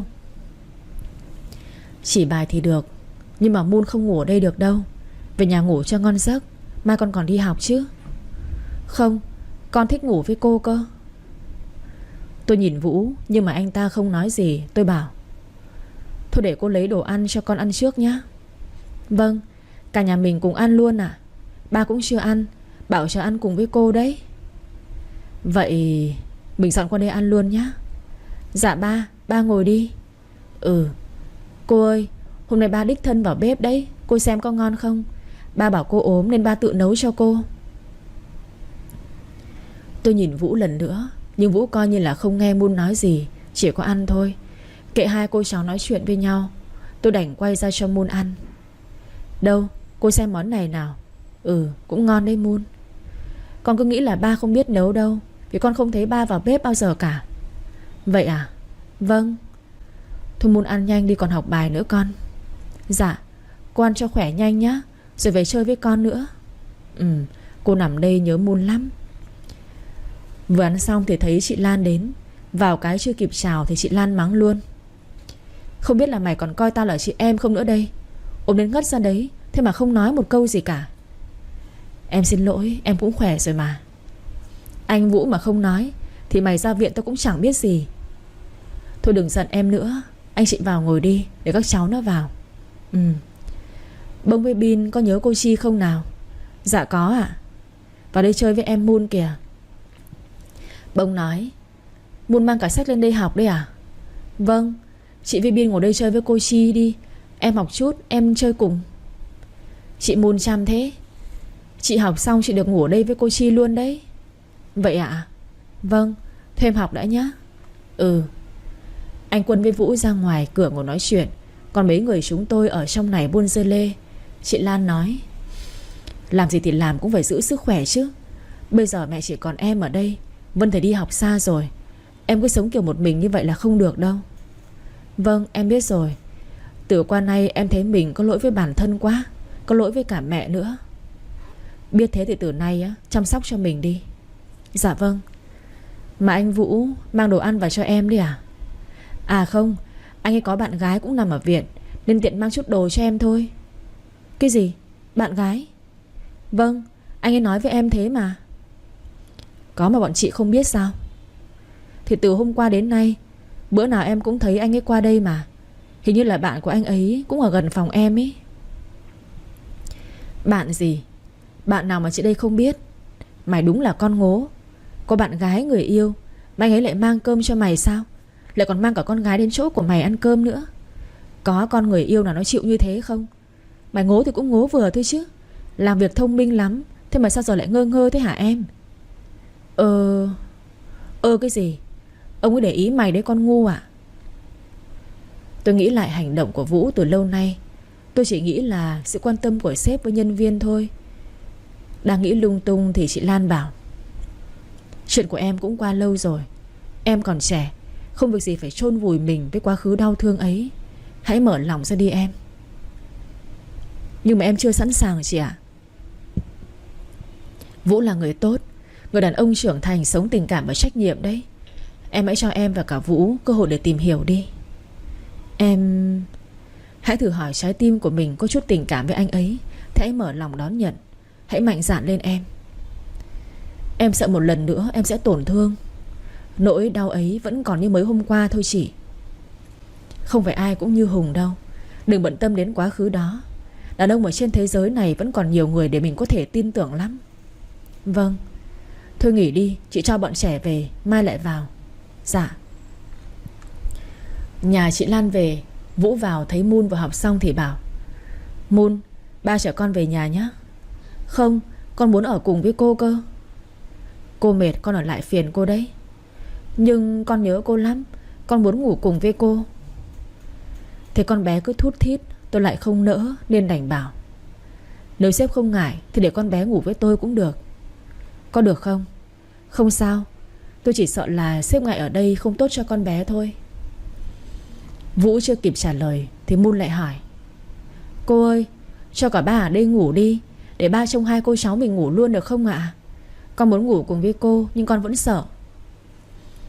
Ba phải về nhà ngủ để mai ba đi làm nữa chứ. Ở đây không quen nên ba không ngủ được đâu Moon. Ba ơi, ba ở đây ngủ đi có được không? Con hỏi cô Chi đi. Cô ơi, cô đồng ý cho ba ngủ ở đây nhá. Ở đây có 2 giường mà. Với lại mai ba còn đưa con đi học nữa. Ba đi đi về về sẽ mệt lắm đấy cô. Tôi không biết phải trả lời thế nào thì Vũ lên tiếng: nếu không tiện thì tôi về cũng được. Tôi... Nhìn mặt mong đợi của Moon, với lại tối qua anh ta cũng ngủ ở đây rồi, nên tôi nói: sếp cứ ngủ ở đây đi, mai còn đưa Moon đi học nữa. Ừ. Moon, con đi đánh răng đi. Tôi nói: dạ, con cất sách vở đã. Đưa đây cô giúp cho nào. Thôi để con làm, cô cứ ngồi nghỉ đi, lát con massage cho cô nhé. Moon cũng biết massage sao? Con biết chứ. Tuần trước ba ốm, ba đau đầu, con cũng làm cho ba đấy. Vậy à, con giỏi quá. Thôi con nhanh đi rồi còn đi ngủ không muộn. Vâng. Tự nhiên tôi thấy thương người đàn ông này. Một thân một mình ốm, không có ai ngoài cô con gái bé xíu này. Con bé là nguồn động viên thôi, chứ nó bé thế thì giúp được gì cho anh đâu. Nghĩ lại những việc anh đã làm cho mình thì tự nhiên tôi cảm thấy cảm động quá. Anh ta cứ lặng lẽ, tinh tế giúp đỡ tôi, mà tôi cứ vô tâm không biết. Thấy mình cũng thật là ngố, như chị Lan nói. Quay lại nhìn Vũ thì thấy anh đang nhìn mình. Tôi xấu hổ không nhìn nữa, mà đi qua dọn giường bên kia cho Vũ. Vũ thấy tôi thì cản lại: cứ để tôi, em mệt rồi thì lên giường ngủ đi. Cả buổi ngồi như vậy sẽ chóng mặt đấy. Không sao ạ, tôi làm được. Để tôi. Vũ cầm tay của tôi không cho tôi làm, mà dắt qua giường bên kia. Tự nhiên tôi thấy bối rối khủng khiếp, tim cứ đập loạn xạ kiểu gì ấy. Ngày ở với Hùng Tôi chưa từng có cảm giác hồi hộp thế này. Moon vệ sinh cá nhân xong đi ra thì mỗi người một giường. Con bé ngẫm nghĩ một lát rồi nói: Ba ơi, ba đẩy cái giường kia vào đi, chứ giường bé thế kia con với cô nằm sẽ chật với lại con rơi xuống đất đấy. Tôi lên tiếng: Không sao, để cô nằm ngoài cho. Con thấy chật lắm, mình cứ kê vào, xong mai mình kê lại là được rồi. Vũ nói: Được rồi, để ba kê lại. Tôi nói tiếp: Thế Moon vào giữa nào, để cô một tắt điện nhá, nhanh lên. Cô nằm đi, con bóp đầu cho cô. Thôi cô khỏe rồi, Moon lên nằm đi, mai còn đi học nhá. Dạ. Hai cái giường kê sát vào nhau, Moon nằm giữa hai chúng tôi. Tôi không quen nên còn ngại ngùng. Moon lại bắt tôi quay lại ôm Moon, thì Vũ cũng quay về hướng của Moon. Hai mắt tự nhiên chạm nhau khiến tôi bối rối. Dù tắt điện, nhưng bóng đèn ngủ với hành lang hắt vào vẫn đủ chúng tôi nhận ra đối phương đang làm gì. Nằm khoảng nửa tiếng gì đó, Moon xoay sở không nằm yên. Vũ bèn nằm sát vào xoa lưng cho con, hỏi: Con sao thế? Con nằm giữa ngột ngạt lắm, khó chịu lắm ba ạ. Vậy cô nằm xa ra chút nhá. Tôi nói: Không phải, mà là con không quen nằm giữa thế này. Vậy giờ phải làm sao? Cô đổi cho con nằm vào trong đi, cô nằm giữa ấy. Chứ cứ thế này con không có ngủ được đâu. Nhưng mai con còn đi học đó cô đổi cho con đi. Vậy con nằm vào trong ngủ đi. Vâng. Tôi để Moon nằm vào trong đó, rồi ngồi đó xoa lưng cho con bé ngủ. Nó thấy vậy thì giục tôi nằm xuống ngủ bằng được. Nó còn lấy lý do là cô cứ ngồi như vậy thì làm sao mà con ngủ được. Tôi đành nằm xuống bên cạnh Moon và Vũ. Tôi không thể nào tự nhiên được. Nó cứ lạ lạ kiểu gì ấy. Đêm qua chỉ ngủ cùng phòng, còn là mỗi người một giường, nhưng giờ là nằm cạnh thế này, nghe rõ từng nhịp thở, từng nhịp đập của trái tim luôn. Tôi bối rối, chân tay không biết để sao. Nằm nghiêng một bên thì mỏi, mà quay qua thì xấu hổ. Con bé Moon sau khi đổi chỗ cho thì nằm ngủ như chó con. Thế tôi vẫn trằn trọc thì Vũ nói: Em cứ ngủ thoải mái đi, coi như không có tôi ở đây. Coi như không có là thế nào được chứ? Anh đang nằm một đống thế này. Biết là thế nhưng tôi vẫn phải trả lời tử tế. Tôi biết rồi ạ, sếp cứ ngủ trước đi. Em cứ ngọ nguậy như vậy, làm sao mà tôi ngủ được? Tôi sẽ nằm im. Tôi cố nằm im nhưng chỉ được một lúc thôi. Tôi nằm nghiêng về phía bên Moon lâu như vậy thì hết chịu nổi, mà nằm ngửa thì không quen. Tôi nghĩ chắc Vũ im thế thì ngủ rồi, nên nằm quay về phía Vũ cho đỡ mỏi. Nhưng quay lại thì Vũ vẫn chưa ngủ. Cứ như vậy nhìn tôi bối rối bảo: Xin lỗi sếp, tôi hơi khó ngủ, đã làm phiền sếp rồi. Tôi cũng không ngủ được. Xin lỗi ạ, là tại tôi làm ồn có phải không ạ? Là tại em. Tại em nằm bên cạnh khiến tôi không thể ngủ nổi. Xin lỗi, để tôi dậy ra ghế nằm vậy. Tôi vừa nói vừa ngồi dậy thì Vũ bất ngờ cũng ngồi dậy, nắm lấy bàn tay của tôi. Anh nói: Là vì em làm tim của anh thổn thức một lần nữa, nên anh không thể ngủ. Tôi đứng tim. Tôi không biết phải trả lời Vũ thế nào. Tôi cứ ngồi như vậy một lúc lâu, đến khi Vũ bảo: Chi, em có thể mở lòng ra một lần nữa không? Hãy cho anh cơ hội để xoa dịu nỗi đau đó. Hãy để anh bước vào tim em có được không? Xin lỗi sếp, tôi không có ý định yêu một lần nữa. Sếp đừng vì một người như tôi mà lãng phí thời gian. Hãy tìm cho mình một người khác yêu sếp hơn và chăm sóc bé Moon thật tốt hơn tôi. Anh chỉ cần em, và Moon cũng cần em. Em không cần phải trả lời anh ngay cũng được. Anh sẽ đợi em. Anh đừng đợi tôi, không đáng đâu. Anh sẽ đợi. Bây giờ em nằm xuống ngủ đi, cũng muộn rồi đấy. Vũ bắt tôi nằm xuống bên cạnh anh. Hai chúng tôi đều nhắm mắt để ngủ, nhưng cả hai đều có những suy nghĩ riêng. Tôi không đủ can đảm để đến bên Vũ. Tôi sợ mình lại bước vào vết xe đổ cũ. Nếu lần này nữa thì trái tim nhỏ bé của tôi sao mà chịu được đây. Suốt một đêm có hai con người cứ xoay sợ mãi đến gần sáng mới ngủ được. Tôi cứ mơ hồ như nhà có gối ôm. Rõ là mới đầu còn nằm sát tận chỗ Moon, thế nào mà lúc tỉnh dậy tôi lại nằm gọn trong lòng của Vũ, lại còn ôm chặt nữa chứ. Mở mắt vẫn thấy Vũ ngủ ngon, còn Moon thì đâu không thấy. Nhìn quanh thì thấy đèn vệ sinh sáng, cho con bé dậy đi làm vệ sinh cá nhân rồi. Tôi xấu hổ, sợ Vũ biết mình ở trong tình trạng này thì nhẹ nhàng gỡ tay Vũ ra rồi đi xuống giường. Tôi đi vào xem Moon thế nào thì Vũ cũng tỉnh. Vũ sợ Chi ngại nên cố nhắm mắt để Chi thức trước. Anh biết cô cần thời gian nên anh sẽ đợi cô. Vũ thấy hai cô cháu xong thì cũng dậy vào phòng vệ sinh. Sau khi xong xuôi, anh chở Moon về đi học, dặn tôi đợi một lát nữa anh sẽ mang đồ ăn sáng cho, bởi vì chị Nụ ở nhà nấu sẵn rồi. Tôi sợ Moon muộn học nên cũng không tranh cãi nữa. Hai cô cháu lưu luyến tạm biệt mãi mới đi được. Moon bảo: chiều con vào với cô nhé. Chiều cô ra viện rồi, con về với ba nhé. Chán vậy ạ? Hay con đến nhà cô nhé? Không được, Moon còn phải đi học mà. Con đến nhà cô học bài cũng được mà. Cô cho con đến nhà cô đi, cô nhé. Thôi được rồi, giờ Moon cứ đi học đã, không muộn đấy. Dạ vâng. Vũ đưa con gái về thay quần áo, ăn sáng xong rồi đưa con tới trường. Sau đó thì vào viện đưa đồ ăn sáng cho tôi. Vào phòng, Vũ bắt tôi ăn hết bát cháo chị Nụ nấu. Tôi vừa ăn vừa nhăn nhó. Thế ai đó đem mẹ tôi ra dọa. Thế là con bé đành ngoan ngoãn ăn gần hết. Chắc thế tôi không cố được nữa mới tha cho. Ăn xong Vũ bảo: đợi chiều tôi làm thủ tục xuất viện cho em. Không cần đâu, tôi tự làm được mà. Đợi tôi, 4 giờ chiều tôi vào. Sếp, không cần đâu. Nếu em mà không nghe em biết hậu quả rồi đấy. Giờ nghỉ ngơi cho thật tốt đi, tôi làm đây. Biết không thể cãi lại Vũ nên tôi im lặng. Vũ thấy vậy thì mỉm cười hài lòng, xoa nhẹ lên đầu của tôi rồi mới đi làm. Tôi ngượng đỏ cả mặt. Từ khi nào mà cái con người lạnh lùng như quan tòa đấy trở nên nhẹ nhàng, tình cảm đến vậy, lại còn cứ coi tôi như trẻ con ấy. Vũ đến công ty thì công việc ngập đầu. Lần này hợp đồng về liên tục khiến anh bận rộn. 2 hợp đồng Chi đang làm dở thì anh giao cho Hiền và Trường đảm nhận. Anh như con thoi làm việc không biết mệt mỏi. Anh cố gắng làm đến chiều còn đến đón Chi. Tối nay lại phải tiếp khách. Suốt ngày ăn uống lại chẳng được thứ gì vào bụng, khiến bệnh dạ dày của anh lại tái phát. Mới tuần trước bị xong mà mấy hôm nay lại ăn uống thất thường nên anh bị đau lại. Chưa ăn vội một ít cơm rồi lại mê mải đi xem hàng hóa. Trường đi cùng với anh xem xét đến tận 3 giờ chiều mới quay về công ty. Anh duyệt nốt một số chứng từ thì vào viện đón Chi. Lúc đến nơi trông Vũ có vẻ mệt mỏi thì tôi hỏi: sếp bận thì gọi tôi tự ra viện được mà. Hết bận rồi. Nhưng mà trông sếp không được khỏe đâu.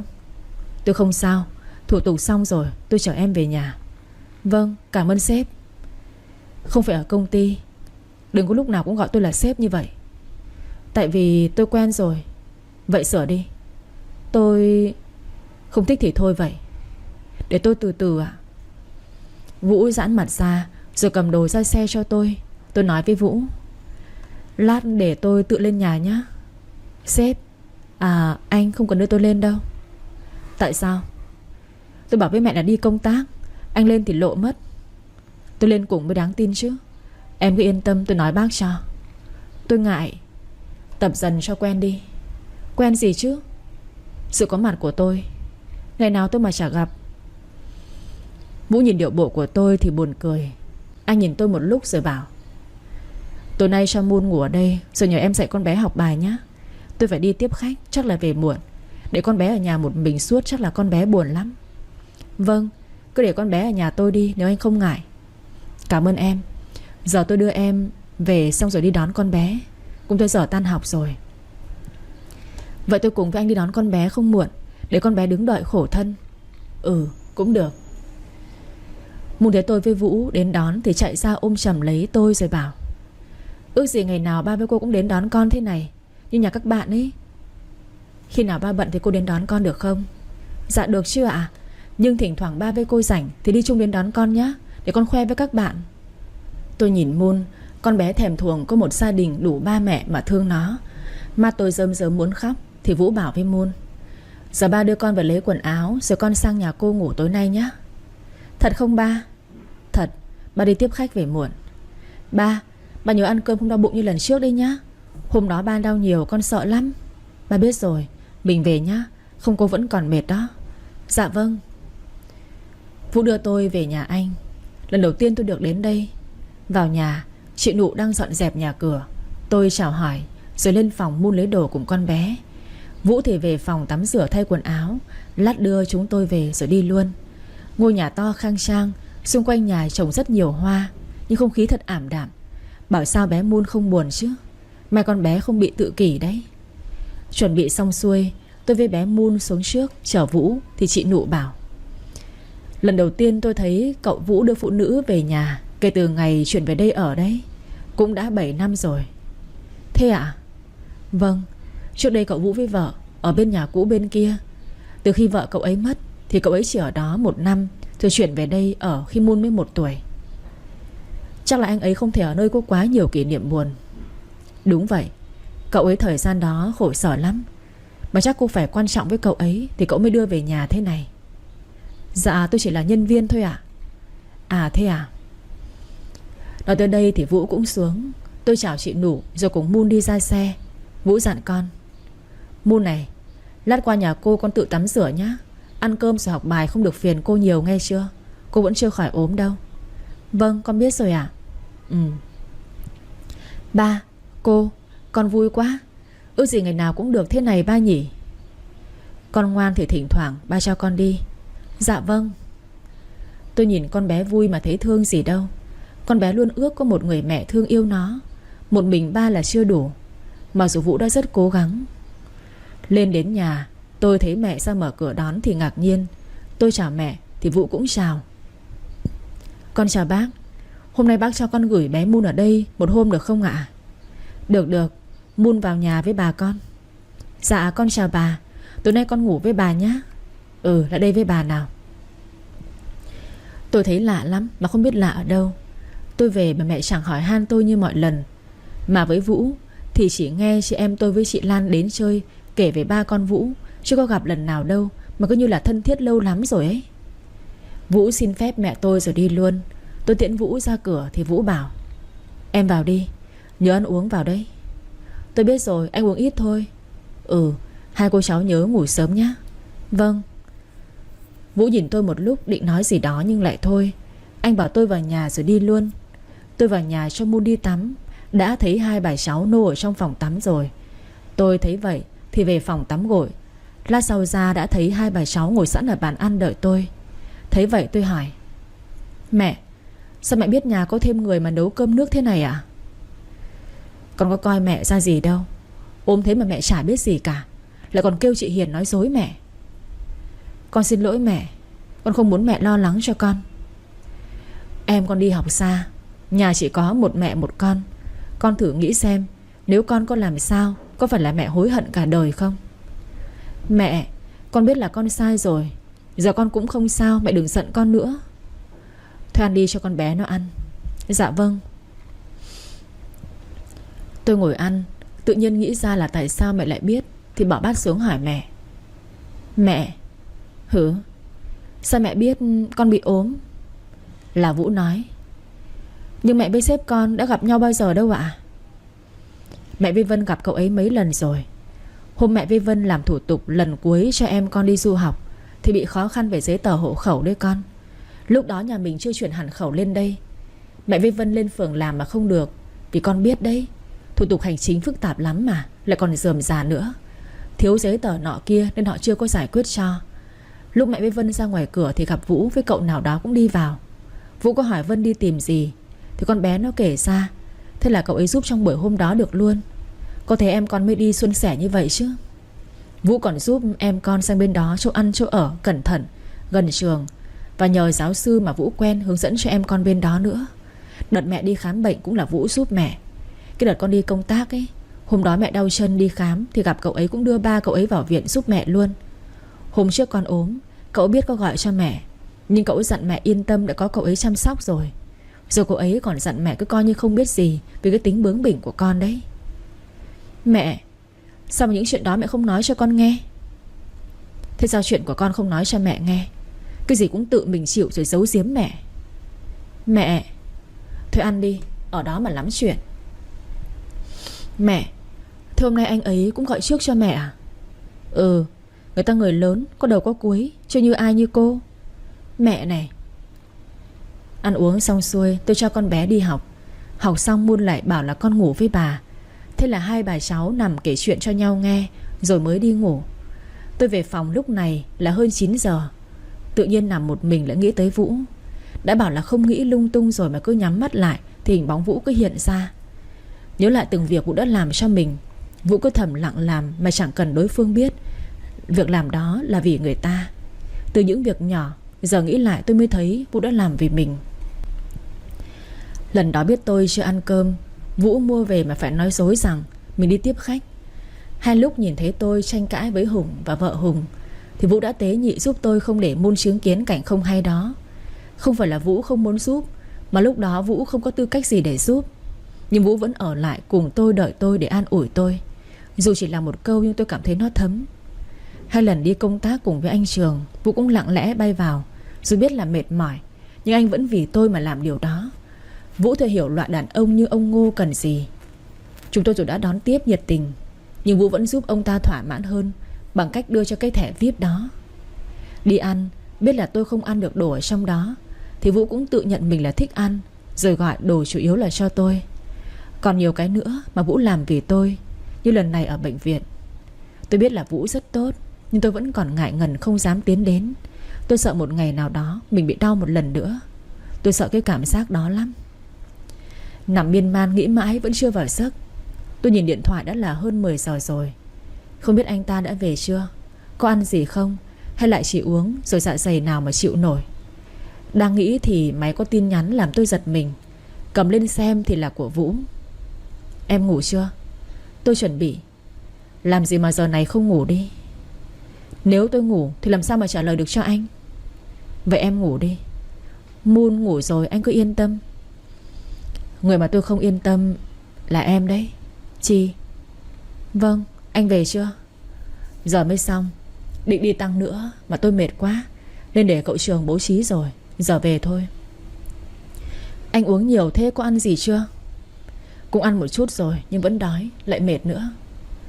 Sao lúc nãy anh không ăn đi? Để đói thế lại đau dạ dày đấy. Anh chẳng lo cho bản thân mình gì cả. Em lo cho tôi à? Là tôi lo cho Moon thôi. Vậy à? Buồn nhỉ? Thôi anh về nghỉ đi. Bảo chị Nụ nấu gì cho ăn nhé. Chị ấy ngủ rồi, tôi sợ làm phiền. Vậy làm sao giờ? Em nấu cho tôi đi. Bây giờ muộn rồi, mẹ với Moon ngủ rồi. Vậy thôi tôi về đây, ngủ ngon. Tắt máy rồi mà không ngủ được. Tôi đi đi lại lại trong phòng. Đắn đo một hồi tôi cầm máy nhắn cho Vũ. Anh qua nhà đi tôi nấu mì cho. Đợi một lúc lâu thấy Vũ không nhắn lại gì cả thì nghĩ chắc là Vũ về nhà rồi. Tôi định lên giường ngủ thì có tin nhắn. Em mở cửa đi. Sao anh ta ở đâu mà nhanh vậy? Vừa mới nhắn bà. Nghĩ vậy nhưng tôi vẫn đi ra mở cửa. Thấy tôi thì Vũ mừng lắm, nở ra một nụ cười nhưng nhìn mặt mũi phờ phạc. Tự nhiên tôi lại thấy thương. Anh vào nhà đi. Mà sao anh ở đâu mà đi nhanh thế? Tôi ở dưới cổng chung cư nhà em. Anh định ngủ ở dưới xe luôn à? Cũng có thể. Người gì mà ngang thế? Cũng không bằng em. Này, mà giờ bây giờ chỉ có mỗi thịt bò thôi, anh ăn tạm nhé. Ăn gì cũng được. Anh vào phòng tôi rửa mặt đi, chờ tôi một lát. Vũ vào rửa mặt, còn tôi thì đi nấu mì. Lát sau ra đã có một tô mì với rau cải thịt bò nóng hổi. Vũ bảo tôi: hấp dẫn đấy, anh ăn đi cho nóng. Cảm ơn. Lần sau anh nhớ ăn vào đấy, để bụng đói là không tốt đâu. Lần sau em có nấu cho tôi không? Không, mà kệ anh. Thế sao bây giờ lại nấu? Anh ăn đi. Vũ ngừng ăn, cầm tay tôi rồi nói: em cũng có tình cảm với tôi phải không? Tôi... Nói cho anh biết đi. Không, tôi không có gì với anh cả. Anh đừng hiểu lầm. Anh ăn nhanh đi rồi còn về. Không một chút nào ư? Không. Vũ mặt đau khổ nhìn tôi. Anh đứng dậy không ăn nữa mà bảo: xin lỗi đã làm phiền em. Em ngủ đi, tôi về đây. Sáng mai tôi qua đón Moon sau. Không để tôi trả lời mà Vũ đi về luôn. Tôi cứ ngồi đó cho đến muộn mới vào ngủ. Nằm trằn trọc tới tận 3 giờ sáng mệt quá, tôi mới thiếp đi. Vũ sau khi về nhà cũng không ngủ được. Anh buồn vì mình chẳng là gì trong lòng của Chi. Có lẽ Chi không có tình cảm với mình thật, chỉ là do quý mến Moon nên mình nhầm tưởng thôi. Đã rất lâu Vũ mới thấy mình vui vẻ trở lại. Trái tim lạnh lẽo lâu nay lại đập rộn ràng, mà không ngờ là không được đáp lại như vậy. Sáng hôm sau, Vũ đến nhà đón Moon thì thấy Chi đang cho Moon ăn sáng. Con bé thấy ba thì líu lo kể chuyện tối qua ngủ với bà ra sao. Vũ nghe con kể chỉ thôi. Tôi với Vũ không nói gì thêm. Mẹ tôi từ trong bếp đi ra, thấy hai đứa chúng tôi không nói gì, mà chỉ có mỗi Moon nói từ nãy tới giờ. Mẹ tôi hỏi Vũ: Vũ ăn sáng chưa cháu? Dạ lát cháu qua cơ quan ăn luôn ạ. Cháu đợi Moon ăn xong thì xin phép bác cháu đón con bé về đi học. Cảm ơn bác tối qua đã lo cho con bé.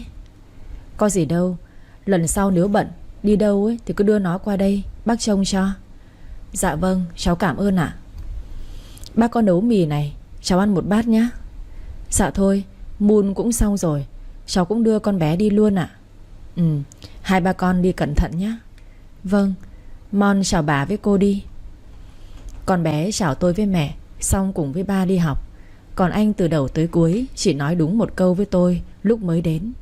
Chắc Vũ giận tôi chuyện hôm qua. Hai ba con Moon đi về, mẹ tôi hỏi chuyện: Con với cậu Vũ có chuyện gì à? Dạ không ạ. Đêm qua còn nấu mì cho nhau ăn cơ mà. Con làm mẹ thức giấc ạ? Không, dài rồi ngủ ít với lại ngủ chập chờn thôi. Bọn con không có gì đâu ạ. Mẹ thấy cậu ấy cũng tốt đấy, nghiêm túc nữa. Nếu con có tình cảm thì cứ thử tìm hiểu. Chuyện tình cảm mẹ để con tự quyết định. Yêu ai lấy ai mẹ đều ủng hộ cả. Dạ vâng ạ. Tôi cũng chẳng biết tình cảm của mình với Vũ là gì. Cái mà tôi cảm nhận được là thấy thương hai ba con Vũ thôi. Tôi nghỉ ngơi nốt ngày hôm nay. Hôm sau tôi tiếp tục đi làm. Công việc tất bật khiến tôi cũng quên đi chuyện hôm trước. Tôi vẫn gặp Vũ trao đổi công việc thường xuyên, nhưng ngoài công việc ra chúng tôi không hỏi han bất cứ việc gì ngoài lề khác. Mấy hôm nay không gặp Moon, tôi muốn hỏi thăm con bé, mà thấy thái độ của Vũ lạnh nhạt như ngày mới vào, tôi lại chùn bước. Hai chúng tôi cứ thế, Vũ dửng dưng với tôi như chưa từng quen biết. 2 tuần liền không được gặp Moon. Hôm đó tiện lên phòng anh trao đổi về hợp đồng mới, tôi có hỏi Vũ vài câu về Moon. Sếp, bé Moon dạo này sao rồi ạ? Đây là công ty, mà tôi với cô cũng không thân quá, nên không cần miễn cưỡng hỏi thăm làm gì. Nhưng vẫn cảm ơn cô đã có lòng. Tôi xin lỗi sếp. Tôi xong việc về phòng, tự nhiên thấy lòng khó chịu. Chỉ là hỏi thăm bình thường thôi, có cần phải lạnh nhạt như vậy không chứ? Người gì mà khó tính. Dạo này tôi thỉnh thoảng có qua chị Lan hoặc qua anh Dũng chơi, không còn ở lại ru rú ở nhà. Tôi cứ thu mình trong vỏ ốc, không muốn tiếp xúc với bên ngoài. Hôm nay tôi đang thảo luận hợp đồng với bên Hải Hà thì chị Hiền gọi tôi bảo lên phòng họp gấp. Tôi đang làm dở phần điều khoản, cô đánh chút nữa cho xong rồi lưu vào máy. Tôi vội lên phòng họp. Lúc vào thấy hôm nay chỉ có trưởng phòng với giám đốc họp với sếp thôi. Tôi chào rồi tiến lại chỗ ngồi, nhưng còn chưa kịp ngồi xuống thì tiếng Vũ vang lên: Cô Chi, cô để mọi người chờ cô một mình đấy à? Cô đừng kể cả một tập thể vì mình như vậy chứ. Tôi không nghe giải thích. Bất cứ lý do nào cũng không chấp nhận. Làm việc phải có quy tắc rõ ràng và nhanh nhẹn. Vâng, tôi xin lỗi sếp và mọi người ạ. Tôi không muốn lời xin lỗi này lần nữa được lặp lại đâu. Cô ngồi xuống đi. Vâng. Hiền và Trường với Hạ nhìn nhau, không biết sếp hôm nay làm sao nữa. Đang ngơ ngác thì Vũ nói: Cô Hạ, đề nghị cô tập trung vào. Dạ. Vũ bắt đầu cuộc họp bằng một thái độ nghiêm nghị, khiến ai cũng căng thẳng.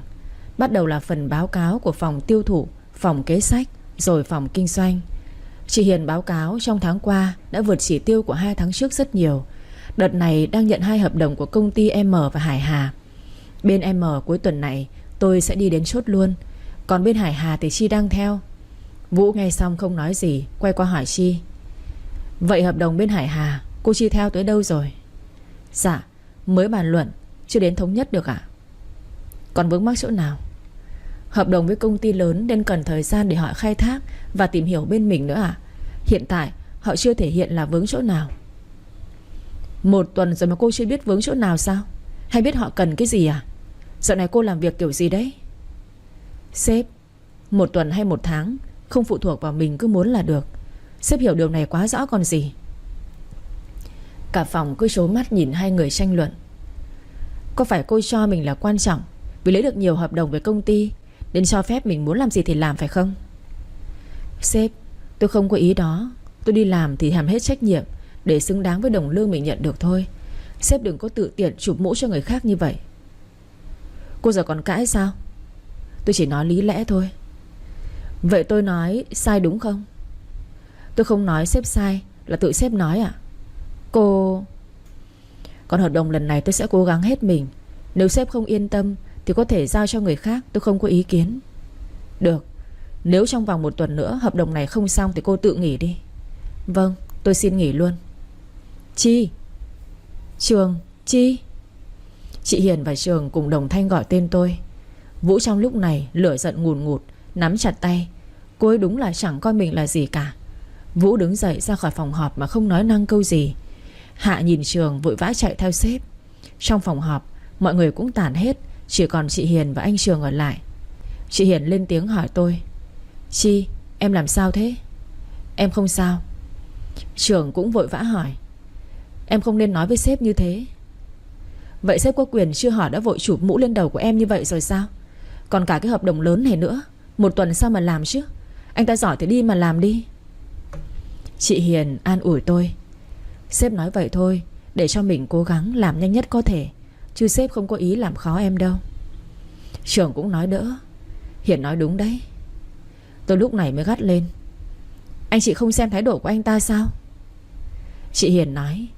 Em cũng cứng đầu lắm. Em biết tính sếp mà, có phải là người khó khăn gì đâu. Chắc là hôm nay sếp bực mình chuyện gì nên mới vậy thôi. Nếu cứ bực là có quyền nói người khác thế nào cũng được sao? Trường lên tiếng tiếp. Mình dù sao cũng là nhân viên mà em. Mình chịu thiệt thòi một chút có làm sao đâu. Em cũng phải thông cảm cho sếp, chứ không phải lúc nào cũng công bằng. Sếp áp lực nhiều chuyện, lo đời sống kinh tế cho hàng trăm nhân viên, hết bên này rồi còn cả chi nhánh bên kia nữa. Sếp từ trước nay có phải là người vậy đâu. Vậy mà em không nhịn được, giữ thể diện cho sếp chút mà còn phản đối luôn như thế, làm mất mặt sếp cho những nhân viên khác. Em tự kiểm điểm mình xem. Chị Hiền nói đỡ cho tôi. Thôi anh đừng trách nó nữa. Dù sao lời cũng đã nói rồi. Cái quan trọng bây giờ là chốt được hợp đồng với bên kia rồi nói tiếp. Mà hôm nay chị gọi lên mãi, sao lại mãi mới lên họp thế? Em có nốt hợp đồng để chiều nay đàm phán lại một lần nữa với Hải Hà. Thôi anh chị em mình về làm việc tiếp đi. Vâng. Thật là bực mình mà. Mọi người về hết rồi, tôi một lát cũng ngồi xuống. Vũ về phòng, cầm tập hồ sơ đặt mạnh lên bàn, tay tháo bớt cái cà vạt ở cổ ra cho dễ chịu. Anh biết là mình hơi quá, nhưng Chi cũng không kém anh, chẳng chừa mặt mũi cho anh nữa. Đúng là mình chả là gì với cô ấy. Tự cười bản thân mình chẳng ra sao cả. Từ bây giờ đừng có hy vọng nữa. Hãy quên cô ấy đi thôi. Dưới tầng có ai đó không tập trung được. Nghĩ lại thái độ của mình cũng không phải với Vũ. Không biết lúc đó vì tức giận mà buột miệng nói ra như vậy, chứ thật tâm cũng không muốn nói như vậy. Mà cũng tại anh ta hôm nay như điên ấy, cứ mắng cô, nhưng cô làm việc giỏi lắm ấy. Bực bội. Đến giờ ăn trưa hôm nay, có 2 con người tự làm khổ nhau mà không ai muốn ăn gì. Cho đến giờ làm việc với bên Hải Hà thì đi. Khi gặp nhau, hai bên trao đổi các điều khoản sao cho hai bên đều có lợi. Nhưng bên Hải Hà muốn giảm thêm 2 giá nữa thì mới đồng ý ký. Tôi bảo giá cả này đã thấp hơn so với thị trường rất nhiều. Giờ mà giảm thêm nữa thì bên tôi không làm được. Tôi thật sự là rất tha thiết được hợp tác với công ty, nhưng vẫn muốn làm khó bên tôi thế này thì tôi xin rút lui. Hẹn được hợp tác lần khác nếu có cơ hội. Thấy tôi tỏ rõ quan điểm thì bên kia sau một hồi bàn bạc thì bảo: đầu tuần sau chúng ta sẽ làm việc lại. Chúng tôi cần cân nhắc một số chỗ nữa. Tôi cũng đồng ý vì hợp đồng lớn nên bàn lại vẫn cần thiết. Tôi đi về công ty làm việc tiếp. Đến giờ mọi người đã về hết, nhưng tôi vẫn chưa muốn về. Vì có về giờ này cũng lại giam mình trong phòng thôi. Chi bằng ở lại làm việc, đỡ phải nghĩ ngợi lung tung. Ngồi làm một mạch, đến khi ngẩng đầu lên cũng là 9 giờ tối. Thu dọn đồ đạc, tắt máy tính, tôi đóng cửa ra về. Tôi vào thang máy, bấm xuống tầng hầm thì vừa mới xuống được 1 tầng, tự nhiên mất điện. Tôi bị giật mình vì mất điện, thang máy rơi tự do xuống tầng 2 nữa. Tôi sợ mãi, tim đập thình thịch. Tôi không biết phải làm gì, bởi vì trong này điện thoại không gọi được vì không có sóng. Tôi cố gắng lấy tay đập mạnh vào thang máy kêu cứu, nhưng vô ích. Kêu mãi không được, tôi sợ hãi hơn rồi gào khóc. Tôi lúc đó mất bình tĩnh, cứ thế không kiểm soát được tình hình mà trở nên bấn loạn. Cộng thêm thời gian ở lâu khiến tôi khó thở. Tôi không còn sức mà đứng nữa, ngồi bệt xuống nền. Tôi sợ hãi đến run rẩy. Nếu không có ai cứu tôi thì tôi chắc chắn là mình chết. Nhưng không hiểu sao, người đầu tiên mà tôi nhớ đến trong lúc tuyệt vọng nhất chính là Vũ. Nếu có Vũ ở đây thì kiểu gì anh ta cũng cứu mình. Nhưng đó là nếu như thôi, chứ giờ này chắc là anh ta về lâu rồi. Hơn 30 phút trôi qua trong thang máy kín mít, không có không khí làm cho tôi bị kiệt sức. Tôi liệm dần đi, không biết gì nữa. Lúc tôi mở mắt ra, thấy một màu trắng toát thì tưởng là mình xuống gặp Diêm Vương rồi. Nhưng tôi lại nghe thấy tiếng ai quen thuộc lắm, cứ gọi tôi mãi. Cố căng mắt ra thì thấy hình ảnh quen thuộc, mặt mày ánh lên vẻ lo lắng. Chi ơi, em nhìn anh này. Tôi nhìn ra đó là Vũ thì tự nhiên òa khóc. Tôi vẫn còn sống, tôi không chết. Tôi nức nở thì Vũ càng rối. Em có sao không? Đừng làm anh sợ mà. Em có cảm thấy khó chịu ở đâu không? Tôi không trả lời mà chỉ lắc đầu. Vũ cầm tay tôi hôn lên đó. Mặt mày lúc này mới giãn ra, nhưng mắt thì hẳn những tia máu đỏ. Vũ nhìn tôi dịu dàng, không còn cái vẻ giận dữ như lúc sáng nữa. Em thấy trong người sao rồi? Tôi không sao. Em có biết lúc đó anh sợ thế nào không? Thôi em nghỉ đi, đừng nói nữa, vẫn còn mệt đó. Tôi chỉ sợ thôi. Không sao rồi, đừng lo. Nhưng lần sau không được ở lại làm muộn nữa. Ai ở lại tăng ca đều phải đăng ký báo cáo thì bảo vệ mới biết được chứ. Ai như em cứ tự làm khổ mình. Xin lỗi anh, nhưng mà sao anh biết tôi ở trong đó mà giúp? Anh đi gặp khách hàng về, rẽ qua văn phòng lấy ít tài liệu, nhưng lên thì bác bảo vệ nói thang máy gặp sự cố do chập điện. Thợ lúc đấy cũng đang đến sửa. Cũng may gọi thợ thì người ta cũng nhanh chóng đến. Nhưng không biết là em ở trong đó. Tôi lúc đó cũng định quay về, nhưng lại nán lại xem thang có bị gì nặng không. Lúc thợ hạ thang để sửa thì thấy em nằm ở trong đó. Ai cũng hốt hoảng, nhất là tôi. Tôi cuống cuồng bế em lên đi bệnh viện. Lên bệnh viện, bác sĩ bảo do em mất bình tĩnh, hoảng sợ, khóc nhiều, lại ở lâu trong đó nên mới bị ngất đi như vậy. Chứ bình thường ở trong thang máy dù mất điện, nhưng mà trên nóc thang máy vẫn hay dưới sàn cabin vẫn có những lỗ thông gió để lấy không khí vào thở. Nếu em bình tĩnh thì không rơi vào trạng thái này. Do tôi bất ngờ quá. Với lại nhưng dù sao vẫn cảm ơn anh đã giúp tôi. Không phải mình tôi đâu. Tôi biết rồi. Ra viện sẽ cảm ơn bác bảo vệ và hai thợ sửa thang kia. Thôi em nghỉ chút đi. Tôi đi mua gì cho em ăn. Chắc từ tối tới giờ em chưa ăn gì phải không? Vâng. Lúc này tôi mới thấy đói nên ngoan ngoãn nhận sự giúp đỡ của Vũ. Lát sau Vũ mang cháo về cho tôi. Tôi ăn hết hộp cháo rồi uống nước xong thì Vũ bảo: muộn rồi, em nghỉ đi, sáng mai thì về nhà. Tôi ở ngoài có gì gọi tôi. Vũ nói xong thì cất đồ rồi đi ra ngoài. Tôi thấy Vũ muốn đi mà như sắp mất mát thứ gì lạ lắm. Tôi muốn nói anh ở lại mà không sao nói được. Thấy Vũ cầm tay nắm mở cửa ra thì tôi vội nói: Vũ. Vũ đứng lại đó không nói gì, cũng không quay lại nhìn tôi. Tôi cũng chẳng suy nghĩ nữa mà nói với anh: anh ở lại đây có được không? Vũ quay lại nhìn tôi, nhưng muốn hỏi tại sao thì tôi nói tiếp: anh ở lại được không? Tôi sợ. Tôi ngồi đây, em cứ nằm ngủ đi. Vũ vẫn ngồi ghế, còn tôi thì nằm trên giường. Nhưng tôi không ngủ được, cứ trở mình liên tục. Vũ thấy tôi vẫn chưa ngủ thì nói: em cố ngủ đi. Anh ngồi đó tôi ngủ không có được. Vậy tôi ra ngoài. Không phải, ý tôi không phải vậy. Vậy thế nào? Là tại tôi được nằm giường, còn anh ngồi đó tôi không nỡ. Em lo cho tôi à? Thấy tôi không trả lời thì Vũ định đứng dậy mở cửa đi ra. Tôi ngồi dậy vội nói: đúng, là tôi không nỡ nhìn anh ngồi đó. Tại sao? Là tôi... Vũ lại đi tiếp. Tôi như con rối cuống lên: là tôi quan tâm anh được chưa?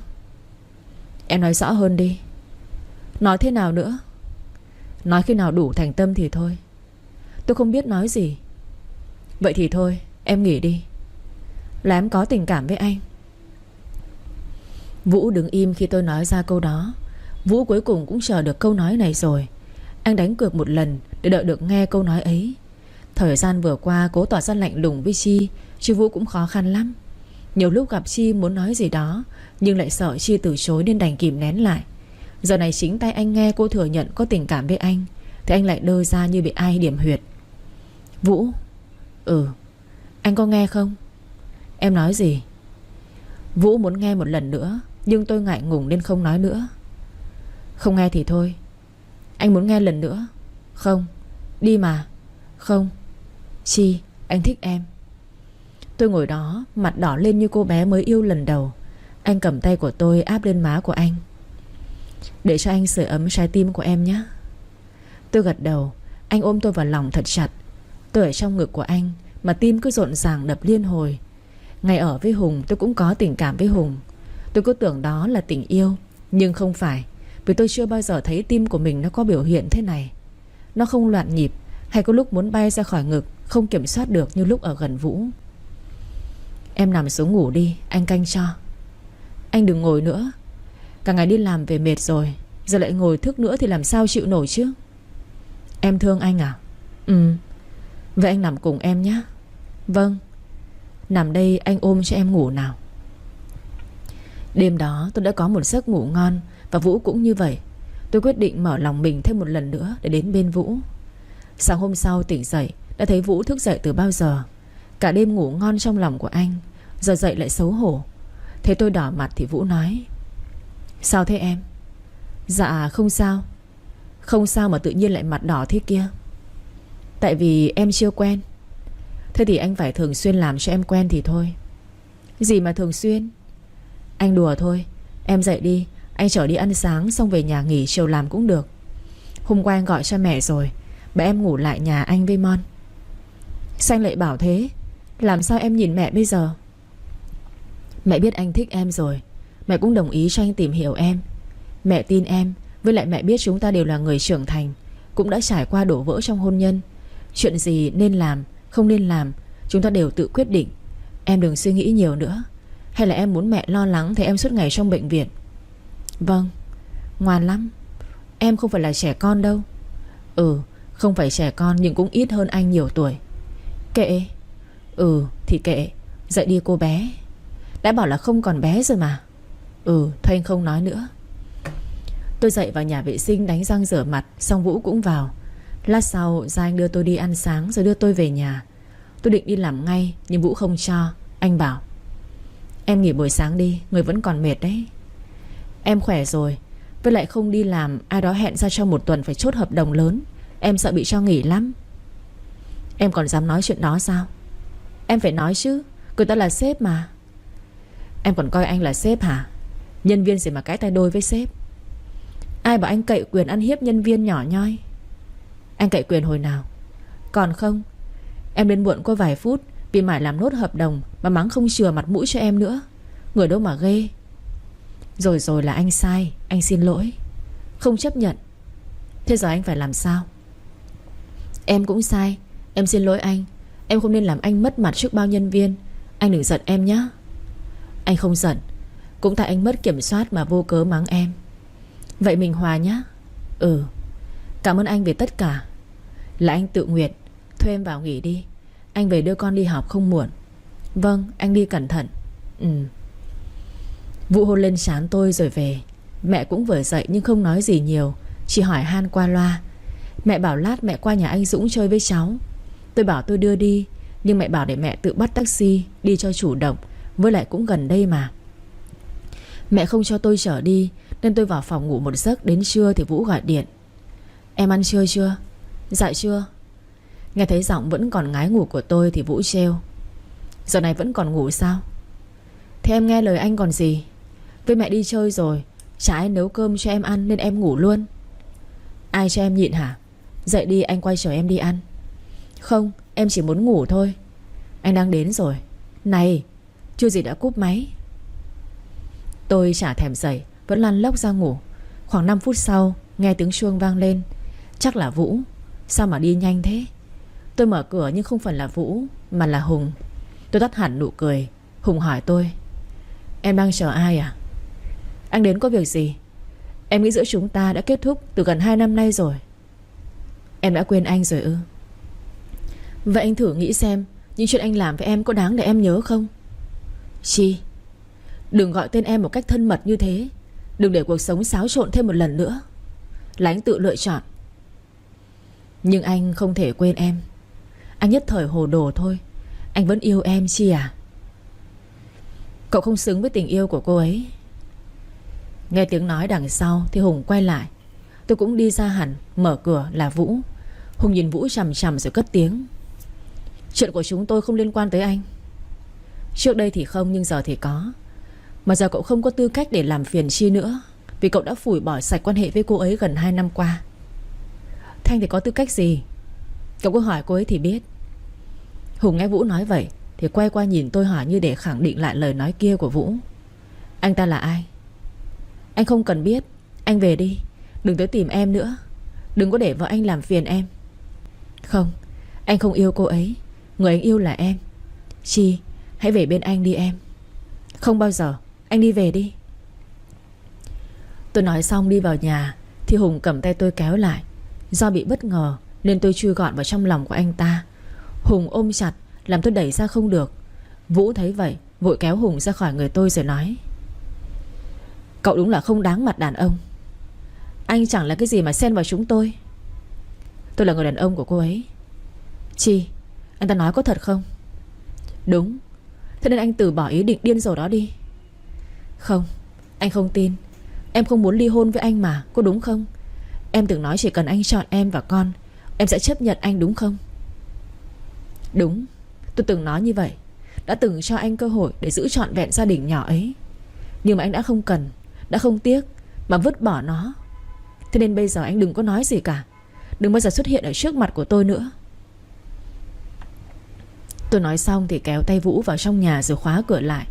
Lúc này vào trong nhà tôi thấy mặt Vũ sầm lại. Không biết tại sao lại thế. Tưởng đói với mệt nên tôi có hỏi: anh đói à? Em nấu mì anh ăn nhé. Không ăn. Sao lại không ăn? Vừa nãy còn rủ em mà. Giờ không muốn nữa. Anh mệt à? Không. Thế anh làm sao? Em làm sao thì phải nói chứ. Vừa nói tôi vẫn vào bếp lấy đồ ra để nấu mì hai đứa ăn.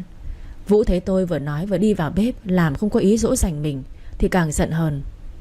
Em đúng là vô tâm. Anh chẳng là gì trong mắt của em cả. Anh rốt cuộc là vì sao? Sao cứ giận em vô cớ thế? Em vẫn còn để ý chồng cũ của em sao? À, thì ra là đang ghen đây. Đã vậy cho biết mùi. Tôi vẫn nấu mặc cho ai kia ở ngoài giận dỗi. Em đâu có biết là anh ta đến đây đâu.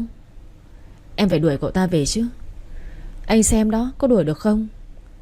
Là em không dứt khoát thôi. Em thế nào mà anh bảo là không dứt khoát? Tại sao em không nói với cậu ta anh là ai? Anh là ai? Em... Vũ mặt buồn thiu khi tôi hỏi như vậy. Nhìn biểu hiện của Vũ mà tôi muốn cười lắm rồi. Thì ra người có nghiêm nghị lạnh lùng đến mấy khi yêu vào thì đều là có vẻ đáng yêu này. Không nghĩ một ngày nào đó Vũ sẽ làm nũng với mình. Thấy Vũ ngồi đó im lặng không nói, tôi lên tiếng: em chẳng cần nói với anh ta, vì anh ta không còn quan trọng với em nữa, không còn xứng đáng biết bất cứ thứ gì thuộc về em nữa. Anh là ai trong lòng em biết rõ là được. Chi, xong rồi mình ăn đi, em đói lắm rồi. Vũ vội vào bếp bê giúp tôi 2 bát mì ra. Tôi nhìn anh trìu mến. Tuy vọng người đàn ông tôi quyết định gửi gắm lần này sẽ không làm tôi phải thất vọng. Vũ thấy tôi cứ đứng ngây ra đó thì lại cầm tay tôi dắt ra bàn ngồi. Em lại suy nghĩ cái gì đấy? Em đang tưởng tượng. Tưởng gì? Bí mật. Đừng suy nghĩ linh tinh gì cả. Anh sẽ không như Hùng mà đánh mất em đâu. Hãy tin ở anh có được không? Đừng để em một mình. Nhất định không bao giờ có điều đó. Mình đi ăn đi. Dạ. Hai chúng tôi ăn xong anh lại chở tôi đi làm, bởi vì chiều nay có rất nhiều việc. Đến nơi hai đứa chỉ chào nhau là ai vào việc của người đó. Tôi làm một mạch đến lúc về luôn. Thì chị Hiền bảo: này, em với sếp có gì phải không? Có gì ạ? Lại còn giấu cả chị sao? Cứ trang lễ tân bảo lúc chiều nhìn thấy em với sếp đi với nhau vào công ty đấy. Sếp còn lau mồ hôi trên mặt cho em kìa. Mà tính sếp thì cả cơ quan này biết, chỉ có em không biết. Đó là lạnh lùng xa cách với mọi người, nhất là đàn bà. Thì... thôi nhá, tôi biết tỏng cả rồi. Nhưng chị với em mà đối xử với nhau như vậy là không được đâu nhá. Không phải là em giấu đâu, mà là chưa có gì thật mà. Mới chỉ là tìm hiểu thôi. Chị đùa thôi. Gặp được người yêu mình hết lòng thì cứ yêu em ạ. Sếp mình tuy vẻ ngoài vậy thôi, Chứ bên trong ấm áp và biết quan tâm lắm. Đi làm nghiêm khắc mắng nhân viên vậy thôi, chứ phải khi nào quá lắm sếp mới phạt. Vâng, em biết rồi. Người đàn ông của gia đình đấy, sống tình cảm và trách nhiệm, thì giữ cho chặt đấy em nhé. Chị Hiền nói chuyện với tôi một lúc thì đi về. Tôi làm nốt rồi cũng tắt máy ra về luôn. Vừa ngẩng lên thì thấy Vũ đóng cửa từ bao giờ. Mặt anh xị ra rồi nói: cả buổi bận rộn không thèm để ý đến anh gì cả. Mới gặp đầu giờ chiều rồi mà. Với anh bận em sợ làm phiền anh. Em xem máy có mấy tin nhắn mà không thèm trả lời anh gì hết. Tôi vội mở ra xem thì thấy 3 tin nhắn của anh lúc hơn 3 giờ.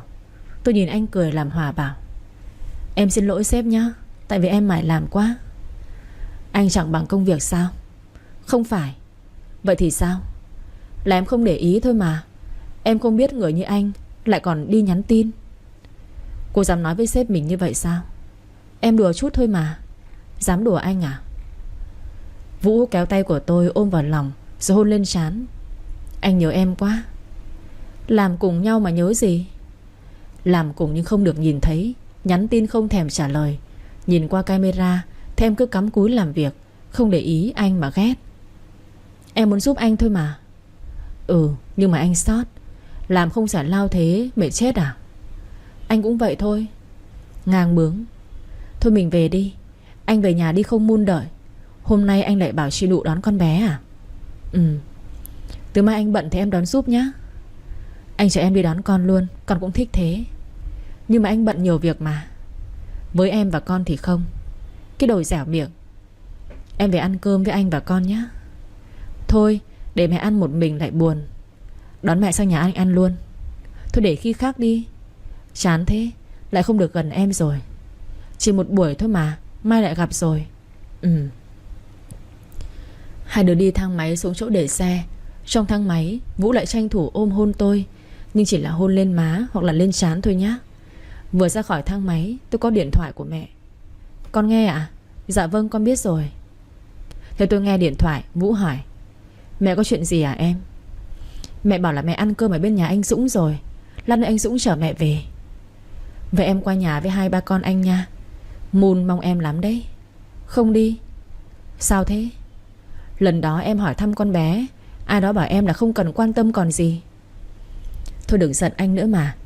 Tại ai bảo em từ chối anh thì làm sao mà anh dám làm phiền em nữa. Mới vậy mà đã từ bỏ, chẳng có chút kiên trì gì cả. Không phải là anh không kiên trì, mà là anh chuyển sang bài khác. Cái gì? Anh tưởng tình yêu cũng như kinh doanh hay sao? Mà kiểu này không được thì bày kiểu khác. Thì cũng phải thử mới biết chứ. Anh đúng là em hết nói với anh luôn đấy. Là em khó với anh quá, anh mới phải tận dụng mọi cách để em bằng lòng.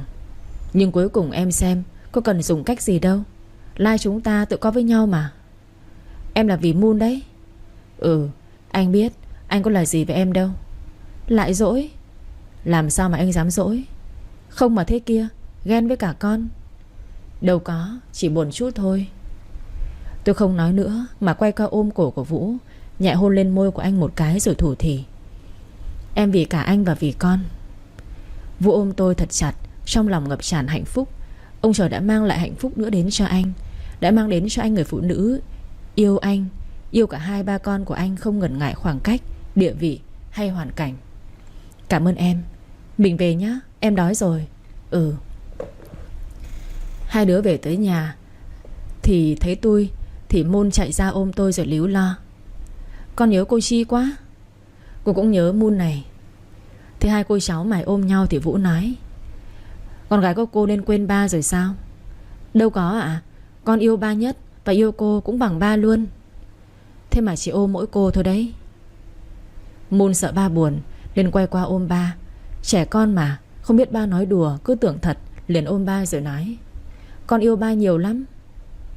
Vũ cũng ôm con gái, nhưng mắt vẫn nhìn thẳng vào Chi rồi nói: ba cũng yêu con, yêu rất nhiều. Chi tự nhiên xấu hổ đỏ mặt rồi bảo với Moon: con lại đây cô lấy cơm ăn trước để ba đi tắm nhá. Ăn xong còn học bài nữa. Vâng. Hai cô cháu ra bàn ăn, còn Vũ lên phòng tắm. Anh vui như chàng thanh niên mới yêu, mặc dù đã hơn 30 rồi. Vũ trong phòng tắm vừa huýt sáo. Đã từ rất lâu 8 năm nay nụ cười mới thường trực nhiều trên môi của anh như vậy. Tắm xong, anh lên tầng chỗ phòng thờ của vợ. Anh thắp nén hương rồi nói chuyện với vợ của mình. Vi, em đừng giận anh nhé. Anh và con không quên em đâu. Nhưng hai ba con của anh cũng cần có một người để quan tâm, chăm sóc và yêu thương. Em vẫn mong cho anh được hạnh phúc lần nữa phải không? Và bây giờ anh tìm được người yêu anh và con rồi. Em hãy toại nguyện cho anh nhé. Cô ấy rất yêu Moon. Em yên tâm, cô ấy sẽ thay em chăm sóc con thật tốt. Hãy chúc phúc cho anh nhé. Vũ nói xong với vợ mà lòng cảm thấy nhẹ nhõm hơn rất nhiều. Thực ra đối với Vũ, 8 năm để tăng một cuộc tình là đủ rồi. Anh cũng cần có một người phụ nữ bên cạnh.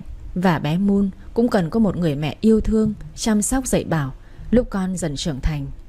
Con cái cần phải có đủ cha mẹ để dạy bảo và chia sẻ. Vũ xuống nhà thì Moon đã ăn xong. Anh ngồi xuống bàn ăn cơm cùng Chi thì Moon bảo: ước gì ngày nào ba người chúng ta cũng được ăn cùng nhau ba nhỉ? Vậy con hỏi cô đi. Cô ơi, cô đồng ý không ạ? À, khi nào rảnh thì cô đến ăn cơm với con nhé. Con muốn thế này thường xuyên cơ. Con muốn gì?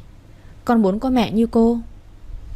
Vũ thấy tôi không trả lời được mà nhìn con gái thì mặt đầy mong đợi, đành phải nói: con ăn xong thì đi học trước nhé, để ba với cô ăn cơm. Vâng. Con bé lủi thủi lên phòng của mình. Ở dưới tôi vẫn cứ mãi nhìn theo bóng dáng con bé. Vũ nhìn tôi rồi bảo: em ăn đi, đừng có để ý lời con bé. Em cứ từ từ cũng được. Vâng. À, xong đợt bận rộn này anh đưa em với mẹ sang thăm Vân nhé. Em với mẹ tự đi được ạ? Em không muốn đi cùng với anh sao? Không phải là em sợ phiền anh. Anh muốn em phiền đấy. Mà sao em vẫn không cởi mở với anh thế? Anh đừng hiểu lầm, để từ từ. Được rồi, cứ quyết định như vậy nhé. Dạ. Em ăn món này đi, ngon này. Vâng. Ăn xong tôi lên phòng xem Moon học bài thì Vũ qua phòng làm việc. Hai cô cháu trong phòng học, nhưng nhìn Moon cứ buồn buồn kiểu gì ấy. Không nói chuyện với tôi như mọi lần. Nó cứ cắm cúi viết mà thỉnh thoảng lại thấy đôi vai bé nhỏ run lên.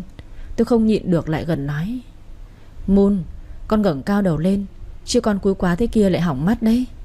Vâng. Giọng con bé trả lời mà tôi nghẹn lại. Tôi tưởng con bé ốm thì sờ đầu con bé, nhưng vừa mới đặt tay vào trán, nhìn thấy nước mắt nước mũi tèm nhem của con bé. Hóa ra từ nãy nó cố nhịn không dám nấc lên.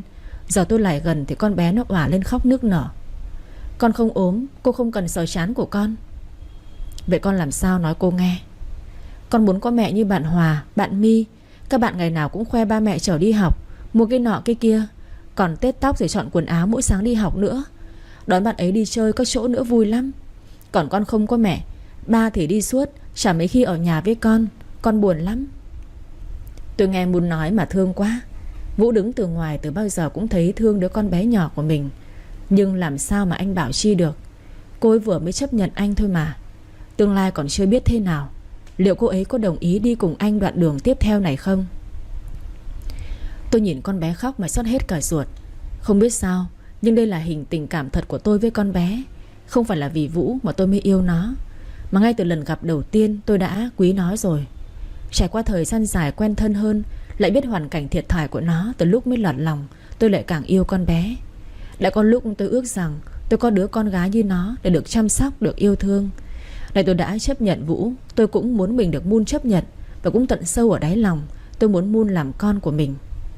Con ngoan, đến đi mẹ thương. Moon đang khóc mà cứ đứng đơ người luôn.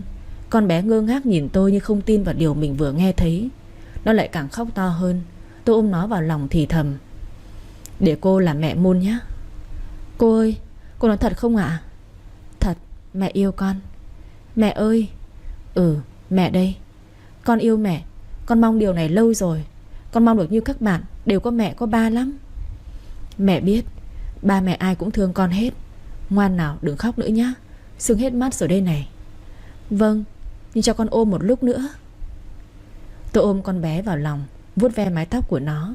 Nó thủ thỉ với tôi: mẹ dạy con hai bài toán khó này, xong mẹ nằm kể chuyện cho con ngủ nhé. Ừ. Con thấy cứ như là một giấc mơ đấy mẹ ạ.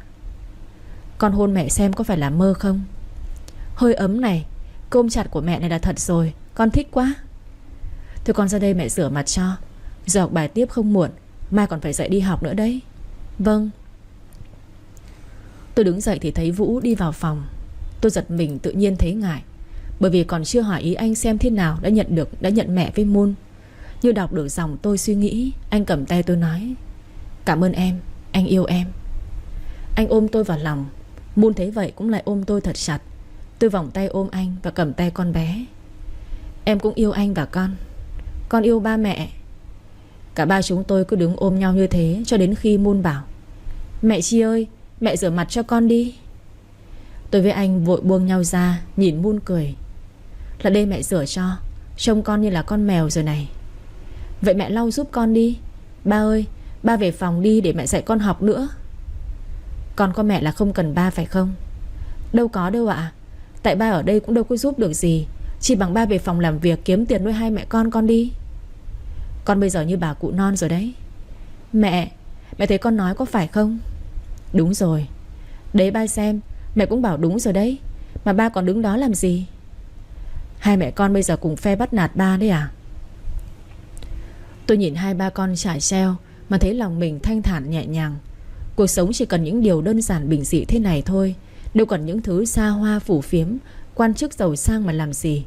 Chỉ cần người đàn ông bên cạnh yêu thương che chở cho bạn, thì đó là hạnh phúc, là tài sản quý giá nhất rồi.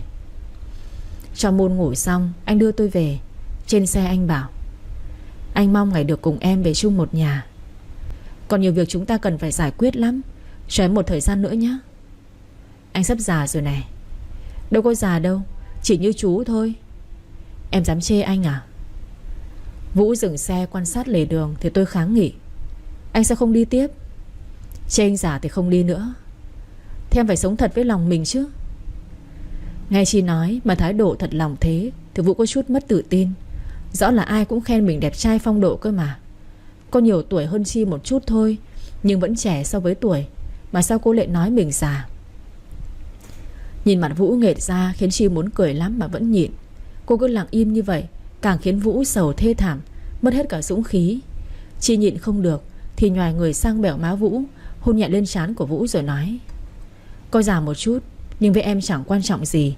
Là em yêu con người của anh, chứ không phải là hình thức. Mà với em, anh là soái ca rồi Vũ ạ." Vũ nhìn tôi say đắm, đặt lên môi của tôi một nụ hôn dài ngọt ngào.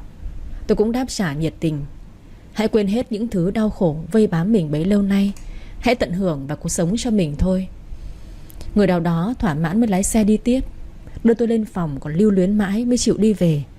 Tôi vào phòng tắm rửa xong thì thấy mẹ sang. Cũng muốn nói chuyện với mẹ về mình nên ôm mẹ ngồi xuống giường. "Mẹ, con có chuyện muốn nói với mẹ." "Ừ." "Con đã nhận lời yêu anh Vũ rồi, mẹ thấy sao ạ?" "Mẹ ủng hộ con. Hoàn cảnh không quan trọng con ạ. Quan trọng là người đó tâm đầu ý hợp với mình thôi." "Vâng, con cảm ơn mẹ. Với lại có chuyện này nữa." "Sao con?" "Con xin lỗi mẹ đã tự quyết định. Con biết con với anh Vũ mới nhận lời yêu nhau, nhưng con đã nhận lời làm mẹ Moon rồi. Tại vì con thương con bé quá." "Mẹ hiểu. Con không cần nói nữa. Nếu là mẹ cũng sẽ làm như con. Mẹ hiểu con gái của mẹ sẽ không hẳn là vì yêu Vũ mẹ mới yêu con bé, mà từ sâu thẳm trái tim của con đã có tình cảm với nó. Mẹ ủng hộ con. Hãy cho đi yêu thương để nhận được yêu thương con ạ." "Vâng, con cảm ơn mẹ đã hiểu cho con." "Ngày mai bảo ba con nó sang nhà ăn cơm nhé." "Vâng ạ." "Thôi ngủ đi, mẹ cũng về phòng ngủ đây." "Vâng, mẹ ngủ ngon." Lên giường nằm một lúc thì Vũ nhắn tin: "Em ngủ chưa? Em chuẩn bị à? Anh nhớ em. Vừa mới về mà. Nhưng vẫn nhớ. Đừng có nịnh em. Thật mà. Không tin em mở cửa đi. Đừng có đuổi sai chứ. Anh ngủ đi, mai còn đi làm nữa đấy." "Em ra cửa đi." "Không, em ngủ đây." "Không ra anh cứ ở đó đấy. Kệ anh." "Không thương anh à?" "Không." Không nhắn càng tốt, ngủ đi cho đỡ mệt. Nhưng bảo ngủ mà có ngủ được đâu. Nằm lăn lộn mãi mà không vào giấc. Đi ra phòng lấy nước uống, nghĩ ngần thế nào lại tiện tay mở cửa thì giật mình là Vũ đứng ở cửa thật. Tôi vừa thương vừa bực. "Sao không ngủ với con đi, mai còn đi làm nữa." "Muốn ngủ với bác Nụ rồi. Anh nhớ em không ngủ được nên quay lại." "Không ngủ cũng phải cố chứ. Anh về đi." "Anh nói chuyện với em một chút thôi. Giờ khuya lắm rồi đấy. Mẹ tỉnh dậy bây giờ." Vừa nói xong thì mẹ đi ra. Thấy hai đứa thì thầm ở cửa thì mẹ bảo: Hai đứa vào nhà đi, chứ cứ đứng ngoài đấy định không cho hàng xóm ngủ sao? Vũ trả lời: Con xin lỗi bác. Tôi cũng nói: Con bảo anh ấy về ngay đi ạ. Mẹ tôi lại nói: Muộn thế này rồi để nó ngủ ở đây đi, bắt đi đi về về làm khổ nó ra. Mẹ, không được đâu. Anh chị còn bé bỏng gì đâu mà cứ phải giữ ý như trẻ mới lớn thế. Mẹ không có ý dễ dãi, nhưng mà nếu thật lòng thì anh chị tự giữ cho nhau thôi. Mẹ bảo vào phòng ngủ, chứ có bảo là anh chị làm cái gì đâu mà cuống lên. Mẹ. Vũ nói: Con cảm ơn bác, con hứa là không làm gì quá đáng đâu ạ. Thôi ngủ đi, mẹ cũng mệt rồi. Tôi lườm nguyết Vũ, nhưng mà anh được mẹ cho phép nên không coi tôi ra gì. Mặt dày vào phòng tôi ngủ. Mà rõ là lúc đưa tôi về thấy bộ quần áo lịch sự, mà quay lại đã thấy bộ mặc ở nhà. Rõ là có ý đồ. Đã vậy còn lâu nhá. Tôi lấy thêm cái chăn ngăn ở giữa giường ngủ, thì Vũ cũng vô tư không ý kiến, mà cứ nằm xuống ngủ bình thường. Tôi ôm gối ngủ bên này bên kia. Vũ vẫn vọt bỏ điện thoại ra đọc tin tức gì đó. Sẵn vẫn còn tức tôi mới quát: Anh không ngủ được thì ra ngoài phòng khách nhá. Anh đọc ánh điện thoại sáng thế ai mà ngủ được chứ. Em quay lưng về phía anh rồi còn gì, có thấy gì đâu mà lại mắng anh. Thế anh có ngủ không? Em làm cái gì mà quát anh thế? Mà giờ anh mới biết anh cũng gớm ghê như vậy đó. Ở lâu anh còn biết nhiều thứ về em lắm, nên cứ từ từ đi. Anh sẽ chờ. Đồ hâm. Chọc tôi đến bực thì thôi, Vũ cứ cười cười, lại còn tôi thì đầy bụng tức. Nằm lăn lộn mãi rồi cũng ngủ được. Nhưng sáng dậy thì nằm gọn ở trong lòng của Vũ. Chăn gối thì bị quăng sang một bên. Vũ lúc này cũng tỉnh. Tôi còn cố tham lam hít mùi hương nam tính của anh thêm một chút nữa, nhưng vì sĩ diệt nên vẫn làm mặt tỉnh bơ rồi bảo: Sao anh lại ôm em? Đã bảo là nằm cách xa ra rồi cơ mà. Em xem đi, anh ôm hay là em ôm? Em ôm gối mà, ngăn chăn rồi làm sao mà lại không có. Em nhớ lại xem, là em tự vứt gối ra rồi ôm anh đi nhá. Anh biết thừa là ngủ say rồi thì làm sao mà nhớ được mà hỏi em kiểu đó. Là anh cố tình làm vậy có phải không? Em làm cái gì thì cũng phải nhìn bằng chứng chứ. Là em vẫn còn đang nằm ở trong lòng của anh, vẫn ôm anh đó vợ. Ai thèm làm vợ của anh chứ? Không thèm thì thôi, cứ thế này cũng được. Anh biến đi cái đồ cơ hội. Từ nay mà còn như thế nữa, em bấm nút enter đấy. Mẹ chào đón anh là được. Anh đúng là ngày càng mặt dày đấy. Muốn có vợ thì phải mặt dày 3 tấc. Em không nghĩ là tổng giám đốc Vũ lại có dáng vẻ này đâu. Giờ thì em thấy rồi đấy. Trời, không nói với anh nữa. Anh dậy đi. Em cũng dậy đi, anh đưa đi ăn sáng luôn. Không thèm. Thôi mà, anh chỉ ôm thôi có làm gì đâu. Nhanh đi không con muộn học kìa. Vậy anh dậy đi mà còn nằm đó. Thì em cứ ôm anh thế này, anh không nỡ bỏ. Em... Vũ hôn lên trán tôi, rồi bế tôi khỏi giường. Tôi ôm cổ anh rồi nói: Hôm nay mẹ bảo 2-3 con qua ăn cơm đấy. Anh biết rồi, mẹ vợ là nhất. Thế em là gì? Là gì mà không nói được? Là đặc biệt. Nói xong Vũ hôn tôi. Hai đứa hôn nhau đến lúc cần không khí để thở thì quần áo hai đứa cũng xộc xệch hết cả. Anh buông em ra đi để em còn đưa con đi học chứ. Tại em đấy. Thôi nhanh lên. Lúc khác bắt đền em.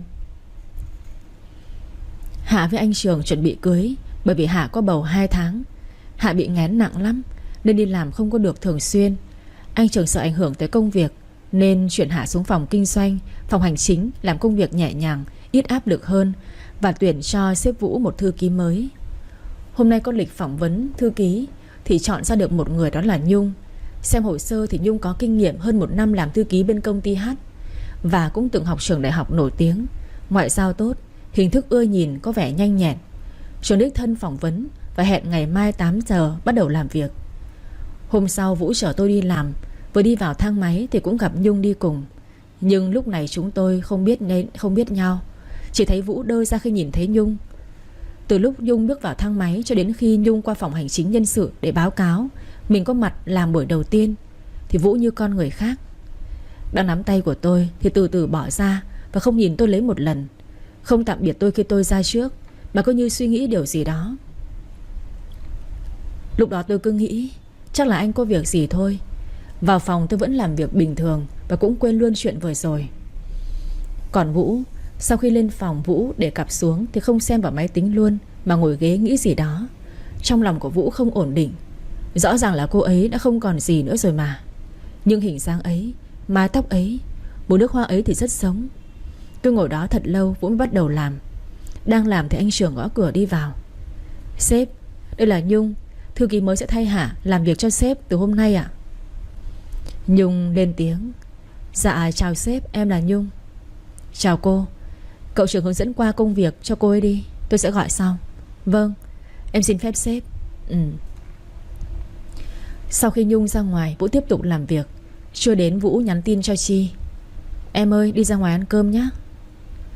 Tôi nhìn đồng hồ đã điểm 12 giờ trưa. Lại nghĩ đến chuyện lúc sáng trong thang máy thì nhắn lại. Anh tự đi ăn đi. Em sao thế, mệt à? Không. Trả lời anh kiểu gì đấy? Em thích thế. Vũ không nhắn nữa mà chạy xuống phòng làm việc của Chi. Giờ này mọi người vừa đi ăn trưa hết, chỉ còn mình Chi. Em có chuyện gì nói anh nghe đi. Anh không quan tâm giờ còn hỏi em làm gì? Anh không quan tâm lúc nào chứ? Anh nhớ lại xem. Anh không biết, em nói cho anh đi. Thật không nhớ? Thật. Lúc sáng ở trong thang máy đó, em ra anh cũng không biết, còn không nhìn em lấy một lần. Đang nắm tay của em thì tự nhiên buông ra. Vũ nhớ ra là lúc đó gặp Nhung, cô thư ký mới. Vũ nói với Chi. Anh xin lỗi, là anh không để ý. Thôi đừng giận anh nữa. Anh chỉ quan tâm em thôi. Anh khó khăn lắm mới được em đồng ý mà. Đi ăn nhá, không đói. Lần này em bỏ qua đấy. Vâng thưa bà xã. Cấm nói linh tinh. Không nói linh tinh nữa vợ nhỉ. Anh đi một mình đi. Thôi anh đùa mà. Từ bao giờ mà trở nên cợt nhả thế không biết. Em nói cái gì đó? Em đói. Vậy nhanh lên. Anh đưa tôi đi ăn trưa. Vừa vào thang máy thì thấy Nhung ở trong đó. Tôi mỉm cười nhẹ, bởi vì sáng nay Nhung được dẫn đi chào hỏi các phòng ban một lượt. Nhung lên tiếng chào Vũ. Dạ, sếp đi ăn trưa ạ? Sếp ăn ở căng tin hay ăn ở ngoài? Sao vậy? Vì đầu giờ chiều sếp có lịch gặp ở bên Hoa Lợi. Tôi biết rồi. Vâng, sếp ăn về thì nhớ nghỉ ngơi cho đỡ mệt. Em đã ủ sẵn trà cho sếp ở phòng rồi đấy ạ. Cảm ơn. Dạ vâng, chào sếp, em đi trước. Nhung ra trước. Còn lại tôi với Vũ thì tôi nói với anh. Thư ký mới của anh chu đáo quá nhỉ. Biết anh thích uống trà nữa cơ. Công việc của người ta mà, để ý làm gì, miễn làm tốt là được. Vâng. Nói xong cũng ra đến xe. Tôi lên xe và không nói năng gì nữa. Tự nhiên thấy lòng bất an. Cái đồ nhà anh từ khi nào mà lại cảm giác với người khác rồi? Trước đây anh lạnh nhạt vô cảm với mọi người lắm cơ mà. Thế tôi không nói gì nữa. Tưởng tôi mệt với đói nên đi ăn đến quán ăn. Vũ gọi toàn món tôi thích. Nhưng mà tôi cảm thấy tức trong bụng, lại không thấy ngon nữa. Mà nhìn cái mặt của ai kia lại ăn ngon lành mới ghét chứ. Người gì mà vô tâm, cua được cái là hết xoắn xít ngay. Đã vậy chuyện kia đừng có hỏng nhá. Còn lâu mới được đụng vào tôi. Tôi cứ ngồi ngâm, thỉnh thoảng gắp vài miếng, nhưng nhai như chút giận lên thức ăn. Bữa ăn cũng kết thúc. Ra về tôi lên ghế nhắm mắt vờ ngủ, để đỡ phải với tên, nói với tên đáng ghét mà ngủ lúc nào không hay. Vũ dừng xe ở gốc cây gần công ty, điều chỉnh điều hòa vừa phải cho tôi ngủ. Lúc tỉnh là 1 giờ 15. Tôi giật mình và đến giờ vào làm. Thấy anh chăm chú đọc gì đó trên điện thoại thì bảo. Sao không gọi em dậy đi? Suýt nữa muộn giờ làm rồi đấy. Em đang ngủ ngon mà. Chết, anh cũng đến giờ gặp bên Hoa Lợi rồi, anh mau đi đi. Em vào rửa mặt cho tỉnh đi. Nước cam này lát nhớ uống đấy nhá. Anh đi đây. Dạ vâng, anh đi cẩn thận đấy. Tôi vừa ra thì Nhung cũng đến. Cô ấy gật đầu chào tôi, rồi bước lên phía ghế phụ. Thì Vũ nói. Cô xuống ghế sau ngồi đi. Vâng, em xin lỗi sếp. Cô chuẩn bị hết giấy tờ chưa? Dạ rồi ạ. Tôi đi làm một mạch đến 4 giờ thì chợt nhớ ra là chuẩn bị đến giờ đón Moon. Tôi làm nốt việc đến 4 giờ 30 thì đi đón con bé. Thế tôi hôm nay về sớm, mọi người trong phòng trêu. Dạo này có tình yêu hay sao mà về sớm thế? Thì tôi chỉ cười thôi. Chị Hiền thì bảo các cô các cậu cũng phải để cho nó có bồ chứ, không già tới nơi rồi. Tôi sợ muộn giờ đón Moon nên chào mọi người, bảo mai tán gẫu tiếp.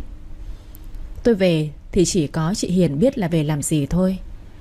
Lái xe tới nơi thì Moon cũng vừa ra. Con bé chạy lại. Mẹ, Moon đói quá. Thế mẹ đưa con đi ăn cái gì nhá? Vâng. Tôi chở con qua quán chè gần chỗ công viên thì lại gặp Hùng và Nhi đưa con đi chơi. Tôi dắt Moon đi qua coi như không biết gì, nhưng Nhi cô ta không bỏ qua. Ai đây? Lại gặp nhau nhỉ? Tôi vẫn lơ đi coi như là không nghe thấy. Sao thế? Không kiếm được con mà phải đi nuôi hộ con người ta sao? Chị quên những gì tôi nói rồi à? Tao thách mày đó. Mày cũng thật kém cỏi. Chị im đi. Tao không im đấy. Mày làm gì tao? Cô kia, cô không được nói với mẹ cháu như thế. Cô là người xấu. Moon nói. Mẹ cơ à? Đúng là cái loại mặt dày vô sỉ, cái loại đàn bà không biết đẻ, giờ phải đi nhận một đứa không máu mủ làm con. Thôi đi Nhi. Hùng nói. Anh còn dám bênh cô ta sao? Anh vẫn còn vương vấn cô ta có phải không? Em đúng là điên rồi. Hùng bế thằng bé con đi về, mà kệ cô ta cứ đứng gào thét. Tôi cũng dắt Moon đi thì cô ta nói. Mày đừng có mà vương vấn chồng tao, không tao đập vỡ mặt ra đấy. Tôi đã vứt đi cái gì rồi thì không bao giờ dùng lại nữa đâu. Tôi đã bố thí lại cho chị rồi thì cố mà hưởng thụ đi. Mày... Chị bớt khẩu nghiệp đi để tạo phúc cho con. Tôi và Moon vào trong quán ngồi thì Vũ gọi điện. Em đây. Em và con đang ở đâu thế? Em cho con đi ăn chè, con kêu đói. Anh qua đón nhá. Em đi xe mà. Anh xong việc thì về nhà đi, lát em chở con về. Hai mẹ con đi cẩn thận đấy. Vâng. Ăn xong tôi chở Moon về nhà con bé. Tôi đưa con bé lên phòng tắm rửa xong, định về thì Vũ ngăn lại. Em ở đây ăn cơm với ba con anh đi. Em phải về với mẹ chứ, không một mình mẹ buồn. Thôi ngày nào mà chả gặp rồi. Anh xem con thế nào em về đây. Để anh tiễn em. Moon từ trên phòng chạy xuống, thấy tôi cầm túi thì con bé vội hỏi. Mẹ ơi. Sao con? Mẹ không ở với con à? Mẹ về với bà, không một mình bà buồn. Con ở với ba. Ăn cơm xong nhớ học bài nghe chưa? Con biết rồi, con chào mẹ. Mẹ thơm cái nào. Vũ đưa tôi ra xe. Tôi định mở cửa vào thì anh ôm tôi bảo. Anh chẳng muốn em về. Thôi để em về đi, không muộn rồi. Mới có 6 giờ mà. Anh nhớ em lắm. Ngày nào cũng gặp mà còn nhớ. Chỉ có em là vô tâm với anh thôi. Em cũng nhớ. Anh vào ăn cơm với con đi, rồi cho con học bài nữa. Hôn anh một cái đi. Nhõng nhẽo, được chưa? Tạm được, em đi cẩn thận đấy. Dạ. Tôi về nhà thì mẹ cũng nấu cơm xong. Tôi đi tắm rửa xong ra ăn với mẹ. Hai mẹ con ngồi nói chuyện thì mẹ bảo. Hai đứa nhanh lên cho mẹ ẵm cháu nào. Mẹ thèm quá rồi. Mẹ chơi với cháu lớn trước đi. Mẹ thích nhiều cháu, với con sinh thêm thì Moon có em cũng vui. Chúng con mới mà mẹ. Hai đứa cũng từng trải rồi. Ai hợp với mình, tốt với mình thì mình biết rồi, thì liệu mà quyết định sớm đi. Vâng, để chúng con tính. Chờ cô tính á, chắc là tôi già còng lưng cũng chưa có cháu bế đâu. Mẹ. Thôi ăn đi. Vâng. Ăn xong tôi dọn dẹp hết tất cả, định đi vào phòng nằm với mẹ thì có chuông cửa. Mẹ thấy tôi đang ở trong bếp thì mẹ bảo để mẹ mở cho. Bà ra mở cửa, thấy ba con Vũ tay dắt con, tay cầm cặp. Mẹ tôi nói. Hai ba con vào đi, đã ăn tối chưa? Dạ, hai ba con ăn rồi ạ. Con chào bà ngoại. Moon ngoan của bà, vào đây nào. Bà ơi, hôm nay bà cho con ở lại đây nhá. Con nhớ bà, mà ba thì nhớ mẹ. Mẹ tôi nhìn Moon cười, vì con bé ngoan lại thông minh lắm cơ. Biết nói cho ba nhiều thế, mà nói thế ai nỡ lòng nào chứ. Tôi lúc này đi ra bảo. Moon ở đây ngủ với bà thì được, còn ba thì phải về trông nhà nữa. Mẹ ơi, có bác Nụ trông nhà rồi mà. Mà khu nhà mình bên đó có bảo vệ người ta canh rồi nên không lo. Cũng không bằng mình trông đâu con. Giờ con chỉ được chọn. Một là con ở đây với mẹ, với bà. Hai là ở với ba. Con chọn đi. Con nhường cho ba ở đây đấy. Bà ngoại ơi, hôm nay con nhường cho ba, hôm khác con ngủ với bà nhá. Mặt con bé trông đến tội. Bà biết là nó muốn giúp ba nó, nhưng thôi bà cũng chẳng muốn bóc mẽ nó. Bà đành diễn theo nó. Bà cũng nhớ Moon lắm. Hôm nay Moon ngủ với bà, vẫn cho ba Vũ ở đây nữa nhá. Thật không ạ? Thật. Giờ con đi vào, mẹ Chi dạy học cho, xong rồi sang ngủ với bà nha. Vâng, yêu bà nhất. Thế là Moon kéo tôi vào phòng luôn. Tôi nhìn Vũ muốn rớt cả tròng mắt. Người gì mà bắt con nít giúp mình như vậy chứ. Hai mẹ con ở trong phòng dạy nhau học, còn ở ngoài mẹ tôi nói chuyện với Vũ. Nhưng mẹ tôi chưa lên tiếng thì Vũ nói trước. Thưa bác, con biết là hai ba con đã làm phiền bác và Chi, nhưng là con thật lòng với cô ấy. Con mong bác cũng ủng hộ chúng con và tin tưởng con ạ. Bác biết là con thật lòng với Chi, nhưng hai đứa con mới tìm hiểu nhau, liệu có quá vội không? Con biết là Chi trải qua cuộc hôn nhân không hạnh phúc, nên phần nào bác lo lắng. Và cả Chi cũng còn chưa thực sự sẵn sàng cho mối quan hệ này. Con biết là cô ấy vẫn còn sự lăn tăn nào đó. Con chỉ muốn mang đến cho cô ấy sự tin tưởng và an toàn thôi. Hai đứa con cứ từ từ tìm hiểu nhau đi, không đến lúc lại hối hận đấy. Con không hối hận đâu ạ. Nhìn cách Chi chăm sóc quan tâm Moon là con biết cô ấy thật lòng và yêu thương con bé. Và cả đối với con cũng vậy. Con thật sự mong cô ấy được hạnh phúc. Con mong một ngày sớm nhất được cùng chung một nhà với Chi. Thế con làm sao để nó tin tưởng con mà trao gửi cuộc đời cho con? Bác không câu nệ bất cứ điều gì. Bác chỉ mong con bé được hạnh phúc thôi. Một lần đổ vỡ là quá đủ với con bé rồi. Vâng, bác cứ yên tâm và tin tưởng con ạ. Thôi vào với hai mẹ con nó đi. Bác đau lưng nên đi nằm trước đây. Để mai con với Chi đưa bác đi khám xem sao ạ. Bệnh người già ấy mà con, đừng lo, đi vào đi. Dạ. Vũ vào phòng thấy hai mẹ con đang dạy nhau thì mỉm cười hạnh phúc. Từ sau khi vợ cũ của anh mất, chưa lúc nào anh có cảm giác như một gia đình thế này. Anh hứa sẽ trân trọng và gìn giữ hạnh phúc bé nhỏ này. Anh hứa sẽ bảo vệ con gái và người phụ nữ quan trọng nhất đời anh, mang lại cho họ sự an toàn và hạnh phúc nhất. Moon đi học xong thì làm vệ sinh cá nhân, rồi chạy tót sang phòng bà ngủ. Trước khi đi nó còn nháy mắt với ba, ra cố giấu lên, cố lên nữa chứ. Con bé nói chúc ba mẹ ngủ ngon. Tôi với Vũ cũng vệ sinh xong xuôi thì lên giường nằm. Lần này tôi không chăn chặn gối gì cả, nhưng tôi bảo nốt lần này tôi đây nhá. Không ai mà biết em với anh chưa lấy nhau á, mà như thế này em còn dám nhìn mặt ai, còn mẹ nữa. Vậy anh xin mẹ cưới em. Đợi Vân học xong về với mẹ, em đi lấy chồng. Em sợ mẹ không có ai chăm sóc hay sao, thì mình đón mẹ về ở nhà cùng luôn. Mẹ không đi đâu. Để anh bảo mẹ nhé. Chỉ cần em đồng ý lấy anh thôi. Chuyện đó để sau đi, bây giờ ngủ đi. Vẫn sớm mà. Vậy anh định làm gì? Thì làm cái gì cần làm thôi. Này, đừng có mà linh tinh nhá. Em không đồng ý đâu đấy. Anh làm cái gì mà đồng ý với không? Thế em cứ nói trước. Đầu óc đen tối. Kệ em. Anh chỉ muốn nói chuyện với em thôi. Thế tôi yên lặng. Vũ tưởng tôi buồn ngủ thì kéo tôi vào lòng, rồi hỏi Chi, em buồn ngủ hả? Chưa. Em này, tuần sau Trường với Hạ cưới, hay là mình cũng... Anh quên mình vừa nói gì sao? Nhưng anh không muốn xa em. Chưa cưới, nhưng anh xem có giống không mà bảo xa với gần? Không giống. Hay là em chê anh khô khan? Không. Chúng ta quen nhau cũng rất lâu rồi. Anh và em cũng tìm hiểu nhau rồi. Thế nên anh muốn nói điều này với em. Vâng, anh cứ nói đi. Anh đã qua cái tuổi hẹn hò yêu đương thời tuổi trẻ, nên chẳng biết làm sao cho lãng mạn, hay nói những điều bay bổng có cánh với em. Anh chỉ có tấm lòng và trái tim chân thành này dành cho em thôi. Em biết em cũng không cần những điều xa hoa kia.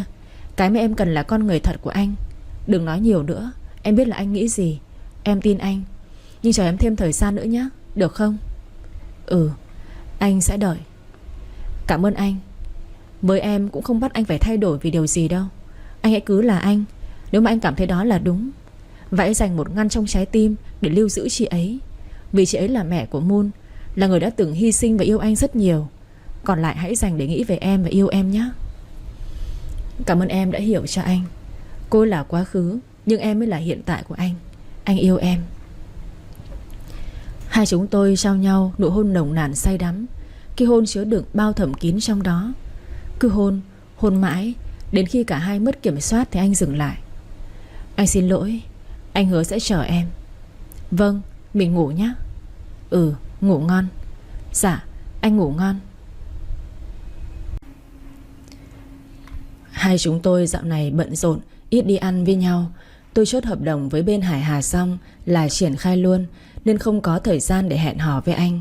Chiều toàn phải tranh thủ đón Moon về nhà với bác Nụ cho ăn hộ. Lắm hôm con bé cũng buồn, bởi vì cả tôi và Vũ đều phải bận tiếp khách, thì con bé bảo sang nhà với bà.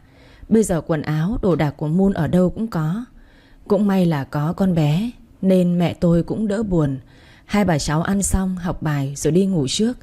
Lắm lúc nghĩ thấy mình cần phải cân đối lại cuộc sống, chứ cứ bận rộn thế này thì thời gian đâu mà dành cho gia đình nữa chứ. Nghĩ thì nghĩ vậy thôi, nhưng tôi vẫn chưa có kế hoạch phân định rõ ràng. Cái tính ham việc cứ cuốn lấy tôi. Chị Hiền cũng góp ý nhiều lắm. Như hôm qua, chị ấy ngồi 10 phút để giảng giải cho tôi về cuộc sống gia đình vợ chồng khi chưa có con và lúc có con sẽ thế nào. Hôm nay tôi cố gắng về sớm, nấu cơm cho mọi người. Thấy vậy thì Moon vui lắm. Con bé nói: "Mẹ gọi ba xem ba có về ăn không ạ?" Để mẹ gọi nhé." Con bé nói xong chạy ra chỗ mẹ tôi chơi. Tôi rửa tay rồi lấy máy gọi cho Vũ. "Anh nghe đây. Anh có về ăn cơm không ạ?" "Tối nay anh có hẹn rồi. Em với mẹ với con cứ ăn đi nhé." "Vâng." "Chi?" "Dạ." "Đừng buồn nhé. Anh đi gặp đối tác thôi." "Vâng." Tôi tắt máy rồi nấu cơm tiếp. Tự dưng nghĩ ai cũng có công việc, nhưng nếu không biết sắp xếp cuộc sống gia đình, cứ để trượt dài vậy thì sẽ không tốt. Tôi và Vũ chưa cưới nhau, thỉnh thoảng anh mới đến thôi.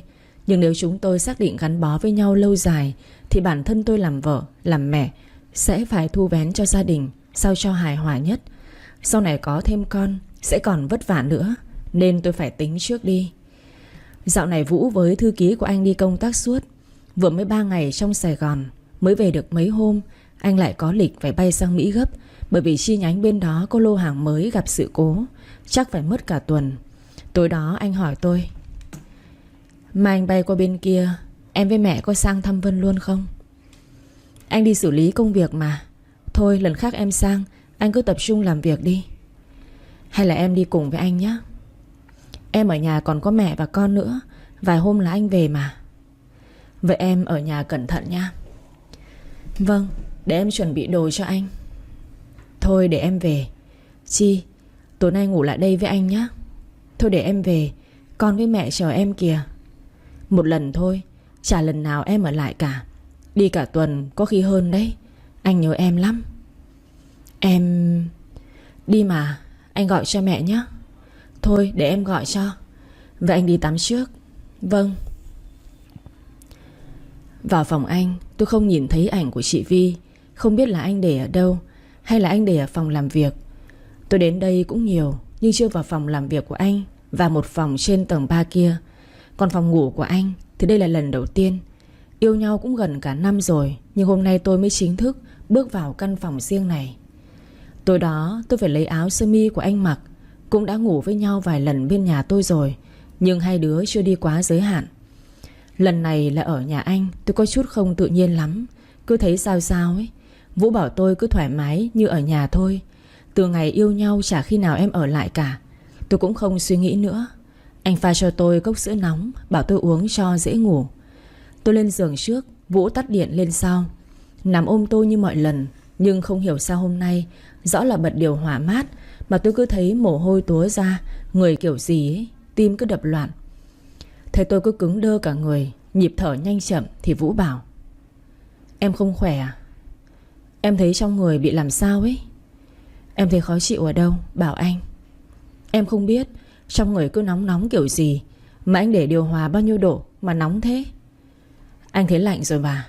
"Để vậy thôi, không lạnh quá, em viêm họng đấy." "Vâng, ngủ đi em." Nằm một lúc mà tôi vẫn cảm thấy khó chịu, mà càng xoay sở thì Vũ cũng không ngủ được. Đàn ông bị động chạm da thịt thì lại càng khổ thêm. Thế tôi như vậy, anh lên tiếng: "Mọi lần em ngủ ngoan lắm cơ mà. Nay em làm sao thế?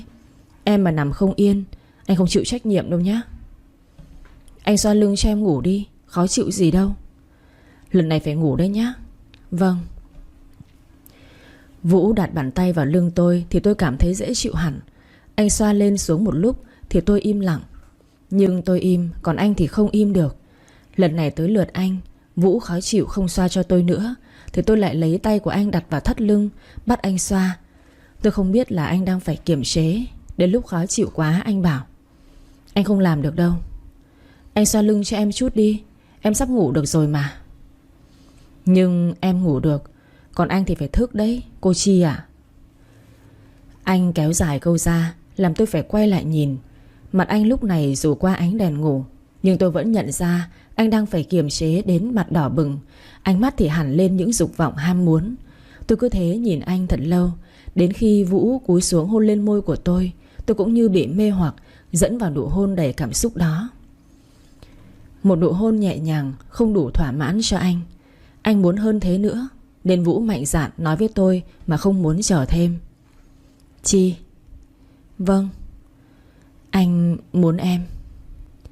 Tôi nhìn ánh mắt đang rực lửa thế kia. Nếu bây giờ bảo anh dừng lại, chắc chắn anh sẽ dừng. Nhưng anh sẽ khó chịu lắm. Cũng đã từng trải qua rồi. Vì yêu nhau đến giờ có xảy ra chuyện này cũng là bình thường thôi. Tôi không trả lời mà níu cổ hôn lấy anh. Anh như chỉ chờ có thế mà anh liền ôm lấy tôi, rồi hôn cuồng nhiệt. Hôm nay Vũ đã đưa tôi đi từ cảm giác này đến cao trào mới. Tôi như người mộng du, cứ theo anh từng bước. Tôi ôm Vũ thật chặt. Tôi muốn cho anh thấy là tôi rất hạnh phúc và yêu anh hơn bao giờ hết. Tự nhiên nước mắt chảy dài. Không phải là tôi yếu đuối hay mè nheo giả tạo với anh, mà đây là cảm xúc thật. Hạnh phúc thật sự khi tôi và anh chân thật bên nhau. Vũ nhìn tôi sâu lắng. Anh nhẹ nhàng hôn lên giọt nước mắt hạnh phúc đó, rồi thì thầm bên tai của tôi. Anh yêu em. Anh muốn em được hạnh phúc, cô gái của anh. Trong giờ phút này tôi muốn mình thật thoải mái. Hãy phóng khoáng một lần để tôi biết được cảm giác này nó hạnh phúc thế nào. Tôi cũng yêu anh. Tôi sẽ cháy hết mình với anh. Vũ, em yêu anh. Hai chúng tôi cứ thế đưa nhau đến đỉnh cao trào. Sau đó Vũ nằm xuống ngực của tôi rồi thở. Anh mệt lắm à? Nhưng vẫn còn đủ sức làm một lần nữa. Anh còn nói thế nữa. Em không tin anh sao? Tham lam vừa thôi, mai anh còn đi đấy. Lần nữa thôi. Để khi nào về đi. Giờ anh ngủ đi, mai phải đi sớm đấy. Em nhớ giữ lời đấy. Vâng. Anh bế tôi vào trong phòng vệ sinh rồi tắm cho cả hai. Sau đó ra ôm tôi, anh nói: Em có hạnh phúc không? Dạ có. Đừng suy nghĩ nhiều, hãy tin anh. Vâng. Mình ngủ thôi. Dạ. Hôm nay Vũ bay sớm nên tôi về nhà đưa Moon đi học. Con bé bảo: Mẹ ơi, ba đi cả tuần thì con ở đây với bà với mẹ luôn à? Moon thích ở đâu cũng được. Ôi, vui thế. Nào, đi học không muộn con. Vâng, bà ơi, con chào bà, con đi học. Moon đi, chiều về bà nấu món ngon cho ăn nhé. Dạ vâng, yêu bà nhất. Thế không yêu mẹ nữa à? Mẹ giờ có ba yêu rồi. Mà ba mẹ giờ có yêu con nhiều như bà yêu con đâu. Cả nhà đều yêu con mà. Con vui quá. Tôi và mẹ nhìn nó mà phì cười. Càng ngày càng hóm hỉnh. Chắc ngày xưa mẹ của Moon cũng xinh đẹp đáng yêu lắm. Hai mẹ con đưa nhau tới trường. Chị ta ôm hôn tạm biệt mãi mới chịu xuống xe. Trước khi xuống lại còn dặn đi dặn lại là: Mẹ nhớ đón con sớm nhé, con muốn đi ăn kem. Nhanh vào lớp đi con, không muộn rồi đấy. Vâng, con chào mẹ. Chở Moon vào lớp thì tôi đến công ty làm việc. Chị Hiền và bảo với tôi: Chi này, bên công ty An Phát mới gọi điện cho mình muốn hợp tác lần này đấy. Lát nữa họ gửi thông tin qua em xem thế nào nhé. Dạ vâng, khi nào có chị em mình bàn. Mà em nghe đâu công ty này trước đây mình cũng mấy lần có ngỏ ý nhưng đều bị từ chối. Mà sao lần này tự lộng gọi cho mình là thế nào nhỉ? Thì chắc công ty bên mình bây giờ tiếng tăm lẫy lừng, lại mở rộng nhiều mặt hàng như thế thì sao chẳng thích. Vẫn phải cẩn thận chị ạ. Tôi ngồi xem mấy tin tức về công ty An Phát, xong gọi điện cho anh bạn bên công an kinh tế hỏi xem có gì mới không. Nói chuyện một lúc lâu thì chị Hiền bảo là có thông tin bên An Phát gửi rồi. Tôi tạm biệt bạn của mình rồi ngồi xem qua xem thế nào. Sau khi xem lại mấy lần tôi bảo với chị Hiền: Hợp đồng đầu tiên mà lại lớn như vậy thì phải hết sức cẩn thận. Nhìn chung là bây giờ chưa có dấu hiệu gì cả. Chỉ là xuất khẩu một số hàng quá lớn qua biên giới, và thời điểm cuối năm này thì hơi thấp. Dạo này bên hải quan rất chặt chẽ về giấy tờ đấy. Cẩn thận, không là sai một ly đi một dặm đấy chị. Chị Hiền cũng hơi lăn tăn về vấn đề này như tôi. Chị bảo: Chị thấy cứ để mai gặp xem thế nào. Vâng, em cũng nghĩ vậy. Chị hẹn đầu giờ chiều mai gặp bên họ đấy. Chị với em và anh Trường sẽ đến đó. Giờ chị mang báo cáo này qua bên anh Trường để xem hướng giải quyết. Vâng,